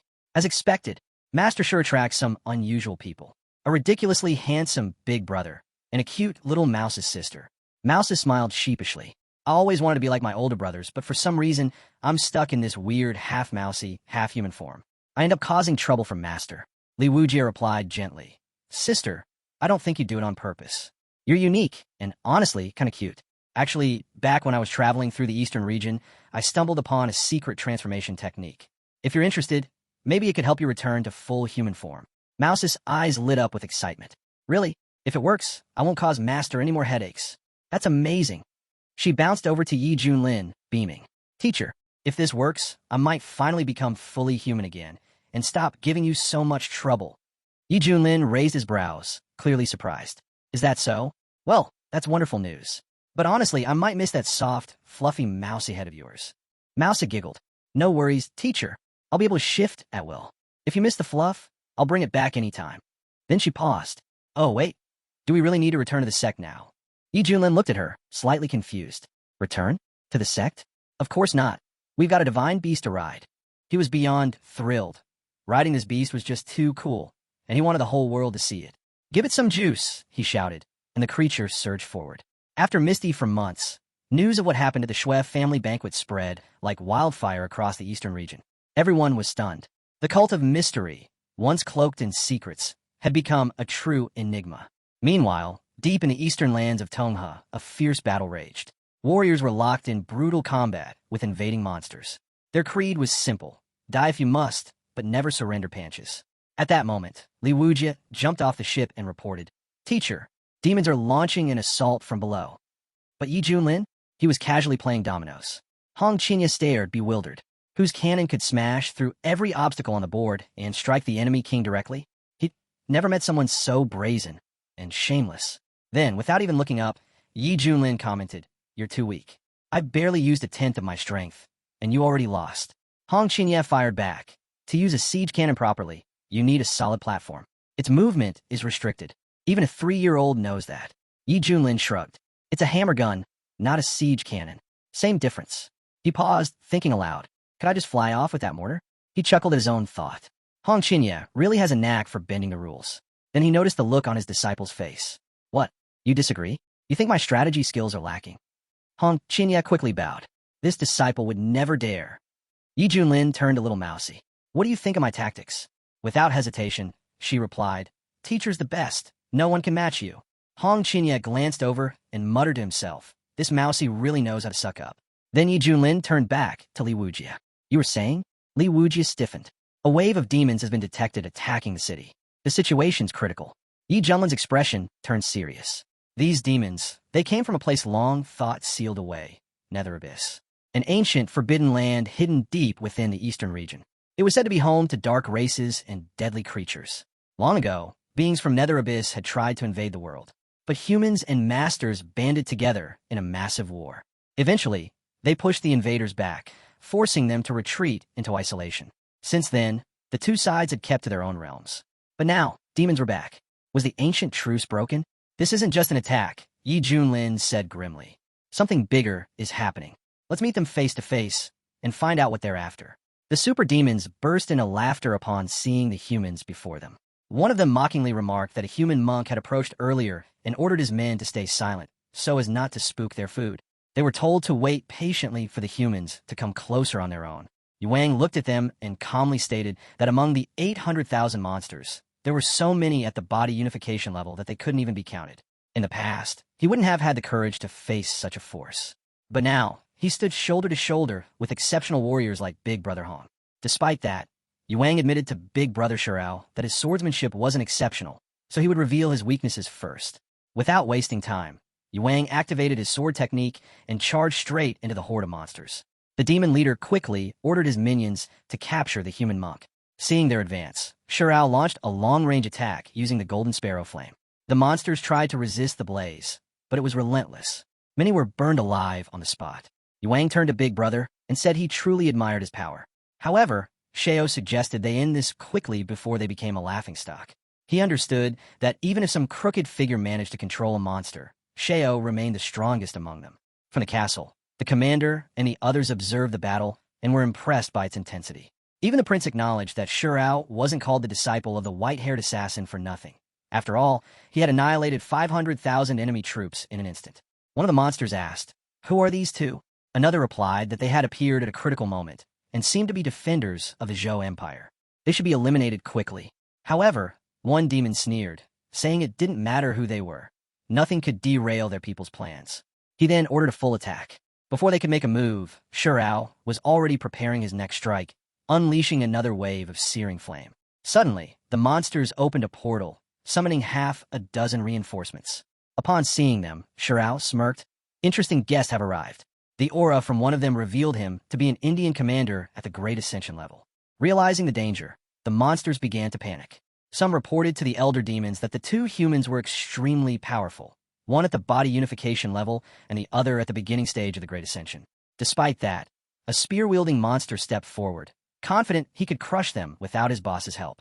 Wang stepped up to face him, saying this was the perfect chance for him to train against a Great Ascension-level enemy. The monster attacked without hesitation, but Wang struck first. Though hit, the monster laughed, saying it didn't hurt and instead helped him improve. Those observing the battle were shocked. How is this possible? Can someone explain this cause and effect? One asked. Even the prince was surprised at the strength of Master Ye's disciples. Fueled by their praise, Wang flew forward to demonstrate more of his power. Targeting the strongest among the enemy, he unleashed his Great Ascension-level technique. But another monster at the peak of the Great Ascension blocked his path. That happened only because Senior 9 underestimated him and got killed. The monsters, now on alert, launched a full-scale assault to get rid of Wang once and for all. Overwhelmed, Wang realized he had overestimated himself. To survive, he considered using the Mad Demon's blood. But before he could, he saw Brother Shirao jump in to help, casting his jade glass flame. The monsters were caught off guard by the flames. One of them, however, broke free and shouted at a nearby human woman, vowing to take her life. Using his power, he summoned his brothers and prepared to attack. Wang, watching this, acknowledged the monster's strength. It was clear this was a peak Great Ascension-level being. But the monsters simply laughed, saying it was too late for fear. He declared that both Wang and the stinking woman would die. Hearing that, Wang muttered, "Stinking woman," just as Shirao prepared to strike again. The younger brother coldly declared they were already dead men. Shirao confirmed it, unleashing his soul-consuming black flame. Terrified, one of the blue monsters turned to his older brother for help, but it was already too late. Shirao had let loose his full power. The monster shouted in disbelief, "Impossible!" But he didn't even realize he'd already been hit. The rest of the monsters looked on, stunned. Shirao simply said, "You're nothing but ants unaware of your fate." Wang silently agreed. At his current level, an enraged big brother Shirao was practically invincible. It made sense, given he was their master's first disciple. Wang even thought to himself that if a fight ever broke out between them, Shirao could probably cut him down without mercy. Suddenly, Shirao glanced to the side and saw his younger brother coolly pointing his finger. Shirao paused, wondering, was this really happening or was it just his imagination? All the ghosts were shocked and terrified by the overwhelming energy released by Shao, a strange mix of pink and blue that pulsed through the air. As the master of the ghost is just behind the soldiers muttered in disbelief and said, "He cut General Zhang, the strongest among us, in half with a single strike. We're finished. We can't win this." Just then, two other soldiers turned their heads and noticed even more ghost soldiers arriving in a frenzied swarm. The master of the ghosts appeared and stepped forward, his voice cold and commanding as he said, "Stop this pointless resistance. Taking this city is only the beginning. Every fortress will fall to our ghost race. Your entire dynasty will soon be wiped out." Suddenly, the scene shifted. The battlefield was littered with severed ghost heads and upper bodies, and blood flowed freely across the ground. At that moment, Manhua, commander of the Tiger Leopard Cavalry and a powerful Yuaning cultivator, appeared, riding a roaring lion at high speed. She charged straight toward the master of the ghosts, who stood confidently atop a mountain. The Ghost Master let out a cruel laugh as he struck Wang, and she had to leapt off her lion and got thrown on the ground, her eyes blazing with fury. The surrounding soldiers froze in surprise, whispering among themselves, "Commander Wang." The Ghost Master sat on a dark, monstrous horse with a sword in hand. He sneered at her and said, "Lowly humans kneel before this general." But Wang stood her ground and snapped back. "I serve as the commander of the Tiger Leopard Cavalry under the great Zhou Emperor. I stand for the dignity of our dynasty, and I will never bow to a beast like you. Kill me if you dare. I won't back down." "Very well," the Ghost Master growled. "Then I'll grant your wish. I'll tear you to pieces and hang your head on the city gate tower, so you can watch as our race slaughters your nation." Before the battle could begin, the giant blue whale appeared out of nowhere and swam in the air toward the Ghost Master with incredible speed. The Ghost Master's eyes widened and shocked as a swirling circle of blue energy formed around the beast, and powerful currents surged in its wake. The whale opened its mouth, unleashing a surge of energy that started to pull all the enemies. In the next instant, the Ghost Master got sucked up by the blue whale, and he could only cry in resistance. The human soldiers began to panic. One of the soldiers shouted, "They've all been eaten," while another questioned, "Is this some kind of illusion?" Back on the battlefield, Wang Hua looked toward the sea, her expression firm and intense. "A divine beast sent by the heavens. Has it come to protect the great Zhou?" As the whale reached the shore, one of the soldiers noticed something strange. Someone was riding it. That divine beast had a master. A human cultivator had come to save them. He called out, asking for the senior's name and where he came from. Sure enough, the man sat there sipping juice like he had all the time in the world. He looked down at the stunned soldiers while drinking and calmly said he was Yi Junlin from the Xintian sect, then asked who was in charge. In an instant, Wang Hua and the others dropped to their knees in respect. Her eyes widened in realization. It's him, Yi Junlin, the man who once cursed the strongest sect in the eastern region. She couldn't believe the great Zhou was blessed with someone of his caliber. Stepping forward, Wang introduced herself with full formality, stating that she was Wang Hua, commander of the Tiger Leopard Cavalry, and offered greetings to all the seniors. Yi Junlin raised an eyebrow and asked who governed the land and why the Ghost Army was attacking the dynasty.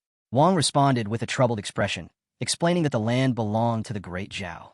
She admitted she didn't know why the ghosts had launched the attack, but mentioned that according to the Fallen Ghost Journal, this was only the first wave and a full-scale invasion was coming soon.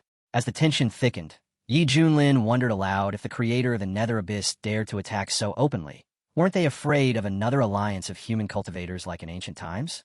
Before the thought could settle, Yuang cut in and shook his head, saying that ghosts preferred damp, rich environments and questioned what they would even gain from seizing the great Zhou. Xiao didn't wait for logic. He scoffed and tells that it didn't matter if the ghosts came because they would just wipe them out. Wang Hua quickly turned to Yi Junlin, asking if the esteemed immortal would help them survive this calamity. On behalf of all great Zhao citizens, she thanked him. But while she spoke, Xiao grew visibly frustrated. Junlin wonders that the master's divine body just naturally attracts trouble. The more he tries to avoid it, the more it comes chasing. He feels something is off, because tens of millions of Nether Abyss creatures wouldn't just show up like this without a reason. Right then, a glowing screen appeared in midair with a message congratulating the host for triggering a new mission. The task was to repel the ghost army invading the Great Zhou, and completing it would grant a valuable reward. Yi Junlin smirked and welcomed the challenge, calling it quest time. He suggested using this place as a base and planned to extract information from the ghosts. Raising his hand, he declared that the invaders were slaughtering innocents, and as a cultivator of the human race, he couldn't just stand by. He urged everyone to spread the word and let it be known that he would step in. Wang Hua bowed deeply, expressing her gratitude and saying that Great Zhao would never forget his grace. Yuang, beaming with admiration, praised the master's wisdom. But standing behind him, Xiao glared and muttered under his breath, calling Yuang a nosy busybody. Without wasting another moment, Yi Junlin gave the order to move and asked to be taken to their emperor. The massive divine beast Kuan Peng, the whale-like protector, nodded in response and guided him ahead with respect. The scene shifts to just outside the Great Zhao capital, where the main army encampments were busty Junlin with movement. Rows of soldiers stood in formation, alongside war elephants and battle wagons. Inside a command tent, generals huddled over a map, their faces grim. One soldier reported, "Moments ago, several ghost armies broke through our defenses. They're advancing fast, and it's clear their target is the capital." Another added, "Reports from across the realm say their generals are at soul integration level. Some even believe a great Ascension ghost commander is leading them." A third soldier frowned and asked, "Why now?" Why are the ghost race suddenly obsessed with taking Wide Aberdeen Street? Could there be hidden treasures drawing them in? The commander, who also happened to be the Crown Prince, sighed. I understand your suspicions, but even as Crown Prince, I have no idea. A soldier quickly apologized. Forgive me, Your Highness, I spoke out of turn. It's fine, the prince said, shaking his head. Right now, all we can do is hold the line for as long as possible. If we can't, then we must protect and evacuate the people. As long as they survive, there's still hope. Just then, someone burst through the doors. Your Highness, it's urgent. You need to see this immediately. Everyone in the tent turned to him, startled. The Crown Prince narrowed his eyes. Don't tell me the ghosts are attacking again. His thoughts spiraled. Damn it. These last few days, the ghost army's been wearing us down with raids. Our troops are exhausted. We're outnumbered, 800,000 to our 400,000, and they control the initiative. How the hell do I turn this around? Suddenly, tremors rippled through the ground. Outside, the divine beast Kuan-Pung landed with a thunderous splash, and soldiers stared in confusion and alarm. They questioned what the beast was and why something like that had appeared in the Great Zhao. All units were ordered to prepare for engagement. The Crown Prince rushed to the scene and quickly told them to stand down, recognizing the creature as Kuan-Pung, the divine beast. He also identified the rider as Tiger Leopard Commander Manhua. One soldier blinked in disbelief, surprised that Commander Wang could ride such a beast. Wang dismounted and stepped forward, reporting that the Tiger Leopard cavalry had returned. She had brought Yi Junlin, master of the divine beast, to help defend the Great Zhao. The Crown Prince stared in shock, confirming if it was really Yi Junlin, the white-haired demon from the Shantian sect, who had tamed the divine beast. Wang stepped in quickly and urged the prince to choose his words carefully. She explained that Senior Yi Junlin was actually very easygoing and not as frightening as the rumors claimed.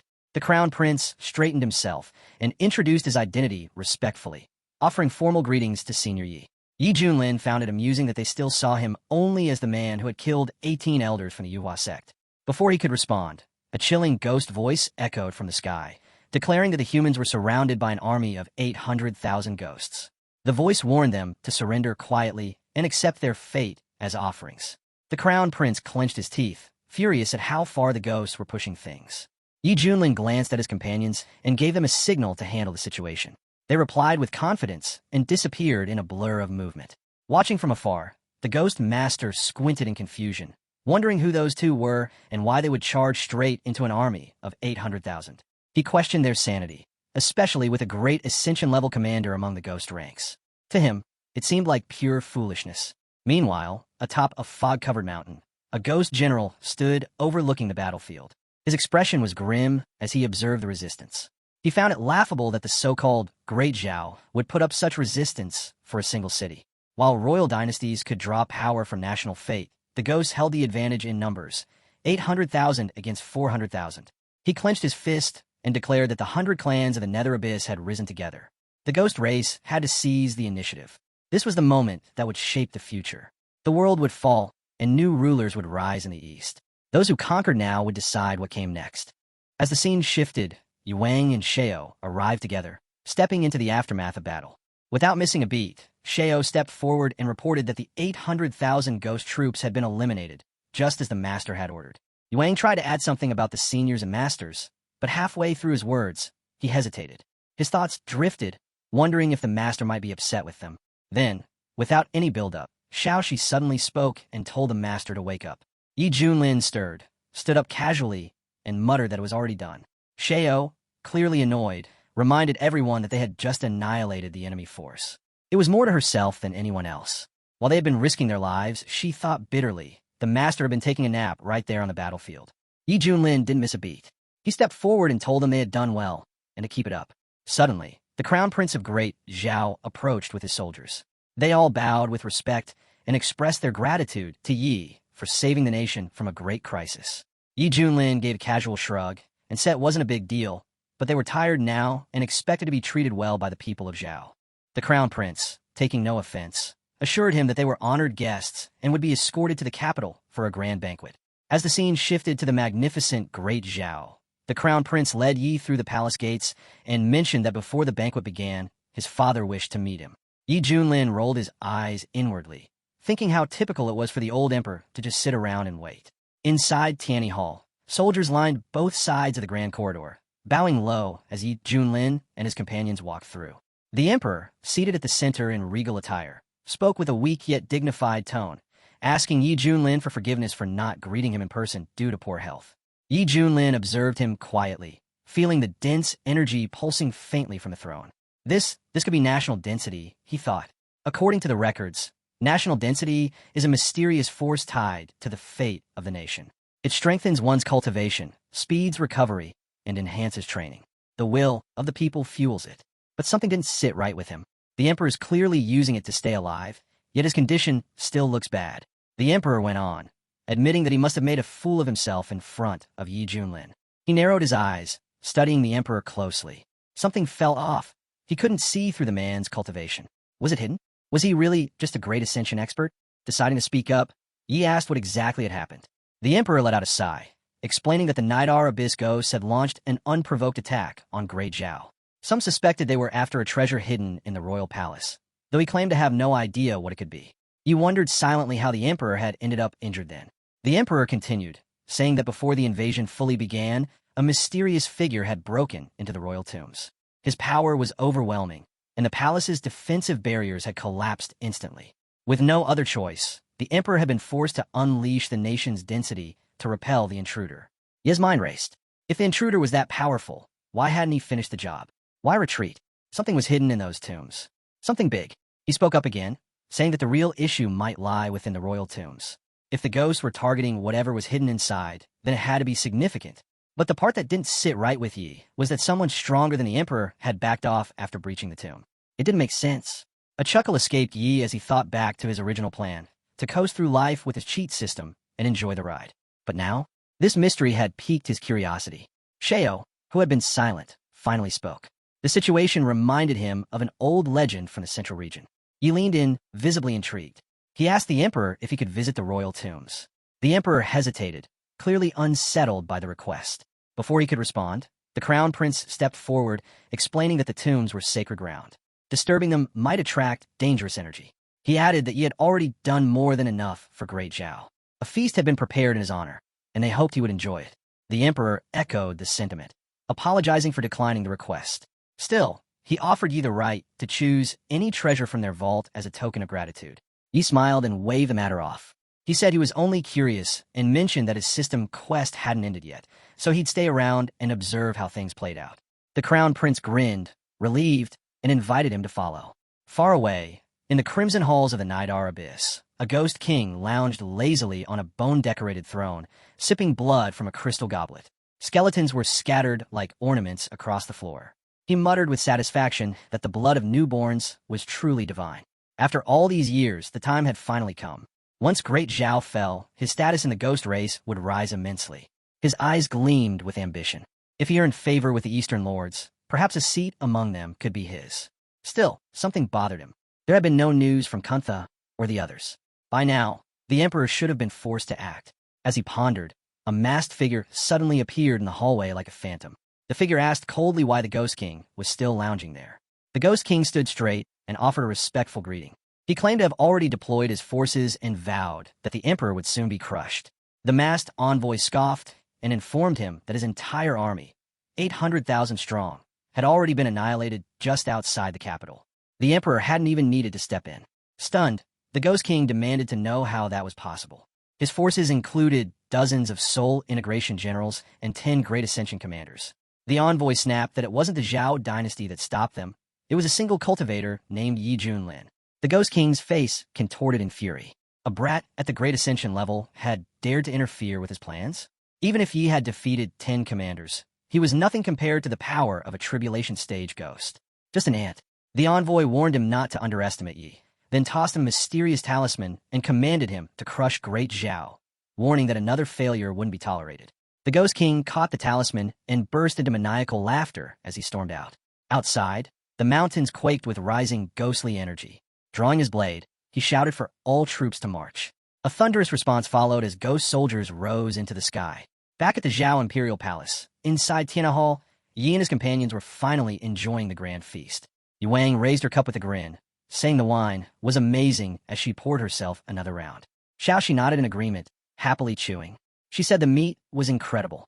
Sheo, in contrast, sat stiffly, refusing to touch any food. The Crown Prince noticed and leaned in with a polite tone, observing that Red Immortal's discipline was admirable. Perhaps such restraint reflected true self-control. Yuang rolled her eyes and said to ignore him, claiming Sheo was just on a diet. Sheo's brow twitched, fuming silently. A diet? Seriously? He was a tribulation stage expert, not some overindulgent glutton. Trying to lighten the mood, the Crown Prince clapped his hands and suggested perhaps some music would be more to Red Immortal's taste. At his signal, Chang Feng, the Eastern region's greatest musician, entered with a graceful bow and introduced himself to the guests. The Crown Prince explained that Chang Feng's music carried the profound essence of Zhou, once even helping a dying Yuaning cultivator break through to soul formation. He requested Master Chang Feng to begin playing. As the elegant melody filled the hall, Yuang, Xiaoxi, and even Sheo remained noticeably unimpressed. Chang Feng frowned at their reactions and turned to the Crown Prince. If this was their idea of entertainment, then perhaps he shouldn't have bothered showing up at all. The Crown Prince looked at Yi and asked if he found the performance lacking. Before Yi could answer, Chang Feng snapped at him, accusing him of being a vulgar brute who knew nothing about music. Yuang's aura flared up, her eyes burning with anger. She declared that no one insulted her master and that she'd end Chang Feng where he stood. The Crown Prince raised his hands and quickly intervened, saying that Master Chang Feng simply had a blunt personality and meant no offense. But Chang Feng sneered and claimed that they were all barbarians, only interested in battle, never respecting the sacred Zhou of music. The Crown Prince muttered under his breath, wishing Chang Feng could at least die with some dignity if he was going to keep acting like that. Just then, a system screen lit up before Ye's eyes. A new optional mission had been triggered. He glanced at the mission details and chuckled to himself. The first option was garbage. It had just hurt his reputation. But the second? It would power up Mousy and boost his entrance style. Perfect. He got up from his seat and said there was no need for instruments. If music was the test, then his hands would do just fine. Chang Feng's face twisted in fury. Hands? Martial arts scum had the nerve to mock the sacred path of music? He had studied for thousands of years, diving deep into this Zhou, and now some brute thought he could just wing it? He simply cracked his knuckles and smiled, ready to prove otherwise. The prince entered the conversation too and said, every profession requires its master, and practitioners are no exception. If it were as simple as just having hands, there would be no masters left in this world. Yuang was also supportive and shouted that his teacher was right, and the most important thing was to have hands. Chang Feng shouted at the guy to act. He said he would lend him Fuyo's lute and let everyone see what amazing music he could play. If that guy could actually perform, then even a pig could climb a tree. With an attitude like his where all he knew was how to fight and kill, there was no way he understood the art of playing the lute. Yi Junlin glanced at the old man and asked him to hold back. He said he was really afraid that someone as respected as Yi Junlin might lose patience and start a fight right there. Yi Junlin picked up the instrument and said that in his past life he had a creative side and playing the lute was easy for him. He added that his master had given him auto-improvement skills. The system then gave a notification. It showed the levels of lute mastery, which started from elementary comprehension, then moved to confident mastery, outstanding mastery, supreme mastery, and finally pinnacle of perfection. Yi Junlin's current skill was already at pinnacle of perfection. He then asked the system about the other guy's level. The system replied that the man's skill was only at confident proficiency. The old man told him to hurry up and stop wasting time. The prince saw all of this and wondered if Honorable Yi Junlin had any patience left. He questioned whether he should step in and save Chang Feng. Yi Junlin thought to himself that if Chang Feng had only reached the level of confident mastery, then maybe it was better to just bear with listening to his level and hand over the stage. He decided to let him perform his old melody called Power over the world. Yi Junlin then placed both hands on the instrument and began to play using his energy. The flow of waves in the music shifted between fast and slow with such depth that Xiao could not believe the melody came from someone so young. She wondered how his teacher had passed down such a powerful tune. If this performance took place in the central region, it would easily be ranked at the highest level where no one would dare challenge it. Chang Feng was shocked to hear such a sound and asked, "How is this even possible?" Yuang also excitedly shouted at this moment that the music was great, and he was suddenly able to feel the incredible depth and meaning in it. "I have a storm of emotions and feel like my heart is about to jump out." But Yi Junlin suddenly started playing faster so that everyone could feel the energy. Shirao hadn't expected that and suddenly felt himself raising his level. Yi Junlin had told him that this was the middle of the Great Ascension, the late stage, the peak, the perfection. She suddenly realized that she was only one step away from reaching the state of Ascension. Yuang was also caught under this and shouted for more, to give him energy. After all, Senior Lee had been dreaming of this for a long time. Someone said that Senior Li had also unexpectedly moved from unification into a great ascension. The prince witnessed everything with his own eyes and claimed that Yi Junlin, who was thought to be honorable, was actually a false immortal, only at the mid-stage of ascension. Energy from the melody surged through the residence and echoed across the city. The warriors who experienced it said the sound alone had healed their wounds completely. They called it an amazing event. Some even felt themselves advancing into the spirit transformation realm and called it a miracle and a blessing from the heavens. Meanwhile, outside the capital city of Zhou, an elder demon warned that the demons planned to launch a bloodbath that very night across the empire. He ordered them to attack the city. Suddenly, a radiant light burst across the sky, catching everyone's attention. Even the younger demons begged their elders to look at it. The force of the sound was so intense that it tore through their ranks. Just before being destroyed, some monsters cried out in desperation, questioning what it was and pleading for the great king to rescue them. They shouted that whoever had this kind of power should stop hiding, because hiding did not count as a skill. The terrified monsters urged their king to retreat at once, saying mankind now had a mighty protector. But the elder demon refused and demanded to know who the true opponent was. In that moment, he declared there was no better choice than to rely on Abyss Pill, who was ready to sacrifice anything just to uncover the identity of this mysterious and powerful enemy. The elder demon began to improve and shouted that he could feel the power within him surging, and his skill had moved from the beginning level of ascension to the late stage. This music can no longer affect me. The elder demon evolved and began to attack the city from afar.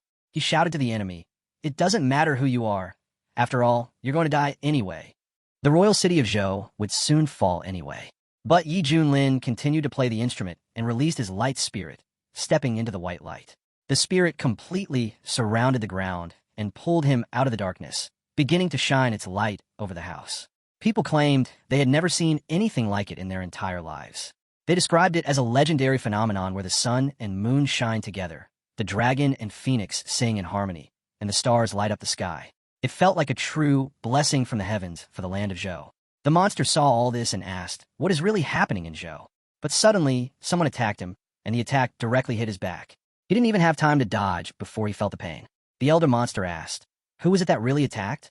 If you have the courage, you come out." But a friend of the elder demon saw that someone was in the house in front of him, and he said that mankind had a great existence. The sound of energy was so loud that the senior monster couldn't even hold back and slowly disappeared with a slow flame.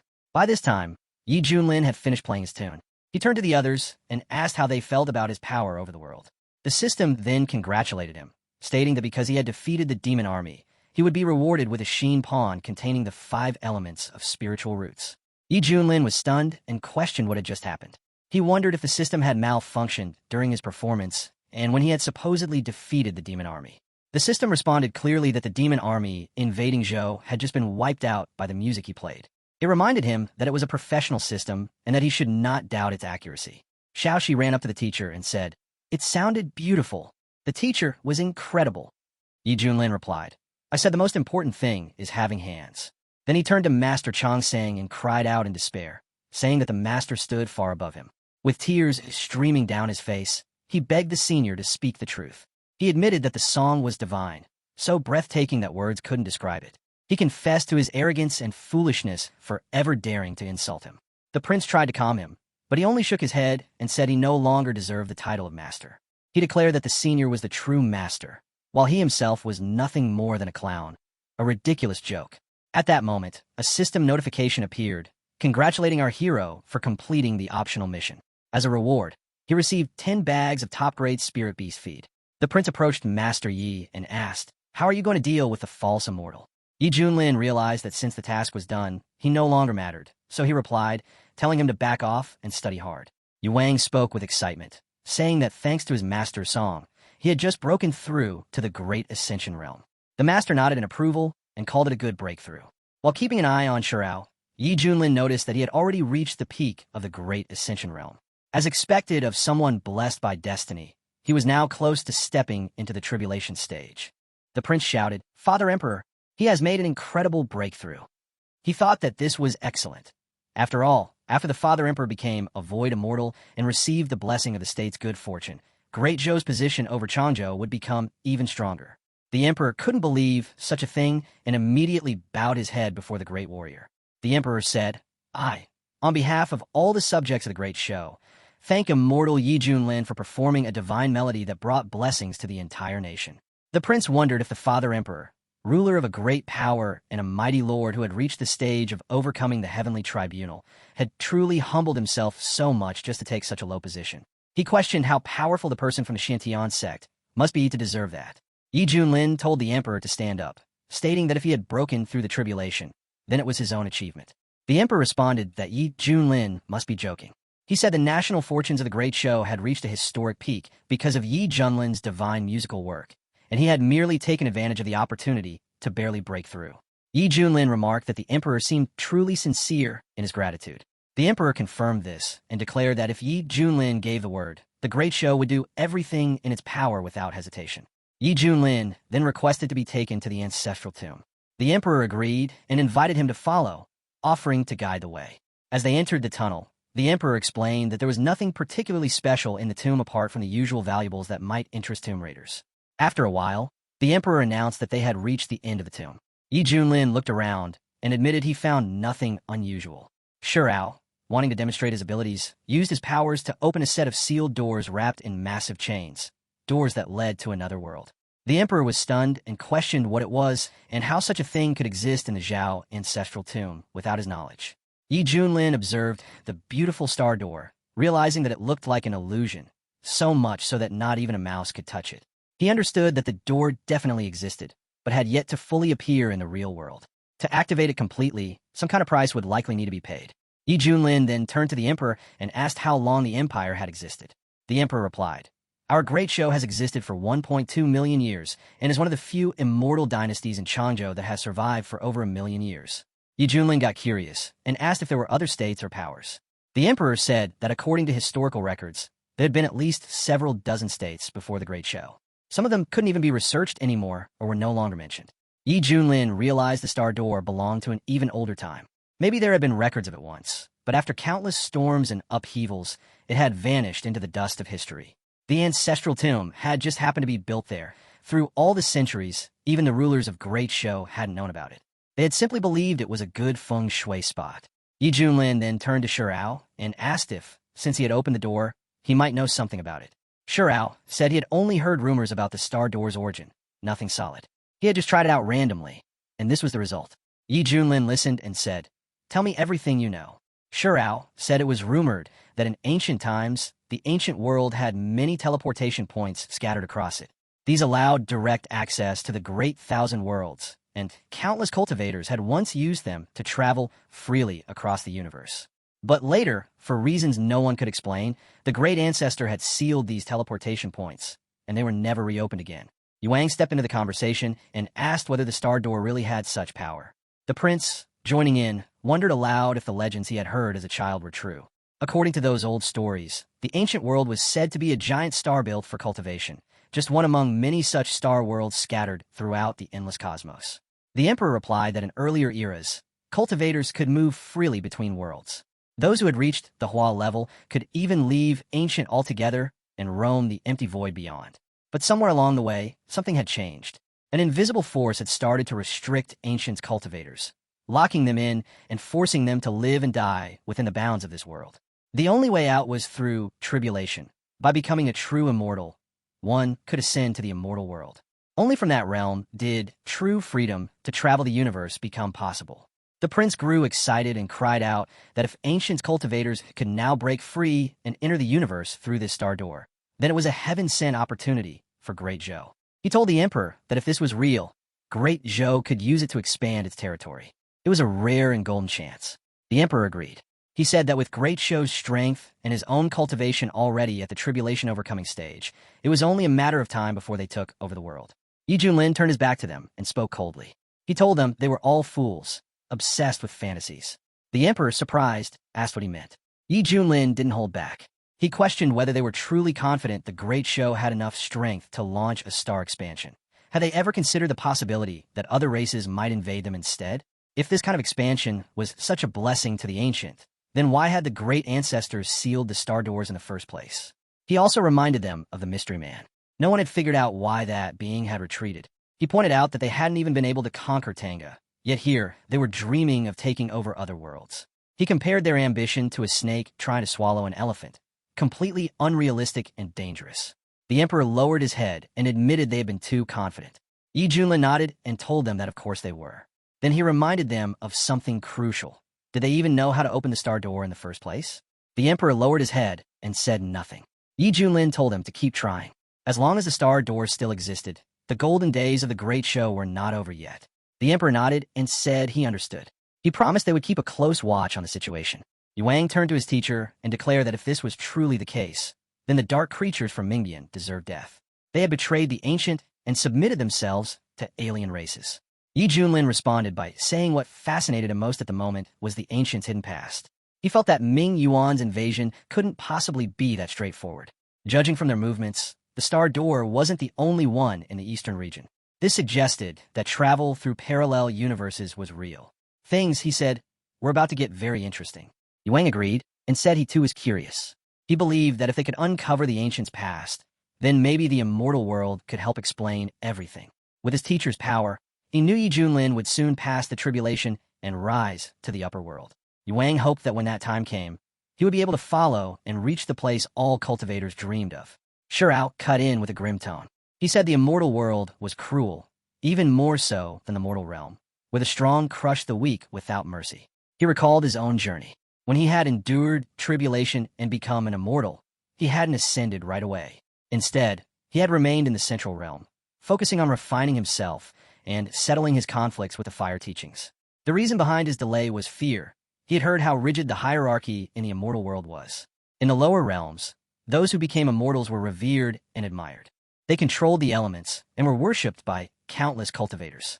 But in the upper world, a newly ascended immortal started at the very bottom.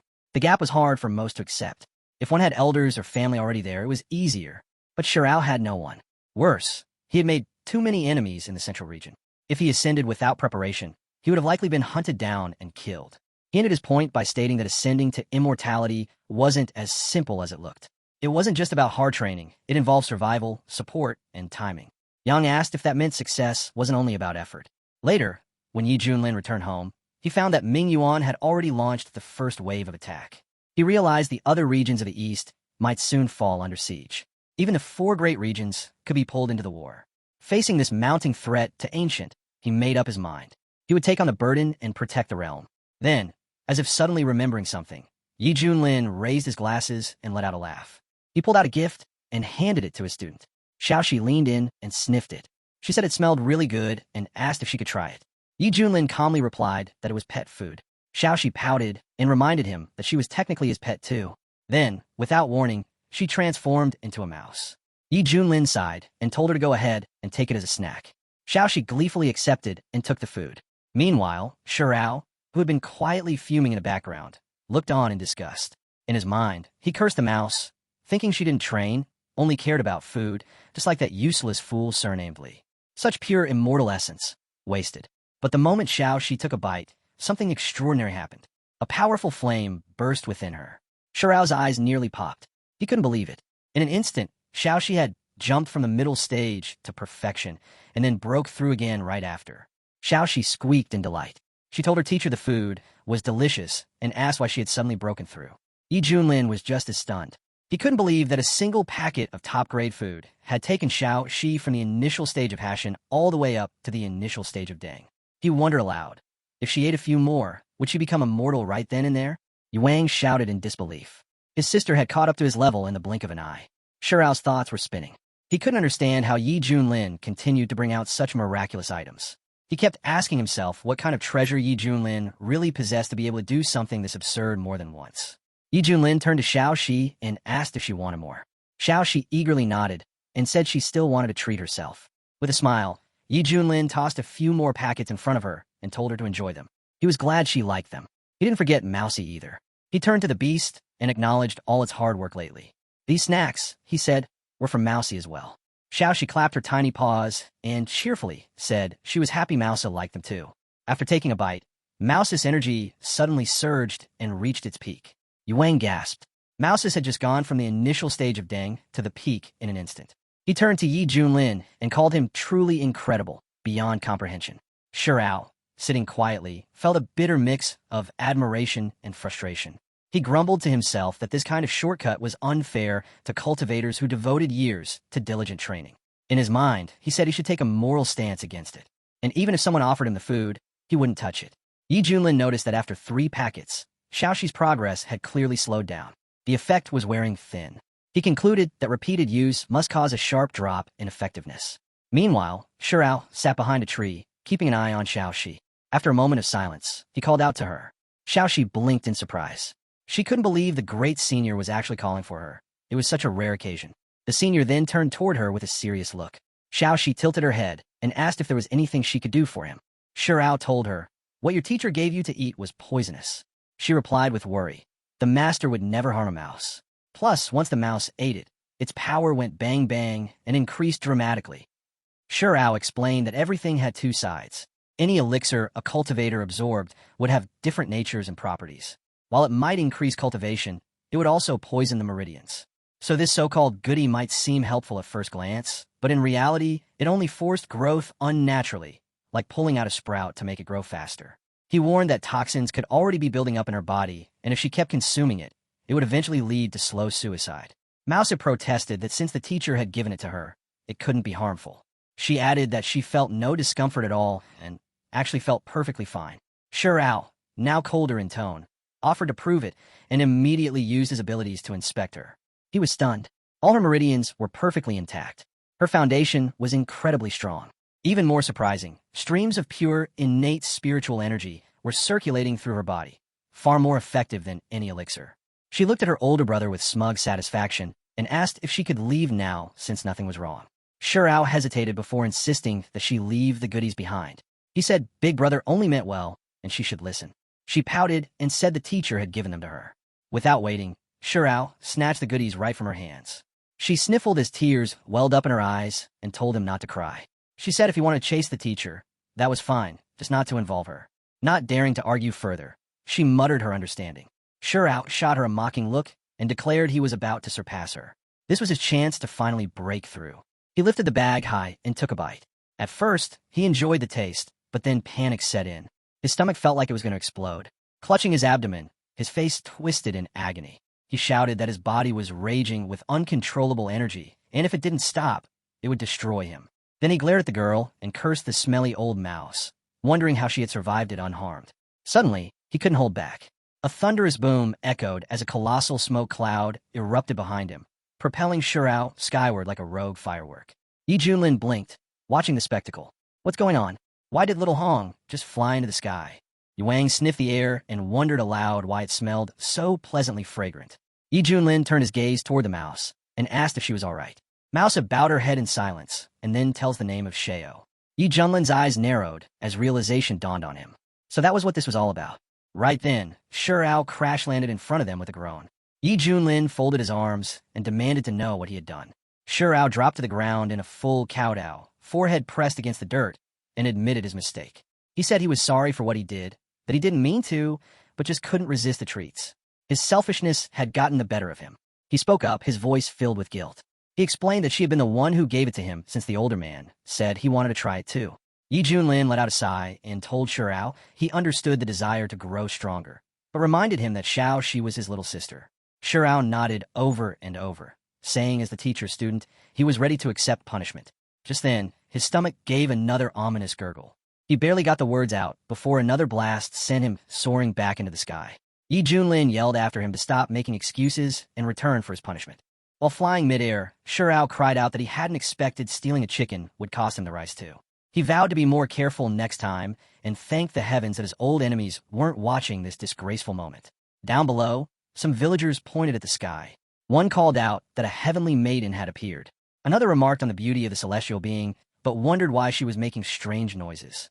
A little girl giggled and said it reminded her of her sister farting. A nearby man scoffed and said that was nonsense. He claimed a divine being wouldn't fart. She was clearly releasing heavenly energy.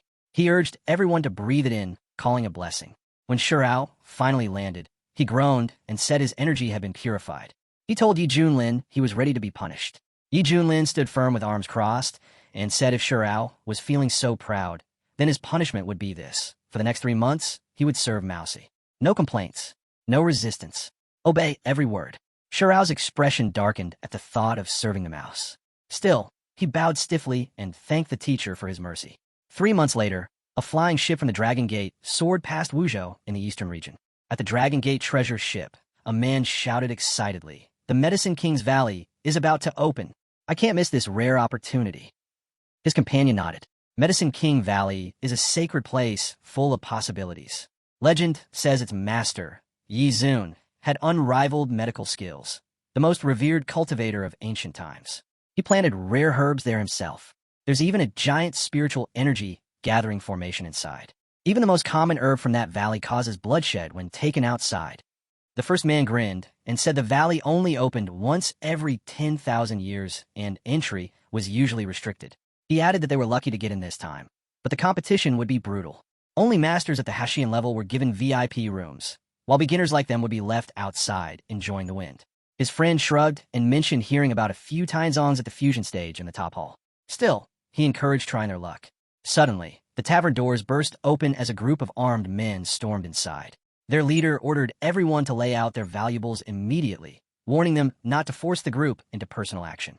A warrior stood up in protest, questioning how an attack could happen there, especially with a heavenly ruler aboard who would surely protect them. An old man scoffed and challenged anyone daring to rob them in broad daylight. One of the bandits stepped forward with a smug grin and asked, "Who are you, senior?" The thugs introduced themselves as members of the Xintian sect, and their leader claims to be Yi Junlin. Just like our hero, he has also gathered a similar group of followers. One of the warriors suddenly shouted that it was him, the white-haired god of killing Yi Junlin. One of them shouts in disbelief, asking if they're really sure, wondering what kind of person would even do something like that, and suggesting it might just be someone who looks similar. Another one quickly points out that anyone with eyes should notice the people standing beside him match the rumors perfectly. The group starts throwing out different opinions. Some bring up the claim that his mount is supposed to be the legendary Kunpeng. Others react with clear disgust, since the Kunpeng has been extinct in the Kunlun realm for ages, making it impossible for anyone to ride one. A few agree, saying people are just blowing things out of proportion, and that even if Yi Junlin is strong, there's no way he has a divine beast like that. One of the men snapped that they should stop talking. If they wanted to survive, they had to give up everything they had right now. The old man smiled slightly as he thought to himself that these fools had taken the bait again. He waved his hand and told Li Wujie to accept the gifts from their honored Zhou friends. Wu answered right away. He jumped forward with his sword gleaming and warned everyone to hand over their valuables unless they wanted to be cut down. The crowd started panicking. They begged him not to hurt them and promised to surrender. Wu looked up and yelled to the ones on the upper floor. He said they should hand over their rings to them unless they wanted to face his blade. Then he stopped and wondered why those in the top room were staying quiet. He asked if he had to go deal with them himself. A guest quickly whispered that 2 people in that room were from Guangzhou. They were powerful and had real backing. Wu gave a cold smile and said he didn't care how important they were. They still needed to show respect to his teacher. If they had any sense, they would come out now. If not, his teacher would make them regret it. Just then a smooth voice spoke up. The speaker said they were from the Wendao sect of Guangzhou and asked for a favor. In return, they would make sure to pay a proper thanks another day. Wu felt his heart skip. The Wendao sect was one of the strongest in the East. Only Yuhua ranked above it. He had even heard that several immortals had come from it. But even the Yuhua sect had not been able to stand against Yi Junlin. He steadied his tone and told them to save their promises. They needed to come down now. In a flash, Fandijin appeared with his assistant, and Miaoi. Wu looked at the girl and gave a mocking look. He asked if they were joking by bringing along someone so weak. Miaoi flared up and demanded to know who he was calling weak. She charged forward, but Fan held her back. He told her to stay calm and let him handle it. As he looked at the group, he thought they matched the rumors. It really was Yi Junlin and his people. Their power felt hidden. The story said he always masked his strength. This was not a group to provoke without caution. He took out a glowing orb and said the Wendao sect offered 5 million supreme spiritual crystals along with several useful artifacts as a small gift for Yi Junlin. Wu gave a smirk and thought to himself that they were trying to play along. He said he would pass the message to his teacher. As Fan stepped back, Miaoi clenched her fists and asked her uncle why he gave in so easily. Fan hissed, "I acted for your safety. Yi Junlin's bloodthirsty temper is legendary. He's not afraid of the Yuhua sect. If he targets you, I'll face the Wendao sect's wrath." Yao spat and said that when those at the top are corrupt, the rest follow. Yi Junlin's arrogance knew no bounds. He roamed freely across the eastern region and had even killed a Yuhua immortal who was the saint's teacher. Now he was making a mockery of them all. Miaoi clenched her fists. "I'll train until I can crush that scum myself." Fan sighed and told her that with her star immortal body, She might one day rival the Yuhua Saint solar body, but for now she must focus on staying alive. At the robber's hideout, the toothless leader cackled with joy and said Yi Junlin's name worked like magic, making every robbery a success. Wu agreed and added that even that Winda elder bowed to the name, and he nearly died from the shock. A girl sneered and said they respected Li Wu, the devil sword master, not Wu's face. Wu grabbed his sword and snapped back, reminding her that she was once carried on shoulders like a prize at Fenchan Luo, so she should not act so proud now. The leader slammed the table and warned them to stop bickering, saying they were all replaceable. One final job remained, and then they would scatter. Suddenly, a strong gale howled outside. The chief turned sharply and asked what that sound was. Wu turned pale and wondered aloud what kind of monster it could be. The leader saw the shadows flee and said it was a good thing they did not try to stop them. Those creatures would have eaten them like a snack. Meanwhile, with Yi Junlin's group, Shurao gently stroked the divine beast and softly said he really liked her, then thanked his big brother. Yi Junlin smiled and told him that his detention would soon end and that he had prepared a gift. He then turned and asked Sei to fetch some chocolate ice cream. She returned with a bright smile and offered swirled ice cream to his brother. Yi Junlin explained that it was the best cold treat in the world and was a reward for Shurao's patience. Shurao hesitated, wondering if this was another humiliation. Then he took a bite and his eyes lit up. The cold and sweet treat melted in his mouth, and he began to wonder if Yi Junlin had truly shown him a bit of kindness. Yuang rushed in and reported that they had reached Wuzhou and that Medicine Valley would open in a few days. Noticing Shurao's blissful expression, he muttered that such acting was truly a test of will. Yi Junlin raised an eyebrow and repeated the name Medicine Valley, as if mulling it over. Yuang nodded with excitement and said it was a land full of miracles with rare herbs and unique medicines, making it an event not to be missed. The system pinged a new message indicating that a mission had been detected to explore Medicine Valley and that huge bonuses awaited. Yi Junlin grinned. Perfect. We've been idle too long. Let's see what this valley offers. Meanwhile, in the eastern region at Wuzhou, right in front of the Dragon Gate guest court, the group finally arrived. Yuan turned to the teacher and explained that this was the largest in within 100 miles radius. He suggested they stay there for a few days and wait for the official opening of the Medicinal Valley before heading in. Yi Junlin said the name sounded familiar and agreed they would stop there. As soon as they opened the door, the staff welcomed them respectfully and invited them inside. Yi Junlin told the attendant to prepare a better room for them. The man in charge gave a polite bow and asked them to proceed to the second floor. As they climbed the stairs, Shurao asked why they needed to keep a low profile. Yi Junlin sighed and said that now that he was famous, crowds of fans were bound to appear if anyone recognized him. People would rush over for autographs, and the whole place would fall into chaos. Shurao instantly regretted asking, thinking this person's mind was impossible to understand and not at all like ordinary people. Once seated at the table, Yi Junlin asked the waiter for recommendations. The waiter smiled and explained that they had several specialties known for authentic flavor and unmatched taste. First was fried lion heads, made not from ordinary lions but wild primal spirit stage beasts, crispy outside and bursting with flavor. Then there was sugar vinegar carp, made from a carp said to carry dragon blood, fresh beyond compare. She suddenly perked up and asked about a particular dish. The waiter brightened up, explaining that it was ice mouse meat. Every slice was as clear as snowflakes and crisp when grilled, which earned it its name. Before he could continue, she covered her ears in horror. Yi Junlin cut in firmly and said they would take everything except the snow meat and told the staff to serve them one by one. The waiter blinked in surprise, thinking these dishes hadn't been ordered in ages, and this must be a wealthy guest.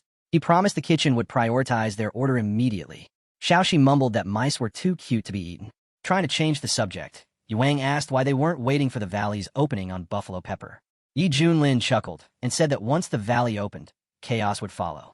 He thought it would be best to soak in the atmosphere beforehand, as anything could happen. Yuang respectfully clasped his hands and said the teacher was always far-sighted and that he admired him deeply. Suddenly, Shurao signaled them to be quiet and mentioned that someone nearby was talking about them. Yi Junlin casually waved his hand and said that was normal, as he had many fans. He wanted to hear what legendary tales they were sharing. With enhanced hearing, he caught snippets of conversation. One person cursed Yi Junlin, saying half a lifetime's efforts were ruined because he had been robbed. Another complained that 6 level 7 artifacts, 30 amulets, and 5 earth elixirs had been taken from him by the same man. Yuang angrily slammed the table and insisted they were slandering the teacher. Shurao couldn't help laughing, thinking that even Yi Junlin had moments of infamy. It was truly entertaining. Why Yi Junlin let out a deep sigh and said it was obvious someone was impersonating him. He figured those people had been scammed, and if Shurao wanted to laugh, he could go right ahead. Shurao suddenly stood and called them pathetic worms, saying all it would take was a word from the teacher and he would silence them permanently. Yi Junlin rolled his eyes and said that was far too exaggerated. More whispers reached their ears. One person mocked the so-called Red One, saying her beauty was all hype and that she smelled like wind and dust, no better than a brothel worker. Another claimed she was mid-tier at best and wondered why everyone fussed over her. A third admitted that the first time he saw her, he nearly drooled and had wanted to get up close and inspect her for himself. Shurao's eyes glinted with murderous intent. Yuang coughed awkwardly and claimed he just had sand in his eyes and told them not to mind him. Yi Junlin patted Shurao's shoulder and told him to show some magnanimity. He reminded Shurao they were talking about a fake, and a woman at that. Then he added with a smirk that Shurao wasn't a woman, so why fuss? Shurao began to protest, but Yi Junlin cut in again with amusement, saying it seemed Shurao had accepted the nickname Red or he wouldn't be reacting so strongly. Shurao tried to deny it, but the arrival of food interrupted the moment. The waiter announced that their dishes were ready and invited them to enjoy. Xiaoxi eagerly sniffed the aroma and said it smelled amazing. As the waiter exited, he muttered to himself that these guests seemed oddly familiar. Elsewhere in the inn, Yao sneered and told her uncle to listen to how everyone was cursing Yi Junlin, claiming that was the true voice of the people. Fan shook his head and replied that it was all idle talk.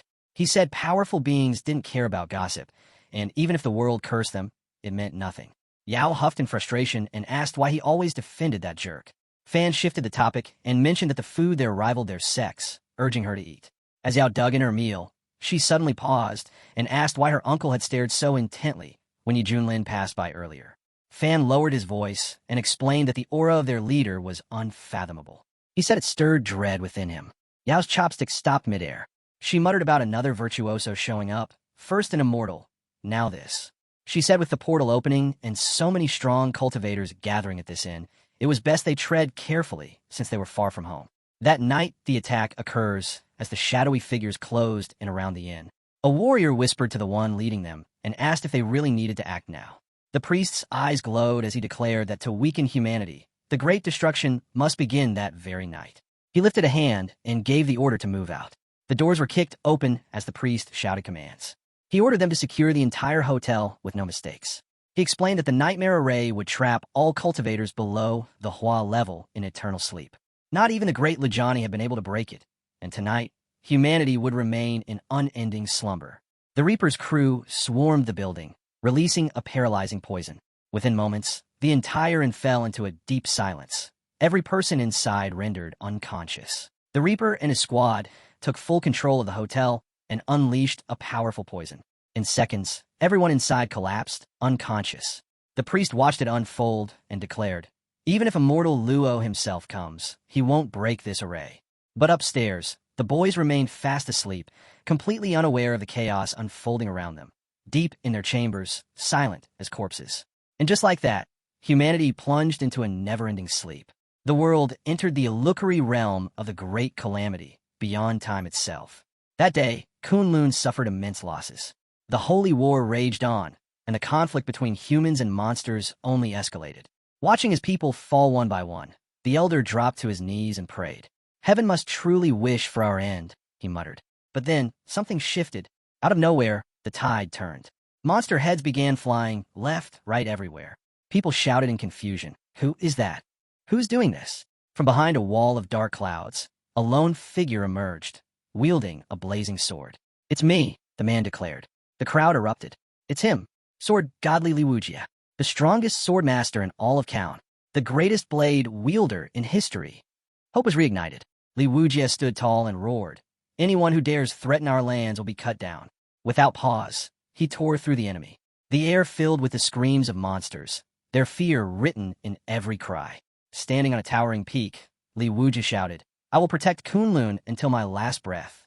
The warriors below cheered, their morale soaring. They called him their hero, swearing loyalty to him forever.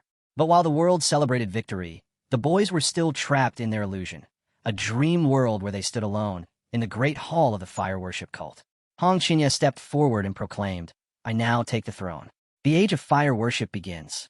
Our leader's power knows no bounds. They said the sacred fire scorched the skies. To worship fire was the highest calling, and also the most agonizing. In that world, only fire endured. Elsewhere, she too was lost in an illusory realm, but hers was peaceful. She lay on soft cushions, calmly eating sweets, untouched by war. That same night, Yifan stepped onto a balcony, gazing out over the city. I thought my name would echo through every province in the east, he sighed. But instead, I've become a disgrace. He looked out at the world, bitter realization sinking in. People aren't who they used to be. Everything's changed. It had been too long since he last made a move. Now he knew. It was time. Is it still possible to make up for a missed signature? Yifan asked. The system responded without delay. Of course. From now on, you'll receive rewards for any missed sign-ins. Yifan was taken aback when he saw the reward pop up. What class is this item? He asked. The system replied, it doesn't have a class or level. Its power depends entirely on your flute-playing skills and your own strength. Yifan nodded. He hadn't forgotten. His flute technique had already reached its peak. There was no better time than now to release the tension building inside him. Without hesitation, he lifted the flute to his lips and began to play. A calm, soothing melody drifted through the air, quietly spreading across the entire city. Far away, a hydra pricked up its ears. What's that sound? It muttered. But before it could question further, its massive body started to sway. This music, it's beautiful, it murmured. Remind me of the old days, back in the tribe. Another monster nearby looked up. What are you doing? It barked. Keep the illusionary array stable. But it was too late. The melody had wrapped itself around them like a spell. One by one, the monsters stopped what they were doing and began to dance. Hydra watched in disbelief. What's happening? Who's interfering with our work? He shouted. Let the priest show himself right now. But even Hydra couldn't resist the rhythm. His body moved on its own, joining the others in the strange, spontaneous dance. Elsewhere, Elder Fan stirred.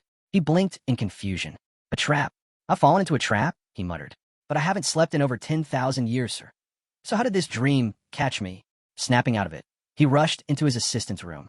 Wake up now, he shouted. Meowie was seated on her bed, eyes closed. Fan ran over, touched her forehead, and activated his technique to awaken her. Her eyes shot open. Uncle, she asked groggily. What's going on? What did I miss? You didn't miss anything, Fan said quickly. We've been tricked. We've been trapped. Meowie whispered, stunned. But I didn't even want to wake up. The deeper I went, the heavier my soul fell. Fan nodded grimly. It's a powerful illusion. One of the ancient ones. While forgotten formations that bury a person in sleep so quietly, their mind and soul won't even notice. Eventually they just die. Meowie shivered. That's horrifying, but why? What's the purpose behind this? Is it just for killing? Fan looked out the window. No, more likely, they're after the Medicine King's Valley. And with the way things are escalating, anything could happen next. Just then, the soft echo of Yifan's flute washed over them. The air stilled. Everything quieted. Fan turned to Meowie. Stay here. Don't run. I'm going out to see what's happening. He leapt through the window and flew into the sky. As he scanned the horizon, he muttered, creatures from the border abyss. I've only heard of them in legends. Evil snakes born in darkness. Down below, the monstrous snakes turned toward the great priest. Despite the interruption, the priest remained calm. Most human cultivators will choose to stay in their dreams, he said. They're beautiful, comforting. But if someone intervenes in time, there's still hope. Fan wasn't about to let it end there. He landed, voice thunderous.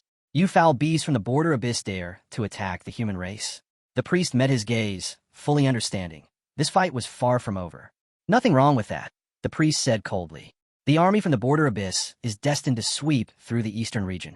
Wiping out these cultists ahead of time is just being efficient. Fan snapped back. That's arrogance. This is human territory. You're overstepping. The priest narrowed his eyes. You and I are both cultivators of great perfection, and I have over 10 seasoned body unification masters backing me. What exactly do you plan to fight us with? Just then, Yu Yang burst onto the scene. It's them again, the border abyss monsters. Last time, they slaughtered tens of thousands of our people, and now they're back for more. Hong Qinya joined him, glaring at the enemies. Disgusting creatures, slinking around, trying to ambush us like cowards. The priest glanced over. Are those two more great perfection cultivators? But something felt off. The pressure radiating from them didn't match what he expected. This wasn't the aura of normal cultivators. And yet, they felt strangely familiar. One of the snake beasts turned to the priest. What now? There are 3 great perfection cultivators standing against us. Don't panic, the priest ordered. Redirect all your power into me, immediately. Energy began surging toward him in waves. With the darkness bone's power, he growled, they'll vanish, instantly and without a trace. Yu Yang's face darkened. This is bad. They're trying to flee, but we can't let them escape. He called out, don't think you can run and leave the rest behind. But the priest only smirked. It's pointless. This rod is a sacred weapon, gifted to me by our clan chief. Even someone at the 3-fracture trial stage would struggle to resist it. As the group slowly began to vanish into the darkness, Yu Yang felt something shift in the air. That melody again.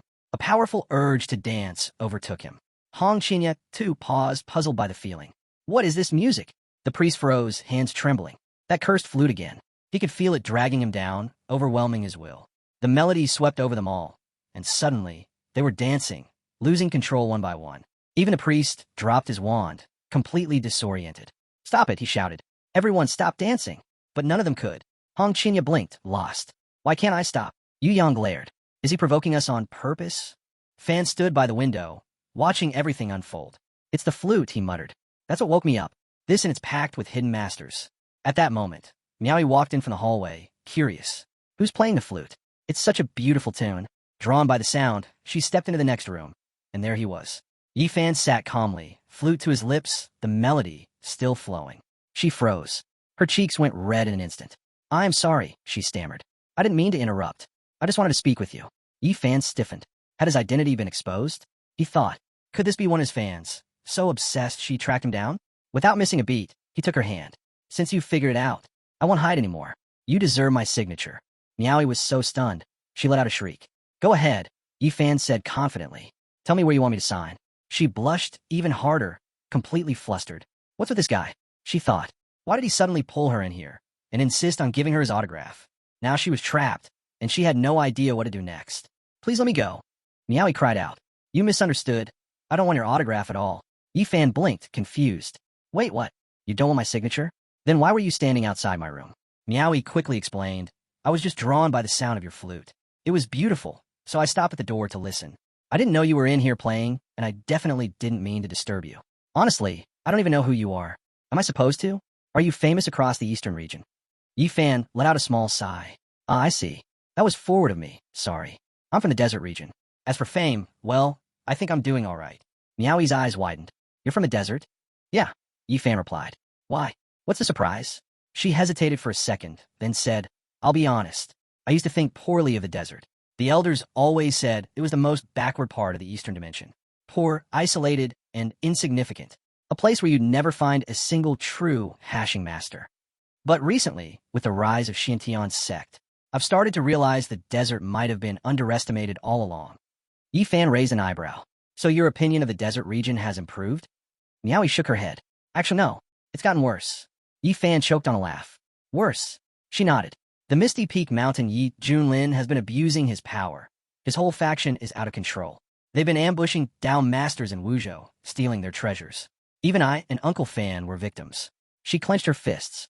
A so-called great virtual immortal. Someone who's reached the 3 trials fracture stage, acting like a common thief. It's a disgrace to both the cultivation world and the eastern dimension.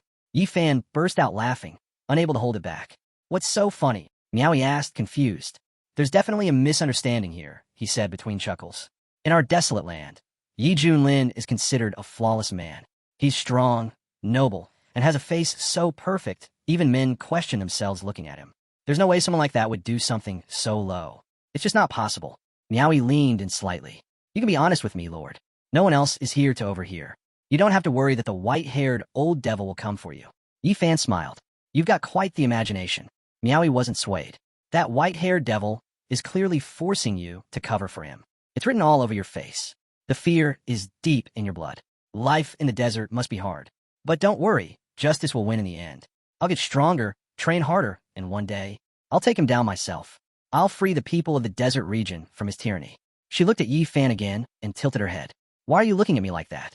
Did I say something wrong? Yi Fan chuckled. A little. But it's okay. Just hold on to that fire. I believe in you. Go defeat Yi Junlin and save the desert. Miaoi gave a confident nod. You don't need to worry about me. I've already decided. And Uncle Fan, as Miaoi stepped out of the room, she called over her shoulder. Uncle, I'm here. Fan turned to her, frowning. Why'd you run out here? Didn't I tell you to stay quietly in the room? Miaoi replied casually. I heard someone playing the flute. The melody was so nice, I followed it, and ended up here. Fan raised a brow. You're telling me you actually found the person playing it? Miaoi turned and pointed. Right here. He's the one. Fan gave Yi Fan a respectful nod. I have to say, sir, your skill is impressive. Yi Fan nodded politely. You're too kind. It's just one of my signature techniques. But before the conversation could go any further, the rest of the boys rushed in. One of them leaned in quickly and whispered, "Teacher, don't expose yourself. Just go by Brother Ye." Hong Chinya stepped forward. "Brother Ye, the situation outside has been handled." At that moment, Miaoi gave him a once-over. She was stunned, so elegant, like a fairy herself. "Who are these two?" she asked. Yi Fan answered, "The one in red is Wang Kehiwa. The one with the blade is Li Taidan." Hong Chinya scrunched his nose. "Seriously? Why does everyone call me such weird names? Who came up with that?"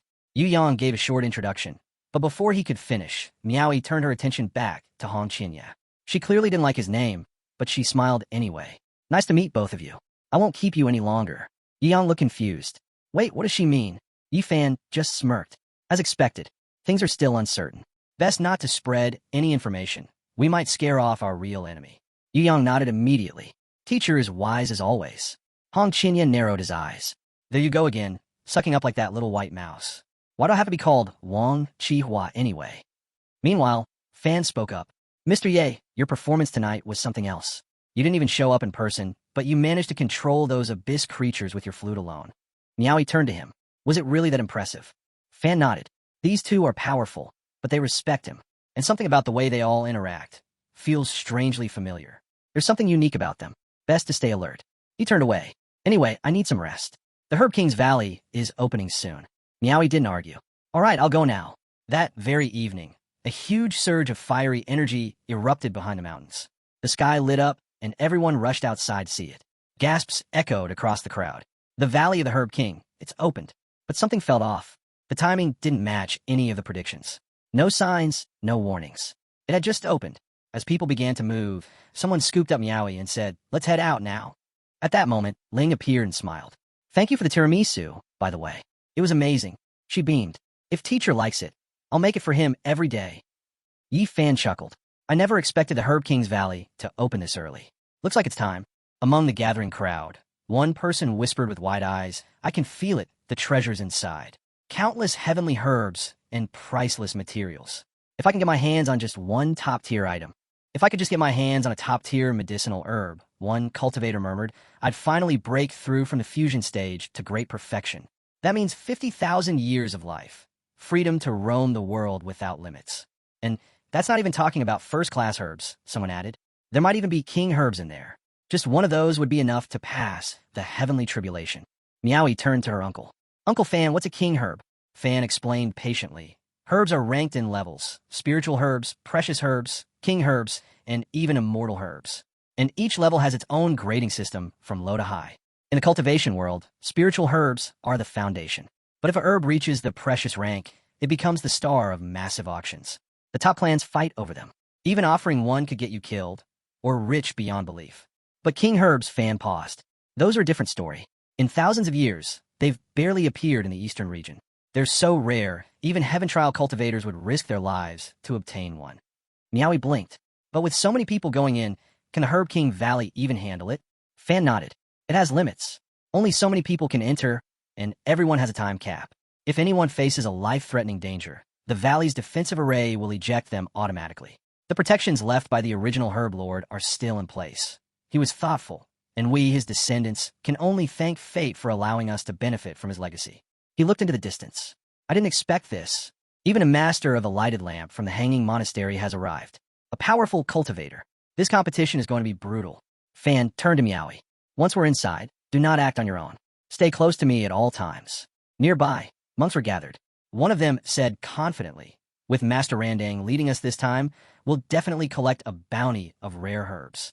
Another monk chimed in, "A 1,000 years ago, Master Randang ventured into the Yan Wang Valley alone. He came out stronger than ever. That place, it's full of blessings." He added solemnly, "But Yanwan Valley is more than it appears. It holds secrets and dangers beyond imagination. I nearly lost my Tao heart there once.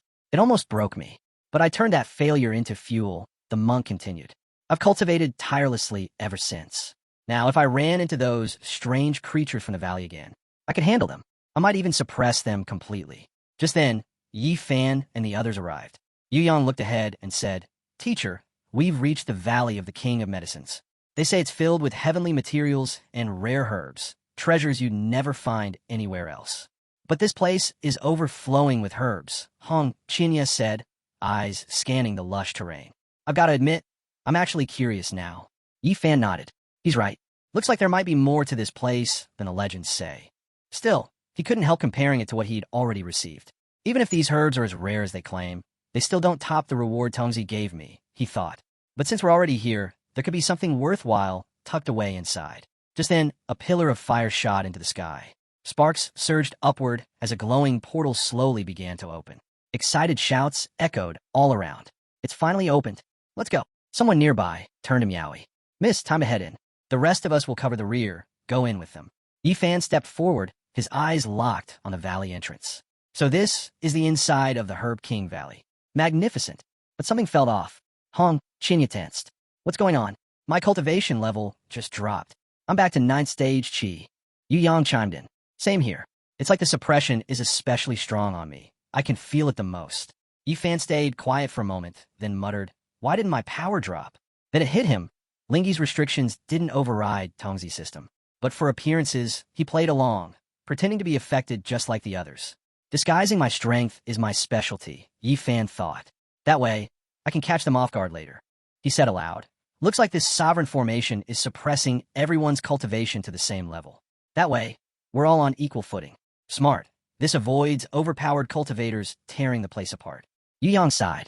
Too bad the suppression's so strong. My dark sword is totally useless now. Guess I'll have to settle for this old kitchen knife. Yi Fan glanced at him, surprised. You're still carrying that thing? Yu Yang nodded. Yeah, it was my first blade, the one I started cultivating with. Back when I had no power. I never thought I'd be fighting alongside it again. Suddenly, Yi Fan's system activated. Carrier presence in Herb King Valley confirmed, it announced. Registration now complete. Yi Fan grinned. Nice. Register me. A notification popped up. Congratulations. You've received a premium-grade Insight Tea scroll painting. Brewed during downtime for spiritual clarity. Yi Fan frowned. That's it? Seriously? I said I didn't need help with cultivation. Ugh, whatever. I guess it'll at least help with thirst. Hong Chinya was watching him closely. He's clearly annoyed about his cultivation being suppressed. He smirked to himself. Now that we're on the same level, I just need to find the right moment, then I'll go all out. Let's see how long the teacher lasts when I'm done with him. He started daydreaming about it, tying Yi Fan up, whipping him in revenge, savoring every second. But Yu Yang suddenly reminded him, hey, I heard that if a fight here turns life-threatening, the array auto-ejects the fighters. So no worries, we can go all out and still stay safe. Hong Chinya growled. What kind of dumb rule is that? If I can't take him out here, we'll be the ones eating dirt once we're back outside. Yi Fan, noticing Hong Chinya's mood shift, smirked silently. So that's his plan. Use the level suppression to settle old scores. Too bad. I was really looking forward to. Yi Fan watched Hong Chinya closely. He still thinks my power got suppressed too? He thought with a smirk. I can't wait to see the look on his face when he realizes it didn't. Just then, Meowie called out. Minter, look over there. The herbs, they're moving. They're alive. Yu Yang's eyes lit up. The heavens must favor me. The herbs are coming to us on their own. Hong Chinya shot him a warning glance. Don't get careless. These herbs are intelligent, and they're all at 9th level Qi. Suddenly, a 3-leaf clover stepped out of the brush. It wasn't just any herb. It was a rare precious medicine variant. The clover turned to the others and laughed. Elder Yaozuans sent us more toys. Let's have some fun, just like last time. Wheatgrass beside him chuckled darkly. Let's strip them down, make them crawl and bark like dogs around the valley. Yu Yang bristled. Since when did herbs get this cocky? Hong Chinya growled. They have no idea what death even is. He launched a fire attack. Nothing too serious, only 40% of his strength, but still strong enough to take down a cultivator of equal rank outside this valley. To his shock, it did nothing. What the? That should have roasted them, he muttered. Weed sneered. What's this? A little girl trying to pick a fight.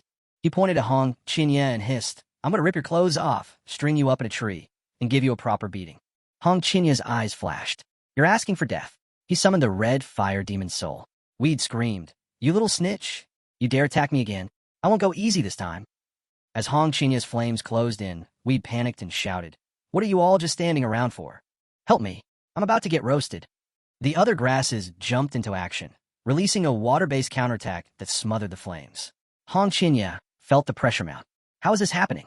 With his technique and a heaven-level spiritual root, even cultivators at the Jiochi stage couldn't stand against him.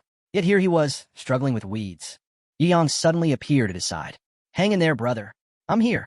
He slashed forward with his blades, joining the fight without hesitation. Hong Qinya clenched his jaw. So this is the true face of the Medicine King Valley, a land where herbs rule supreme. Yi Fan, watching from the side, quietly analyzed the situation.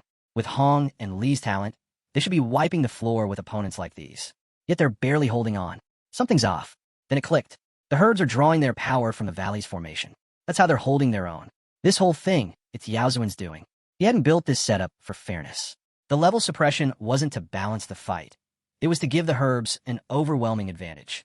Yao Zuan's protecting his own creations, Yi Fan realized. This whole arena is rigged. And clearly, this wasn't the first time. Many had entered this valley before.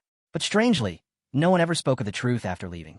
It was like those herbs were soaked in rain, yet all they wanted was to tear up everyone else's umbrellas. But if they thought Yi Fan would just hand his over, no chance. With a flick of his finger, he activated a seal and cracked open the formation's shell. Let's see how bold they are without that power boosting them. At that same moment, Hong Qinya and Yu Yang broke through the front lines. They're weakening, Hong Qinya shouted. Now's the time. Burn them to the ground. Flames roared as the grasses began to wither and cry out. What's going on? One of them yelled. Why can't we fight back? We'd stumbled back, panicked. Sister, stop. Don't burn us. We were wrong. But Hong Qinya showed no mercy. You can beg all you want. You're not crawling out of this one. He pressed the flames harder. You're done. I'm reducing every one of you to ash. Yu Yang joined in, slashing through stalks of medicinal herbs with his blade. They've lost all strength. No need to keep burning them. Let's just collect them. These are first-rate ingredients. Just then, Ling walked over, surveying the scene. Not bad. Looks like you're finally done. She turned to little Yuan. Go ahead and gather them all. Maybe we'll make soup later. Yu Yang grinned. Right away, teacher. Ling knelt down to help, but suddenly pointed. Wait, that one's still moving. At that exact moment, a bright beam shot past them, piercing the sky. An enormous axe shimmered into view high above. Ling flinched. What was that? I nearly died of fright. Yi Fan narrowed his eyes. Could that be a distress signal from the axe gang? Hong Qinya scoffed. Let them come. If more of those punks show up, I'll torch them too. Yi Fan raised an eyebrow. Getting cocky again, are we? Just now, without Yi Yang helping, you were dripping with sweat. He looked around. Did anyone notice how strange this all is? That wasn't normal herb power. Yi Yang nodded. Yeah, something's off. That strength wasn't what you'd expect from Qi-level herbs. If this keeps up, the ones we face next will be even stronger. Hong Qinya added, this whole valley's rigged. The suppression hits cultivators, but it boosts the herbs. It's completely one-sided. And everyone out there thinks this place opens once every 100,000 years out of generosity. They've all been fooled. Yu Yang hesitated. But they say Miaoyi is a healer. Kind-hearted, respected throughout the eastern region. I doubt he'd set a trap. Maybe he just wants to protect the herbs. So he gave them special advantages. Hong Qinya snapped back. If he really cared, then why open the valley at all? Just seal it permanently and stop pretending to be some magnanimous saint. Yi Fan raised his hand. Enough. We'll deal with this step by step. I want to know exactly what Miaoi's endgame is. Meanwhile, deep within the valley, the Axe Gang's distress signal had been received. Golden Ginseng Root, the Axe Gang leader, stood glaring. Who had the guts to attack my men and summon me? Tree, one of his scouts, stepped forward. Reporting in, we still haven't identified the attackers. Could it be another faction hidden in the valley? But Petruska, another gang member, shook his head. Unlikely. We've coexisted here for years. Who'd suddenly have the nerve to cross the Axe Gang now? Root's eyes narrowed. You're sure it's humans? That doesn't make sense. Today was supposed to be the peaceful opening of the Medicine King Valley. Leaf shook his head. That's impossible. Humans are far too weak. There's no way they could threaten the noble race of healers. But King Axe rose to his feet, silencing the room with a glare. He gripped his weapon tightly and declared, the valley has reopened after countless years. If someone's got the guts to attack the Axe Gang today, I'll go see who dares challenge us, myself. Not far from the valley entrance, chaos had already broken out. A group of players had been caught in a trap, ensnared by animated medicinal plants. Stop, please, some of them shouted. Others called out to nearby teams for help, but the other groups were already fleeing in terror. Why are these herbs so strong? One of them shouted. I'm a top-tier talent in my sect, and I can't even beat one plant. It's a trap, someone else screamed. The Valley of the Medicine King is a lie, a massive hoax. The so-called masters who told us it was safe, they tricked us. Deeper inside the valley, a ferocious battle was already underway. An elderly cultivator was going head-to-head with massive, mutated plant beasts. The last time he was here, the valley's level suppression had exposed every flaw in his body, and he'd been mercilessly crushed by this same gang. But now, things were different. This time, he was ready. It was time to reclaim his honor. Nearby, a monk turned to Master Jing as they gathered defeated plants. Master, your strength is incredible. These creatures couldn't match you at all. I'm sure we'll leave this valley with a mountain of trophies. Another monk chimed in. Just earlier, those so-called royal heirs and great sect masters were flattened by herbs and turned into slaves. And yet, here we are, holding our heads high. The old man gave a rare smile. Good. I was planning to hunt you down myself. Glad you made it. Suddenly, a towering plant monster roared from the shadows. You dare attack the noble nation of healers? You bald old fool. You'll pay for this rebellion. The old man said nothing. He answered with a crushing monastery technique. Beetle, another plant warrior, yelled to his comrades, don't back down. Focus. This is our domain now. The Medicine King Valley belongs to us. That old monk can't hold out forever. But just then, the monk's eyes caught a massive blue formation lighting up ahead. Without hesitation, he activated his defenses. Tree growled. He's activated a shield. Great. Now we can finally break it. Everyone go. Finish him. The old man laughed, not out of fear, but confidence. You think you've cracked my defenses? Ridiculous. He stood firm, energy radiating from every pore. I've traveled across sacred mountains and ancient rivers, used every method available, and spent a fortune to refine my body. I've spent years perfecting the diamond invulnerable body technique. Today, it's complete. With only one final step before reaching the legendary transformation, he was untouchable, even with his cultivation suppressed. So go ahead, he said, eyes blazing. Let's see what else this so-called Valley of the Medicine King can throw at me. After the battle, the old man instructed his warriors to pack up the medicinal herbs. They had to keep moving. Meanwhile, Fan and Meowie were still deep in the forest. Meowie mentioned the girl had the body of celestial stars. Even though her powers were being suppressed, she could still unleash incredible strength. Without that burst, they would have been overwhelmed by the surrounding herbs. But where had that power come from? Could it really have been Yatsen's doing? Meowie shook her head. She used to think Old Man was a kind soul. Now she saw him for what he really was, cunning and dangerous. They had only just entered the Valley of the Medicine King. Who knew what other horrors were hidden deeper inside? At this point, even Meowie was hoping the valley would just close off and send them out. Being defeated by a plant was crushing their spirits. Suddenly, a strange plant, monster grass, appeared and drifted toward Meowie. As she turned, it struck from below, latching onto her leg. She fired a beam attack in defense, but something went wrong. The beam passed right through her. No effect at all. Fan realized she was in trouble. He rushed in, striking the monster and shouting for it to release her. But his blow didn't even scratch it. The plant retaliated, whipping its branches toward the old man. Shocked, he gasped, could this really be the ninefold Thundervine? A mid-ranked Medicine King. Meowie shouted at the plant to let her go and cried out for Uncle Fan to help. Desperately, they both launched attacks, but the tree just laughed, enjoying itself. Forgive Uncle, Fan muttered. He's useless against this one. This Thundervine had strength equivalent to a mid-stage cultivator, and Fan was simply outmatched. Meowie's eyes welled with tears. She whispered that it was okay. He had done his best. Then she turned to the Medicine King itself, pleading with it to show mercy. She begged it to let the child go and take her instead. But the tree sneered. Do you think I've waited all this time just to let you go? Humans so naive. Look at her. She seems to be enjoying this. Without warning, it released a surge of electricity through her body. Meowie screamed in pain. Fan's rage boiled over, but before he could act, others arrived. Hearing her screams, one of them asked, what kind of twisted game is this? Yifan glanced over and replied casually, looks like a tentacle game. How embarrassing. When Fan spotted them, relief washed over him. They were allies, followers of his group. He shouted to them, help us.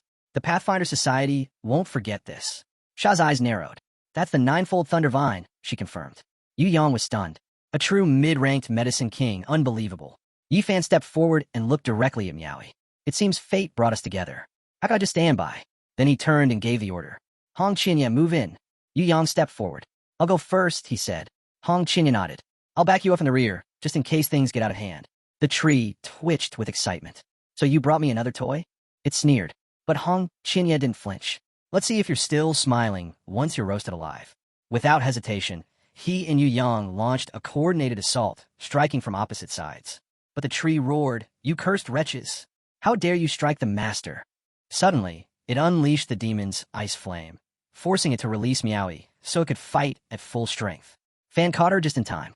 We're falling back. Stay safe and let them handle it. Meowie nodded weakly. They're all 9th level cultivators, but even with my star immortal body, I can't keep up with the Medicine King. I can't even hold my ground. She turned to Fan. Were you and Father just lying to me this whole time? I'm not nearly as powerful as you said. Fan shook his head. It's not about you being weak. The world's just too vast. There's always someone stronger. Honestly, I don't even know where these people come from. They're on a different level entirely. Meowie thought back. Mr. E told me they're from Wild Joe. Fan froze. Wild Joe? That's hard to believe. The Medicine King laughed, voice crackling. I'm the boss here. I'll fry all of you until you can't even breathe. Lightning surged, trapping the boys in a web of electricity. Meowie's eyes widened.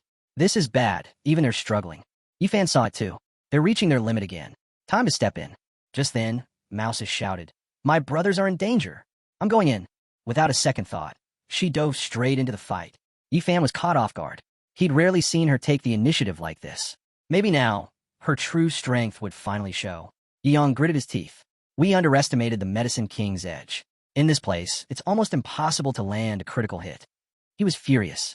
This is worse than when Mr. E humiliated me. Back then, I had a little dignity. But now, even a lousy plant wants to crush me.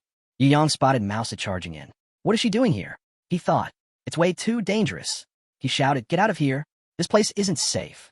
But the tree noticed her too. You? A little thing like you dares challenge me? What do you think you're doing? Mousie wasn't fazed. She grabbed one of the tree's roots and growled. Don't you dare look down on me. Then, with a burst of solar energy, she slashed through the root in one clean motion. Don't even think about laying a hand on my big or little brothers back at school. She shouted. The Medicine King reeled in pain. She pressed forward, eyes locked on her target. I'm here to save you both, she declared. Yeong stood there, stunned. Yeong stared at her in disbelief. Is this for real? That silly little mouse, who's always tagging along and munching on snacks, has this kind of power. Yeong turned to the white-clad elder sister, who knew she was hiding strength like that. Fan was just as stunned. Looks like this unassuming kid is stronger than both of us combined. Yifan nodded, eyes serious. That's the power of the first celestial body. It really is something else. As the battle raged on, Hong Qinya stepped up. If this rodent can just open a window, he muttered, we'll finish this thing for good. He charged deeper in and unleashed the red soul demon flame, slowly igniting the Medicine King. Finally, with a roar, the monster collapsed. Mouse had jumped up, grinning. We did it. Big bro, aren't you proud of me? Hong Qinya turned to her, unimpressed. After disappearing for so long, now you want to show off? I'm not your servant anymore. She blinked. What did I do wrong? Yeong chimed in. Big brother. If it weren't for her, we'd be done for. And you, he said, turning to the white sister. You were amazing too. Hong Qinya sighed. Yeah, she really surprised us today. Mousa laughed it off. It's not a big deal. I just wanted to help. Meowie stepped forward, her tone sincere. I'm truly grateful all of you came to help. Yeong waved it off. No need to thank us. It was our honor. But Mousie quickly turned away, covering her face. There are outsiders around.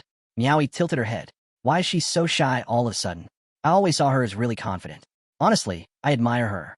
She's kind, and she doesn't need to worry about how she looks. Hearing that, Mousa peeked back and asked, Really? Did you hear that, Mentor? She said she admires me. Even the way I look? They all glanced over at Yifan. It seemed like his predictions were proving more accurate by the moment. Yifan smiled. Look at you now, getting all proud. Mousa beamed, her cheeks turning red. Just then, Meowie approached Yifan. So, you're the teacher of this little one?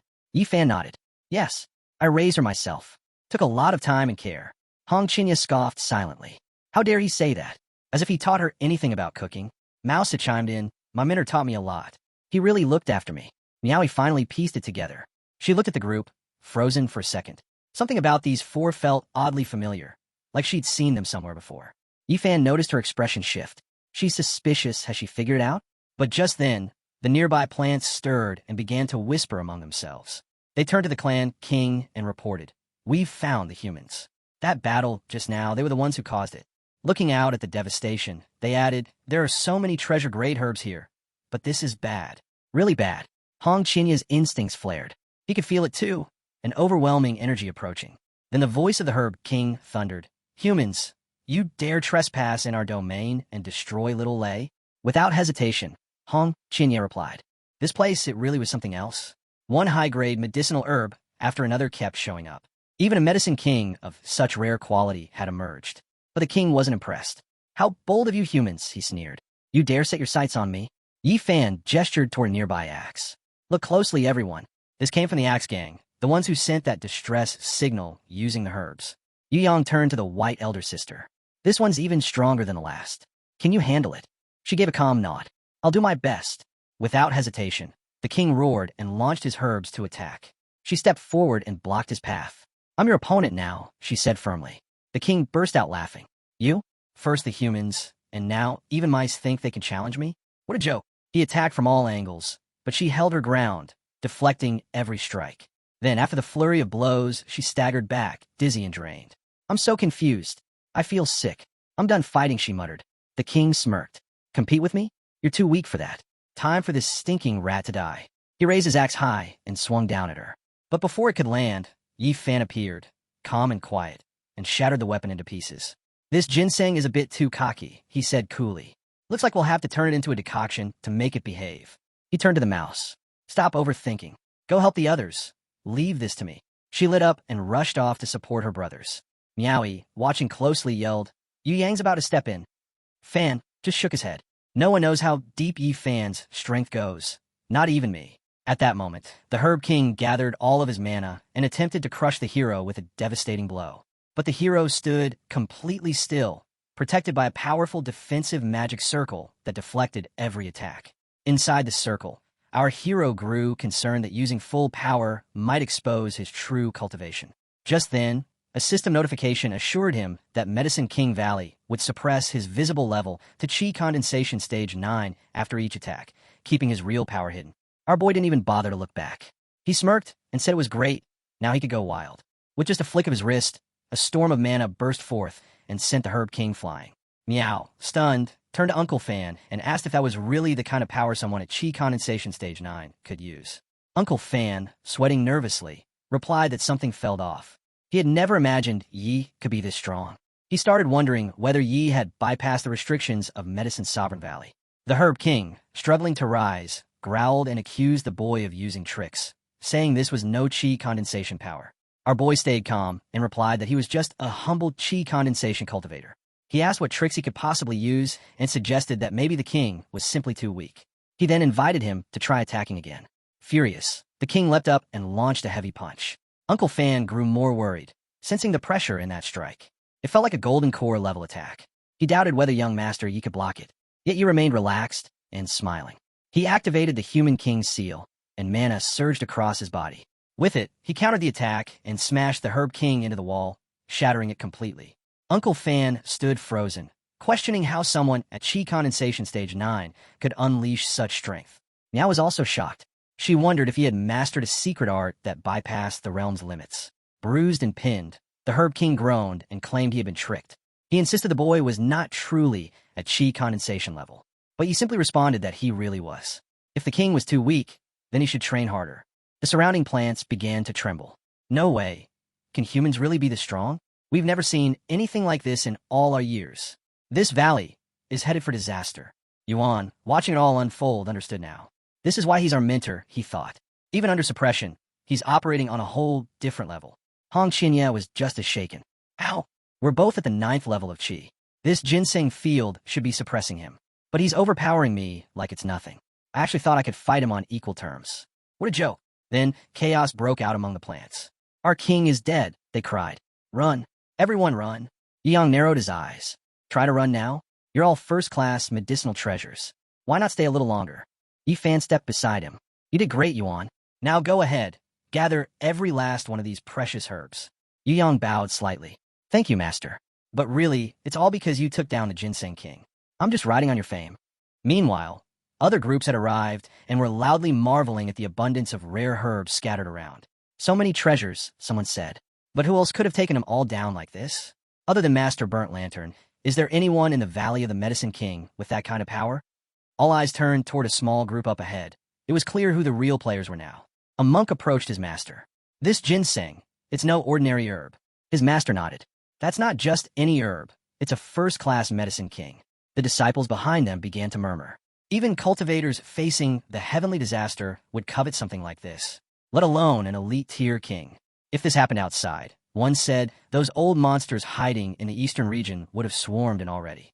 But whoever tamed this thing, well, who'd dare challenge them now? The monk master narrowed his eyes. A first-rate Medicine King has emerged, and no one has claimed it yet. You think the suspended temple's just going to look the other way. As if to answer, the old monk moved to take the herb. But Yi Yang struck out immediately, blocking him. You dare try to steal what's not yours. The old man turned, unfazed. Do you not realize who you're up against? We're from a suspended temple. Hong, Qinya stepped forward. You bald-headed monks show up late and try to claim everything, acting like saints. But all I see are hypocrites hiding behind Buddha's name. You're the scoundrel, the monk barked back. Who's to say you even defeated that ginseng king? You just got here early, that's all. Another monk chimed in. That's right. And let me give you some advice. Don't get cocky, you stray cultivators. Offend the suspended temple, and you'll never survive in the eastern region. The old monk warned. Your words are getting too reckless. Yi Yang narrowed his eyes. Old bald monk, what? We're not allowed to cultivate too. The old man snapped back. You impure brat. Who do you think you're talking to? This man you're mouthing off to survive the heavenly disaster. He's a true master. You aren't even qualified to be his rival. Gasps rippled through the surrounding crowd. A heavenly disaster cultivator? One warrior whispered. I thought he was strong, but an actual ascendant immortal? There are plenty of powerful figures in the Medicine King Valley, but none of them can stand up to someone like that. Yi Yang blinked. Heavenly disaster cultivator. Huh? Well, it doesn't matter. Everyone here is stuck at the 9th level of Qi. If he dares step up, I'll still cut him down. The old monk didn't back off. Such arrogance. You got some nerve. What's your name? Yi Yang stepped forward boldly. Li Tai-Dan. Remember it. And don't even think about acting tough in front of me. The monks burst out laughing. Li Tai-Dan? What kind of village name is that? One of them mocked. Where are you even from? Some backwoods mountain. And this guy doesn't even have his own clan, someone scoffed. Yet he dares to challenge a heavenly disaster master. The old monk turned to Li Tai-Dan. You're blinded by arrogance. It's time someone enlightened you. Li Tai-Dan's eyes lit up. Perfect.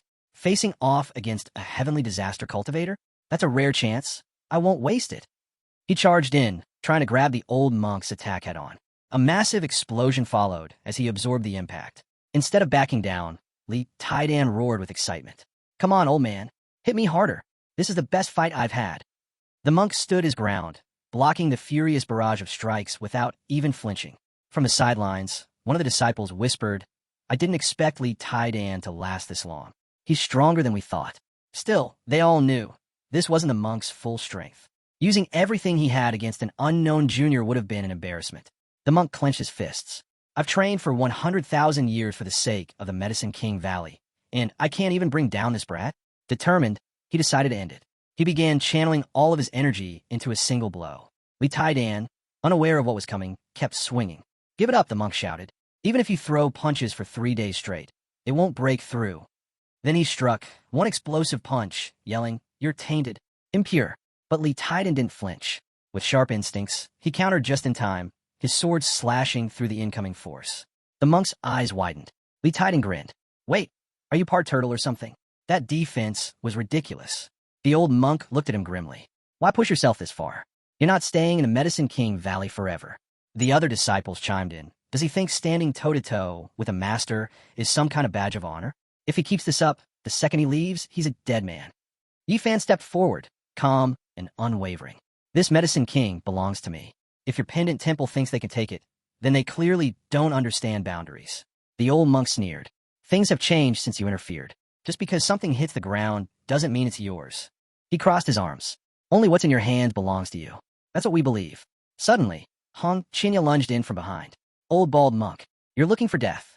The monk turned, unfazed. You too? Are you going to try and stop me? Don't bother. This Medicine King is mine now. Before Hong Qinya could respond, a scorching blast flew past his face, nearly grazing him. He froze. The next moment, Yi Fan was already beside the monk, glaring him down. You really think no one here can stop you? He asked coldly. The monk's eyes locked on Yi Fan's fist, just inches away, and his expression darkened. He could feel the overwhelming pressure in that one punch. It was terrifying. That strength, it felt like it broke through the valley's suppression. Yi Fan didn't waste another word. His fist drove straight into the old monk's chest, sinking deep. The impact launched the monk backward, sending him crashing through the trees and deep into the forest. Watching from the sidelines, the other monks jeered.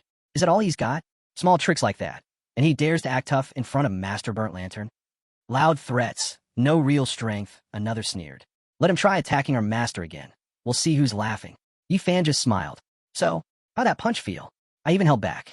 If I hadn't, well, the rumors wouldn't be kind. The old monk managed to sit up, coughing hard. Buddha is merciful, and so is the benefactor. He forced a nod. Farewell. The others weren't ready to let go. That's it? After all that? No winner's been declared. They turned to their master. Are we really walking away from all these precious medicines? But the senior monk only glanced back at them with one cold, sideways look. Yi Fan chuckled. He knows when to retreat. As they left, the elder monk suddenly doubled over, coughing up blood. One of his disciples rushed to him. Master, are you okay? The old man waved him off. Just surface wounds. I'll be fine. But deep down his thoughts churned. Who is he, really? That silver-haired one. His power defies logic, even here in the Medicine King Valley. Has the era truly changed? Has the chaos begun? Even someone like me can no longer keep up. But once I leave this place, I'll personally see to it that they're sent to the next world. Meanwhile, deep within the Medicine King Valley, a secret gathering had begun. At the headquarters, the Medicine Kings convened. Jiningzi, the Medicine Queen, spoke first. These human cultivators are tearing through our valley. Even the Thunder King and Ginseng King have been defeated. We're at a breaking point. Tension filled the air. We must choose, she continued. Hide and wait for the valley to seal itself, or stand and fight. Blood Jade, Flaming Bone Bamboo, slammed the table. Hide? This is our territory. Every time the humans came before, we crushed them. Why retreat now? We fight. Red Chi Jingzi agreed. They're right. If we surrender now, we lose everything. We are the true rulers here. But Ghost Lotus cautioned them. These cultivators aren't like the others. Their power rivals ours. Even with our strength, we risk being completely suppressed. Antler Fungus leaned forward, especially that silver-haired youth. He defeated the Ginseng King in a single move. That's not ordinary strength, it's terrifying. Medicine King Hishwu spoke up. Then what about him? Should we invite him into the fight? You mean him? The room went silent. He used to follow the Medicine Lord himself, Hishwu added. If he joins us, this battle is over before it begins. The Queen hesitated. We all know his temper. He won't come easily. He's unpredictable. Antler Fungus shook his head. The valley is falling apart. And he's the first heir of the Medicine Lord. He won't just stand by while we're chopped up and turned into soup. No more waiting. It's all or nothing. The room filled with silent agreement. And so, with the decision made, they all rose as one and headed straight for the Great King of Mushrooms. The Great King of Mushrooms, one of the first-class Medicine Kings. The Queen stepped forward and bowed deeply. Great King of Mushrooms, she pleaded, please save the Medicine King Valley. The other Medicine Kings joined in, urging him to awaken. Your valley is in danger. We need you. Suddenly, the Great Mushroom King stirred. A strange, overwhelming energy pulsed out from him as his eyes opened. Servants cried out in excitement. He's awake. The Great Mushroom King is awake.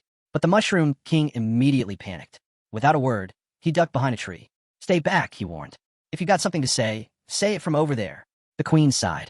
Our apologies. We understand the Great King of Mushrooms prefers solitude and dislikes strangers. But we beg of you, please listen. She bowed again. Human cultivators are ravaging the valley. If we don't fight back now, we'll be wiped out. We need your protection. The Mushroom King peeked out from behind the tree. How could that be? Didn't the Medicine Lord leave behind barriers? No one should be able to pose a real threat. Unless... He paused. Unless the intruder is the most powerful genius in all history. Someone beyond anything we've ever seen. The servants all nodded. It's true. Many of our brethren have already fallen. You are our last hope. You have the highest status, the strongest power. If you take a stand, the entire valley will rally. But the Mushroom King shook his head. No, I don't want to fight. I just want to stay here in peace. The valley will close soon anyway. The humans will be expelled. It's better to just hide. Root stepped forward. You're oversimplifying this. Those human cultivators, they're after you. You're the oldest being in the entire Medicine King Valley. They'll stop at nothing to catch you. The Mushroom King froze. They're coming for me? Root nodded solemnly. Yes. If they find you, they'll torture you, parade you around, sell you at auction, let strangers poke and prod you. Stop. The Mushroom King squealed, terrified. Please stop. Antler Fungus stepped up.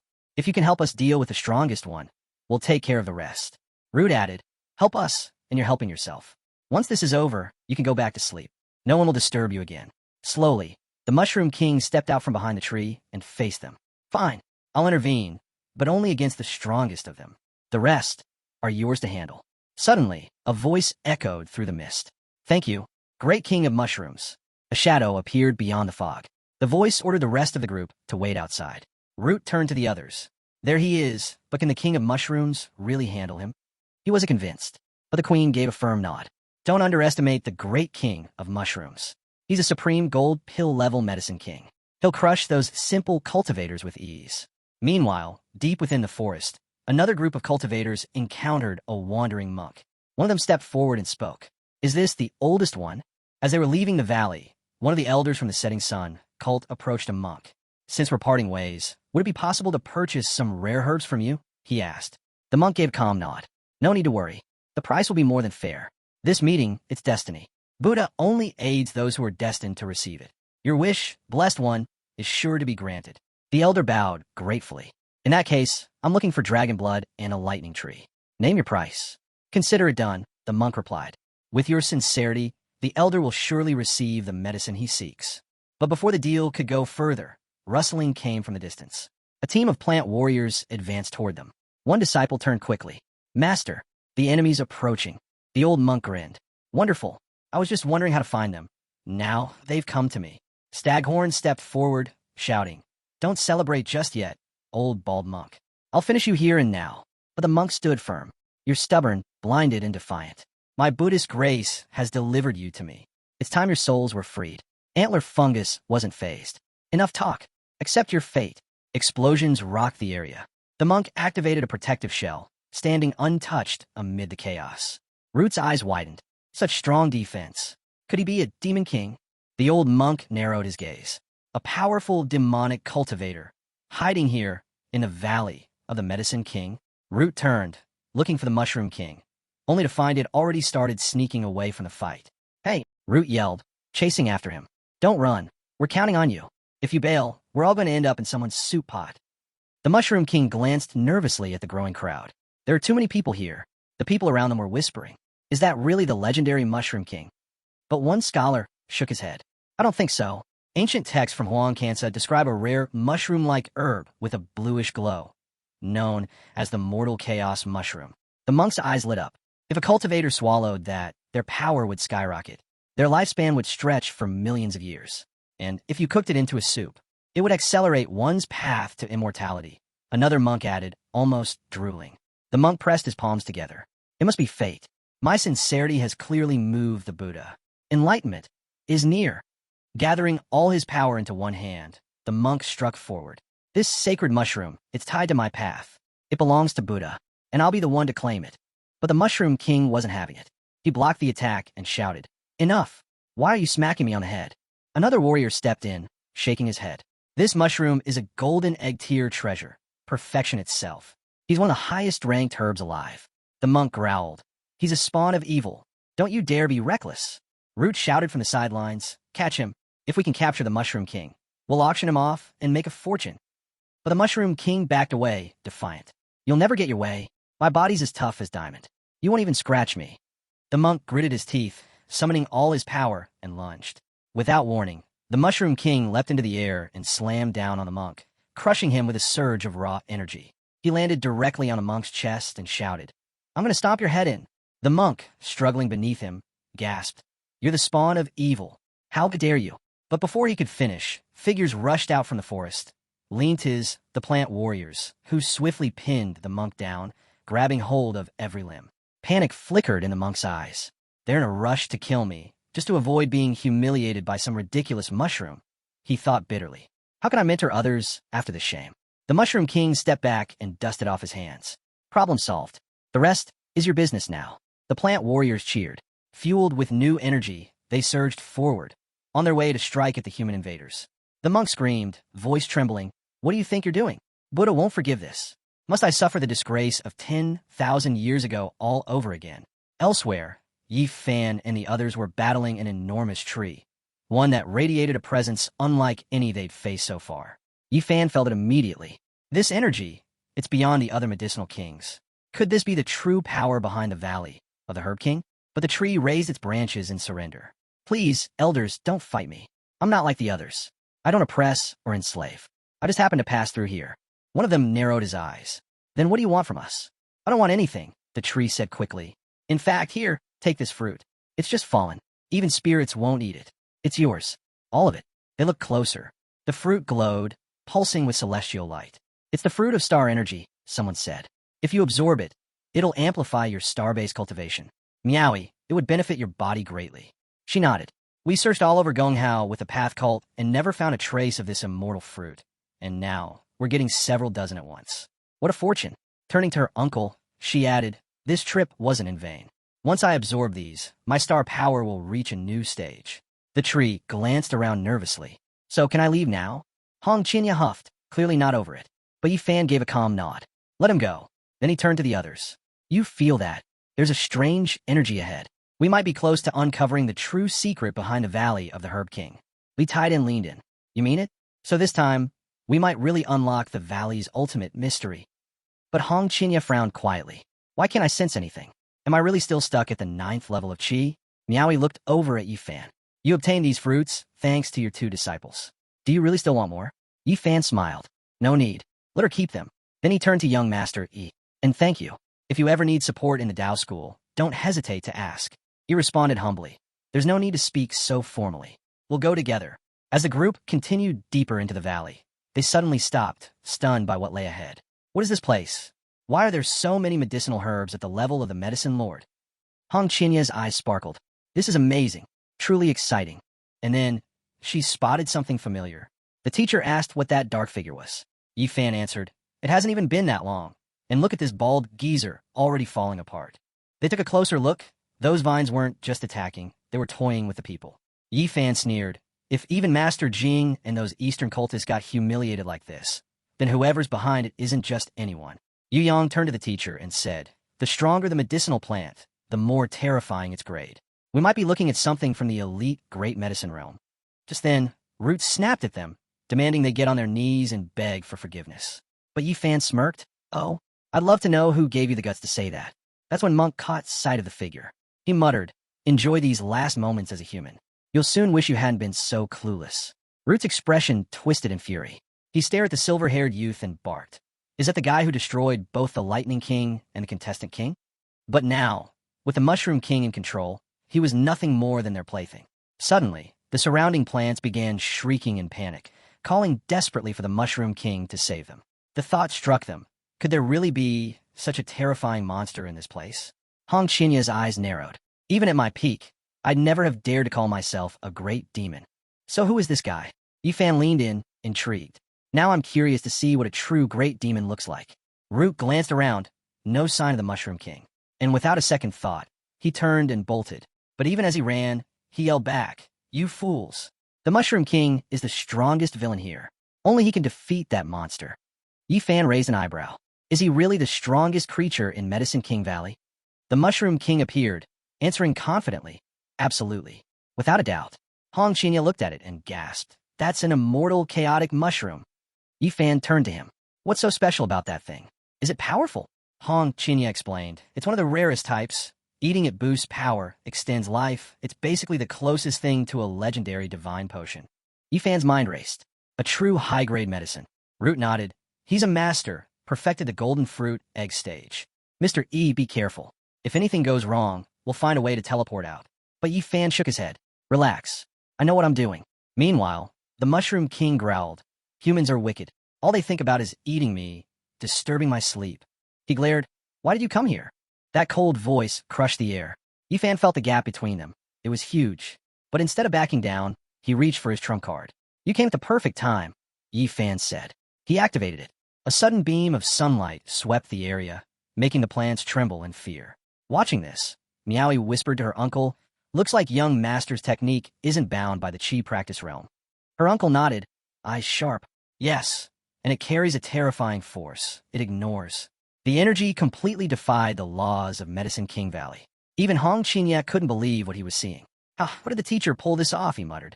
The Medicine Clan held absolute authority in this place, precisely because of the sacred laws they enforced. Laws laid down by the Honorable Medicine Clan themselves. These rules weren't just ordinary. They were a unique, immortal technique. Anyone stepping in a Medicine King Valley would be immediately bound by them. The only exception, of being on the same level, or stronger, than the one who cast the rules. Only then could those boundaries be bent or shattered. Hong Qinya stared at the scene in disbelief. No way, he thought.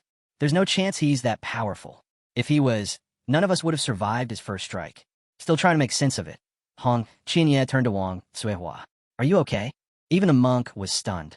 Just moments ago, he remembered how his own palm strike barely left a mark. Meanwhile, the blow from the great Mushroom King had hit with crushing force. And yet now, that same monster had been swatted away with a single slap. The monk could feel it. His Buddhist heart was trembling, about to burst. Our protagonist sensed the Mushroom King's slam into the ground. Bruised and dazed, he wondered, was I just sent flying? That can't be. Back then, the herb sage personally placed a seal here, claiming no one below a level 4 true immortal could break it. So what's going on? Did the seal weaken over time? He turned to the Mushroom King and said, "If you've got no other tricks left, I'll be turning you into soup." Power began to gather at his fingertips. The Mushroom King shouted, "You big jerk! I won't let you have your way." He charged, but our hero struck him multiple times in an instant, spinning him midair. Then he summoned a surge of power and slammed him hard across the face. The Mushroom King panicked. Can this guy really ignore rule suppression? He cursed the herb sage for being unreliable. This human cultivator broke a seal that should have been unbreakable. Does he have an undying overlord body or something? Our hero's magic flared, his eyes glowing. He punched the Mushroom King in the gut, and a beam of light shot from the sky, blasting the king and shrinking him down into a pitiful mushroom. In shock and drenched in sweat, the Mushroom King cried out that he couldn't believe he was losing to a human inside Herb King Valley and admitted he was too weak. The entire valley began to buzz with gossip, accepting that the Mushroom King had been defeated and Herb Valley had fallen. Tears filled the Mushroom King's eyes as he confessed he wasn't strong enough and had no one else to blame, not even the herb sage. He reflected on his long and dull life, wishing that in the next one, he could be human instead of a mushroom. High above, the herb sage silently observed as a notification appeared, confirming that the quest had been completed. The immortal chaos mushroom was now officially recruited as a disciple, and the reward, one chi splits into 3 purities, had been granted. Our hero raised an eyebrow, surprised that even the mushroom would be shown no mercy, though the reward was clearly too tempting to ignore. He glanced at his hand and offered the mushroom a chance to live. But the mushroom scowled and refused. Caught off guard, the hero noted that he hadn't even explained the terms yet and questioned if the mushroom truly had a death wish. The mushroom let out a tired sigh and confirmed that he would rather die. The hero paused, realizing the mushroom genuinely had no will to live, but the reward was far too valuable to pass up. With a small smile, he bowed and asked for a final favor before the mushroom's end. The mushroom narrowed his eyes, asking what kind of favor. The hero simply told him to become his disciple. The mushroom fumed. Who asked someone to be their disciple right before killing them? That's insane. With a serious face, our hero said, "Help me, and I promise to blast you into soup." No pain spared. Furious, the mushroom shouted, "You crazy bastard! Is that how you ask for a favor? I'm not interested." Our hero grinned. "Then I'll toss you in a pot, add wild chicken and herbs, and make the tastiest stew ever. I'll clean the bowl with no bits left." He brought out plates. The mushroom cried, terrified, "You monster!" But finally he gave in, bowed down and sobbed, agreeing to become the disciple. A notification appeared that the disciple had been successfully recruited and the reward was granted. Filled with excitement, the hero announced that from now on, the mushroom was his disciple and must call him master, promising both protection and a playful threat of being eaten. The mushroom, now smiling, gave a nod. The hero then handed over a scroll, stating it contained the cultivation technique and instructing him to study it well. From his fingertips, magic flowed into the mushroom's forehead. The mushroom's eyes lit up as he read Green Emperor's longevity scripture. He felt himself lifted into the air, overwhelmed by energy. We herb spirits have always been weak, surviving only because of the herb sage's suppression rules. But this could change everything. Just then, another beam of light struck him. As the smoke cleared, a young boy with green hair emerged. Looking at his arms, he smiled wide. This scripture doesn't just fix cultivation flaws, it boosts our combat power. It could help our entire race evolve. Gongzhou exclaimed with excitement, questioning if this was some strange obsession, fighting while recruiting disciples and even helping herbs transform into humans. Uncle Fan was equally stunned by the mystical technique, while the true apprentices were thrilled. Their master's power felt immeasurable, and now they even had a new junior disciple. The newly transformed disciple thanked our hero and respectfully asked for permission to perform a formal bow. The hero sensed potential in him, realizing this could be a promising student. Meanwhile, Wong was silently seething with jealousy. He suspected that the hero was hiding something. Not only had he taken a Mushroom King in as a disciple, but he had also helped him gain a human form. Wong thought to himself that this could only mean one thing. The hero was scheming. The immortal chaos mushroom might one day evolve into a true immortal herb, a rare existence so valuable that even gods would kill to obtain it. Whether to gain profit or wait for the right moment to consume him, the hero was playing a long game. Up above, the Buddha, still suspended mid-air, sighed in disbelief. To him, nothing made sense anymore. He grumbled that he seemed to be the only one who had actually lost something today. In frustration, he shouted at everyone below, demanding they come and get him down. Back on the ground, our hero looked at the mushroom and said that now he had entered his sight, he deserved a proper name. He paused to think as the mushroom crowd buzzed with excitement. Finally, he named him Xiaohei. The name felt right, even though Xiaohei preferred something more low-key. Still, he gratefully thanked the hero. The hero then asked a pressing question. If the herb sage had willingly opened Herb King Valley, then why suppress human cultivators? Xiaohei replied that it was because the sage was one of them. He wasn't human. He did it to protect their kind from extinction. This stunned everyone. The herb sage wasn't a human? Zhao explained further that the sage was a Kirin herb, an incredibly rare type of immortal plant. He had witnessed firsthand the cruelty and danger of the world. A Kirin herb, one of the legendary plants capable of defying nature and creating miracles. Wang's thoughts raced. Anyone who refined and consumed a Kirin herb could recover from the brink of death and gain immense power. Their path to immortality would be guaranteed. The hero then asked Xiaohei if the sage had made personal sacrifices to protect his people. As Xiaohei turned his head to respond, the entire forest erupted in annoyed mutters, demanding to know who exactly they were supposed to thank for all of this. The herb spirit's voice echoed as it explained that, long ago, countless human factions looked upon Herb King Valley with greed. They raided and looted without mercy. We herbs, especially the weaker ones, had no power to resist.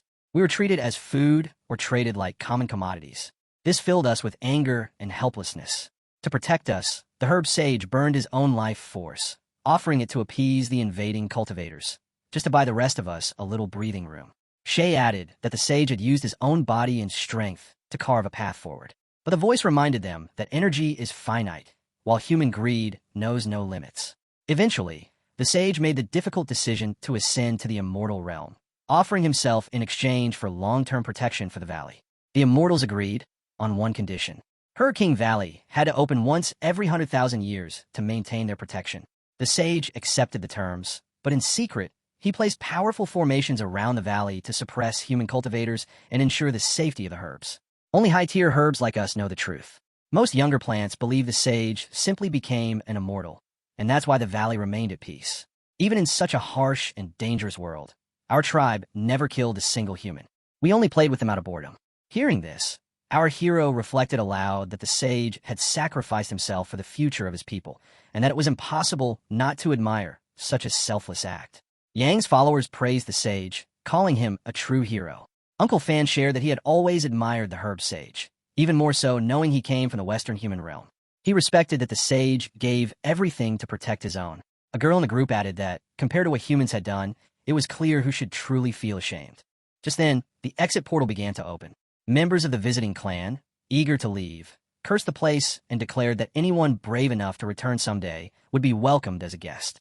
Meanwhile, the bald monk, still suspended in frustration, seethed silently. Umaba, finally free, he thought. But when I get out of here, I swear I'll wash this disgrace away with blood. As the portal opened, our hero and the others prepared to leave. Just before stepping through, he turned around and asked, Zhao, aren't you coming with us? Zhao hesitated. He thought to himself, I was just planning to resolve this crisis and go back to sleep, but now everything has changed. I've been taken in as a disciple and given a supreme cultivation technique. Should I really go out and explore this unfamiliar world? While Zhao wrestled with his thoughts, our hero looked back one last time and said, Your master awaits your decision. If fate permits, we'll meet again in 1,000 years. Until then, Zhao stood frozen. Am I really going to stay here and rot away again? Why does it feel so empty inside now? Something sparked in his eyes. Am I really returning to that long, lifeless existence? No, I don't want that. Suddenly, the ground beneath him began to smoke. Zhao shot upward and cried out, The world is vast. I want to see it. He shouted toward the portal. Master, please take me with you. I want to see the world by your side. Our hero smiled and responded. Then from now on, I'll take you flying with me. The rest of the herbs stood in stunned silence. One wondered aloud why the Mushroom King was leaving too. Another speculated that he must have gone crazy after turning human. Others grumbled among themselves, assuming he had been tricked by the human and cursing quietly under their breath. As they passed through the portal, the crowd on the other side greeted them with excitement. Some spectators even felt envious that they hadn't been chosen to enter Herb King Valley themselves. Then, to everyone's surprise, the Buddha emerged from the portal too. He muttered, "Finally, I'm out of that cursed valley." His disciples rushed to him eagerly. "Master, how did it go?" The Buddha scowled and snapped, "Do I look like I made a killing in there?" His disciples bowed in apology, clearly regretting their curiosity, while the rest of the crowd sweated nervously. Suddenly, a loud voice cut through the commotion. "Everyone who came out of Herb King Valley, stand still and don't move." A group of strangers armed to the teeth blocked their path. "Anyone who resists, don't blame my master for being ruthless. Our master is Yi Junlin, a pseudo-immortal." This group, pretending to serve the legendary Yi Junlin, had no idea what kind of storm they were about to stir. Some of the bystanders scoffed, calling them shameless robbers. But others urged silence, warning that they could be dangerous. One girl was visibly frustrated. "These clowns again," she muttered, clearly fed up. But our hero stepped forward, eyes cold. Well, I didn't catch you before, but now you've walked right into my hands." The fake Yi Junlin group readied themselves for battle. But the crowd's anger intensified the moment they realized that some of the imposters were women dressed up as Yi Junlin. It was a blatant insult, one that our hero could never tolerate. His brother, furious beyond measure, shouted with rage that he was a blade demon feared by all, and now they had reduced him to a joke. He vowed to grind every last one of them into dust. Meanwhile, Zhao nervously glanced around, overwhelmed by the chaos and sheer number of people. He quietly wondered to himself if this was what the outside world was really like. One of the white-hatted cultivators approached him and reassured him that their clan would handle the rest, and there was no need to worry. Zhao then looked at the girl nearby and asked how he should address her as a senior. She responded with a gentle smile, saying her name was Bai. When Zhao tried calling her by a more affectionate nickname, she blushed, bouncing slightly on the ground with excitement, saying it was the first time anyone had ever called her that. As they turned their attention back to the unfolding scene, Xiaohei, now fully human, muttered in disbelief that humans were truly next level when it came to being shameless. At the center, the bald monk stepped forward, power coiling around him like a storm. His expression turned grave as he asked the opposing group if they were truly prepared to go through with their plan. The fake group started to sweat nervously.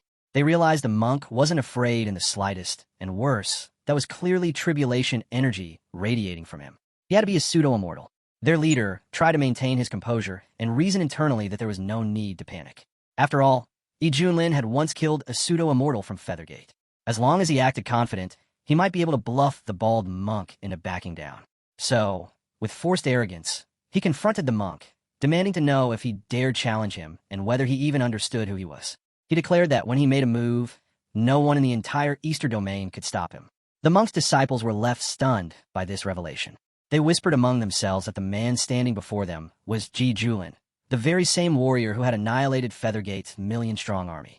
That one battle had cost Sky Temple dozens of elders and countless disciples. The monk let out a sigh, the truth dawning on him. So this was the infamous Yi Junlin. He murmured that heaven must truly be favoring him today. Nearby, an elder's expression turned pale as he whispered that the bald monk was from Sky Temple, a group that held a deep grudge against Junlin. This situation could turn catastrophic. However, the monk simply brought his palms together and responded with calm reverence. He greeted Junlin as Brother Yi, adding that it was an honor to meet him at last, and that he had heard many things. The elder watching from the crowd began to sweat. The monk's respectful tone was unexpected. Was he really letting go of past grievances? It seemed the name Yi Junlin held far more weight than anyone had imagined. Another monk disciple leaned toward his companions and questioned quietly why Master Rendang was being so polite, given that the two were supposed to be sworn enemies. Another observer muttered to himself that Yi Junlin had truly become someone no one could afford to provoke anymore. From the side, our hero let out a chuckle. One of his disciples leaned closer and remarked with admiration that even the bald monk was showing their master such deep respect now. The fake Yi Junlin stepped forward, pretending to speak with calm authority. He said that since fate had brought them together today, he hoped the monk would stay out of whatever happened next.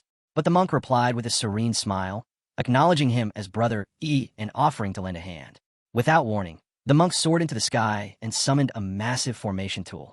The artifact rapidly grew in size, glowing with divine energy. He invoked the Heaven Net Subjugation Formation and brought it crashing down on the imposters. The old man leading the fake group cried out in panic, demanding to know what the monk was doing. The monk's voice rang with finality as he declared that, since fate had brought them together, he would personally guide them all toward nirvana and eternal peace. The disciples, overwhelmed by the monk's fury, began to panic. They insisted they had no quarrel with him and offered to hand over the treasure peels if that was what he wanted. One of them questioned whether this was because of the incident in Medicine King Valley and assured that they would not reveal anything about it. The monk, his voice unsteady, denied there had ever been a deal. But deep inside, he knew the real issue. They had witnessed his humiliation in Xianbai Valley. He couldn't allow that disgrace to spread eastward. Silencing them, taking the peels, and placing the blame on Yi Julin seemed like the perfect solution. 3 birds with 1 stone, and he would emerge as a hero of justice. One disciple held out a scroll and revealed that he was an elder of the Great Yan dynasty, warning of the consequences of harming him. Another, a burly man with a wild appearance, claimed to be a core elder of the Chinquan sect and declared that any harm to him would bring ruthless retaliation from his sect. At that moment, a glowing magical hand materialized in the air. The monk emerged from it and coldly declared that the time for talking was over. The magical hands seized the sect members and crushed them into pulp. The fakie started to worry, thinking that he had planned to quit after this with clean hands, yet things had spiraled out of control. Trying to maintain composure, he reached out his hand, clearly implying he hoped they wouldn't cast him aside. The monk, with glowing eyes, responded with calm respect, claiming to admire Yi deeply and even expressing that he had a favor to ask. According to him, Yi wanted treasure while he wanted survival, so forming an alliance seemed mutually beneficial. Fakie internally judged the monk's chanting and emotional act as nothing more than flattery aimed at Yi Junlin, but he went along with it. He gave the monk permission to proceed and assured that if anything went wrong, he would take full responsibility. One of the disciples couldn't hold back and shouted at him in fury, accusing him of joining forces with the bald monk to slaughter them all. He cursed him as a greedy traitor destined for a horrific end. Miao, witnessing the chaos, asked her uncle whether Yi Junlin had gone completely mad. Her uncle tried to calm her down and pointed out that the impostors bore a striking resemblance to Ji Julin and his group. She then admitted that she had been suspicious for some time, and after all that had happened on this journey, she had come to believe that Yi Gongzi might truly beat Ji Julin. Her uncle advised her to stay composed and wait to see how everything would unfold. The monk began casting another spell, creating a glowing yellow flower that emitted a sharp clang so painful that everyone instinctively covered their ears. Shay reported that, as instructed, the entire event had been recorded using the image-capturing pearl. Another disciple remarked that now they had proof, it would be interesting to see how the hypocrites try to play innocent. Then, deciding to warm up a little, he shot into the sky. Our hero burst upward at insane speed and shattered the monk's barrier with a mere flick of his fingers. The monk stared in disbelief, wondering who this man really was. Then he realized the truth. It was Ji Julin from the Yuantan sect. Gasps echoed from below as the crowd tried to process the revelation. They questioned whether this was the same Ji Julin from the Medicine King Valley, and if so, then who were the others posing as him? The fake group began to panic. Miao confirmed to Uncle Fan that this was indeed Ji Julin, just as she had suspected. Uncle Fan agreed, recalling how even at the Dragon Gate Inn, Ji Julin had seemed extraordinary, and in the Medicine King Valley, that feeling only deepened. He believed that Ji Julin was like a soaring dragon, far above the rest of them who were merely ants. Hovering in the sky, the real Ji Julin remained silent while the impostors sweated, realizing that their act had been exposed in front of the real one. Their thoughts screamed that they were doomed, having performed their charade while he watched silently from the sidelines. The monk gave a dark, mocking speech, expressing how he had been played and how he had treated Ji Julin with so much fake respect. Turning to him now, the monk acknowledged that it all made sense, especially the humiliation back in the Medicine King Valley. Everything was clear now, and he demanded they settle both old and new grudges right then and there. But Ji Julin had anticipated this. He revealed that he had recorded the monk's entire performance and wondered aloud what the world would think of the Sky Temple if that footage was made public. He hinted that the monk's plan to shift all the blame onto him wouldn't work. The monk snarled that no one would leave alive, so there'd be no one to leak the truth. In his view, Ji Julin's reputation could easily be turned against him. Ji Julin responded coolly, thinking the monk was far too overconfident. Now furious, the monk began channeling an even darker energy. He explained that the only reason he had lost in the Medicine King Valley was due to his suppressed cultivation. But this time, things are different. He bellowed at Ji Julin to prepare for death as he unleashed a thick wave of electrified mana. Shay nervously commented to his brother that the old monk had reached the peak of tabulation transcendence and worried that their master might be in real danger. Meanwhile, Wang quietly observed, thinking that anyone who could defy the rules of immortality must be hiding a terrifying trump card. The monk hurls a spell at our boy. A notification appears. A horse has been hit by a pre-tribulation transcendence enemy. Passive abilities activate. Power rises to match perfected tribulation transcendence. Our boy says, here we go. He breaks the spell with one clean strike and says, is that all? The monk takes the hit and stumbles back, with blood dripping from his mouth. You are hiding deep, he shouts. You are actually at the peak of tribulation too. Our boy stands tall and says, tell me, how do you want to die? The monk grits his teeth and shouts, so what if you've reached the peak? I spent years building the indestructible diamond body just for battles like this. You won't break me that easily. Our hero replies, I gave you a chance. You chose to throw it away. The monk yells, stop acting proud, and raises both hands to summon a spell. A giant golden dragon bursts out from the air and roars as it charges forward. The beast is enormous, glowing, and filled with destructive energy. Our boy doesn't flinch. He flicks his fingers, and a powerful spell takes shape. A giant hand, made of pure energy, forms above and grabs the dragon by the neck.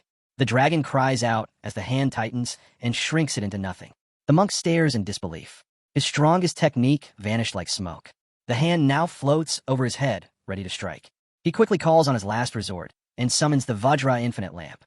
He channels his power and forces the hand apart, freeing himself from its grip. He takes a deep breath, thinking he survived. But our boy doesn't wait.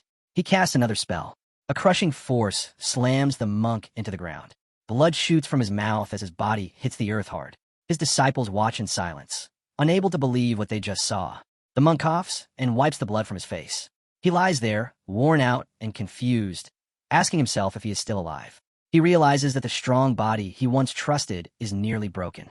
With no other option, he reaches for the treasure pills from Medicine King Valley. Suddenly, herbs from every disciple start floating toward one spot. Panic spreads as everyone watches helplessly. In less than a minute, the monk's body is fully healed and shining with energy. He rises again and casts a stronger spell, filled with intense mana. He shouts, this fight is just getting started. But our boy stares at him calmly. No, he says, it's already over. The monk asks, what do you mean? Our hero holds up his hand and begins forming a glowing sphere of energy. Lightning sparks from every side of the ball. He looks straight at the monk and says, let's see how you handle this.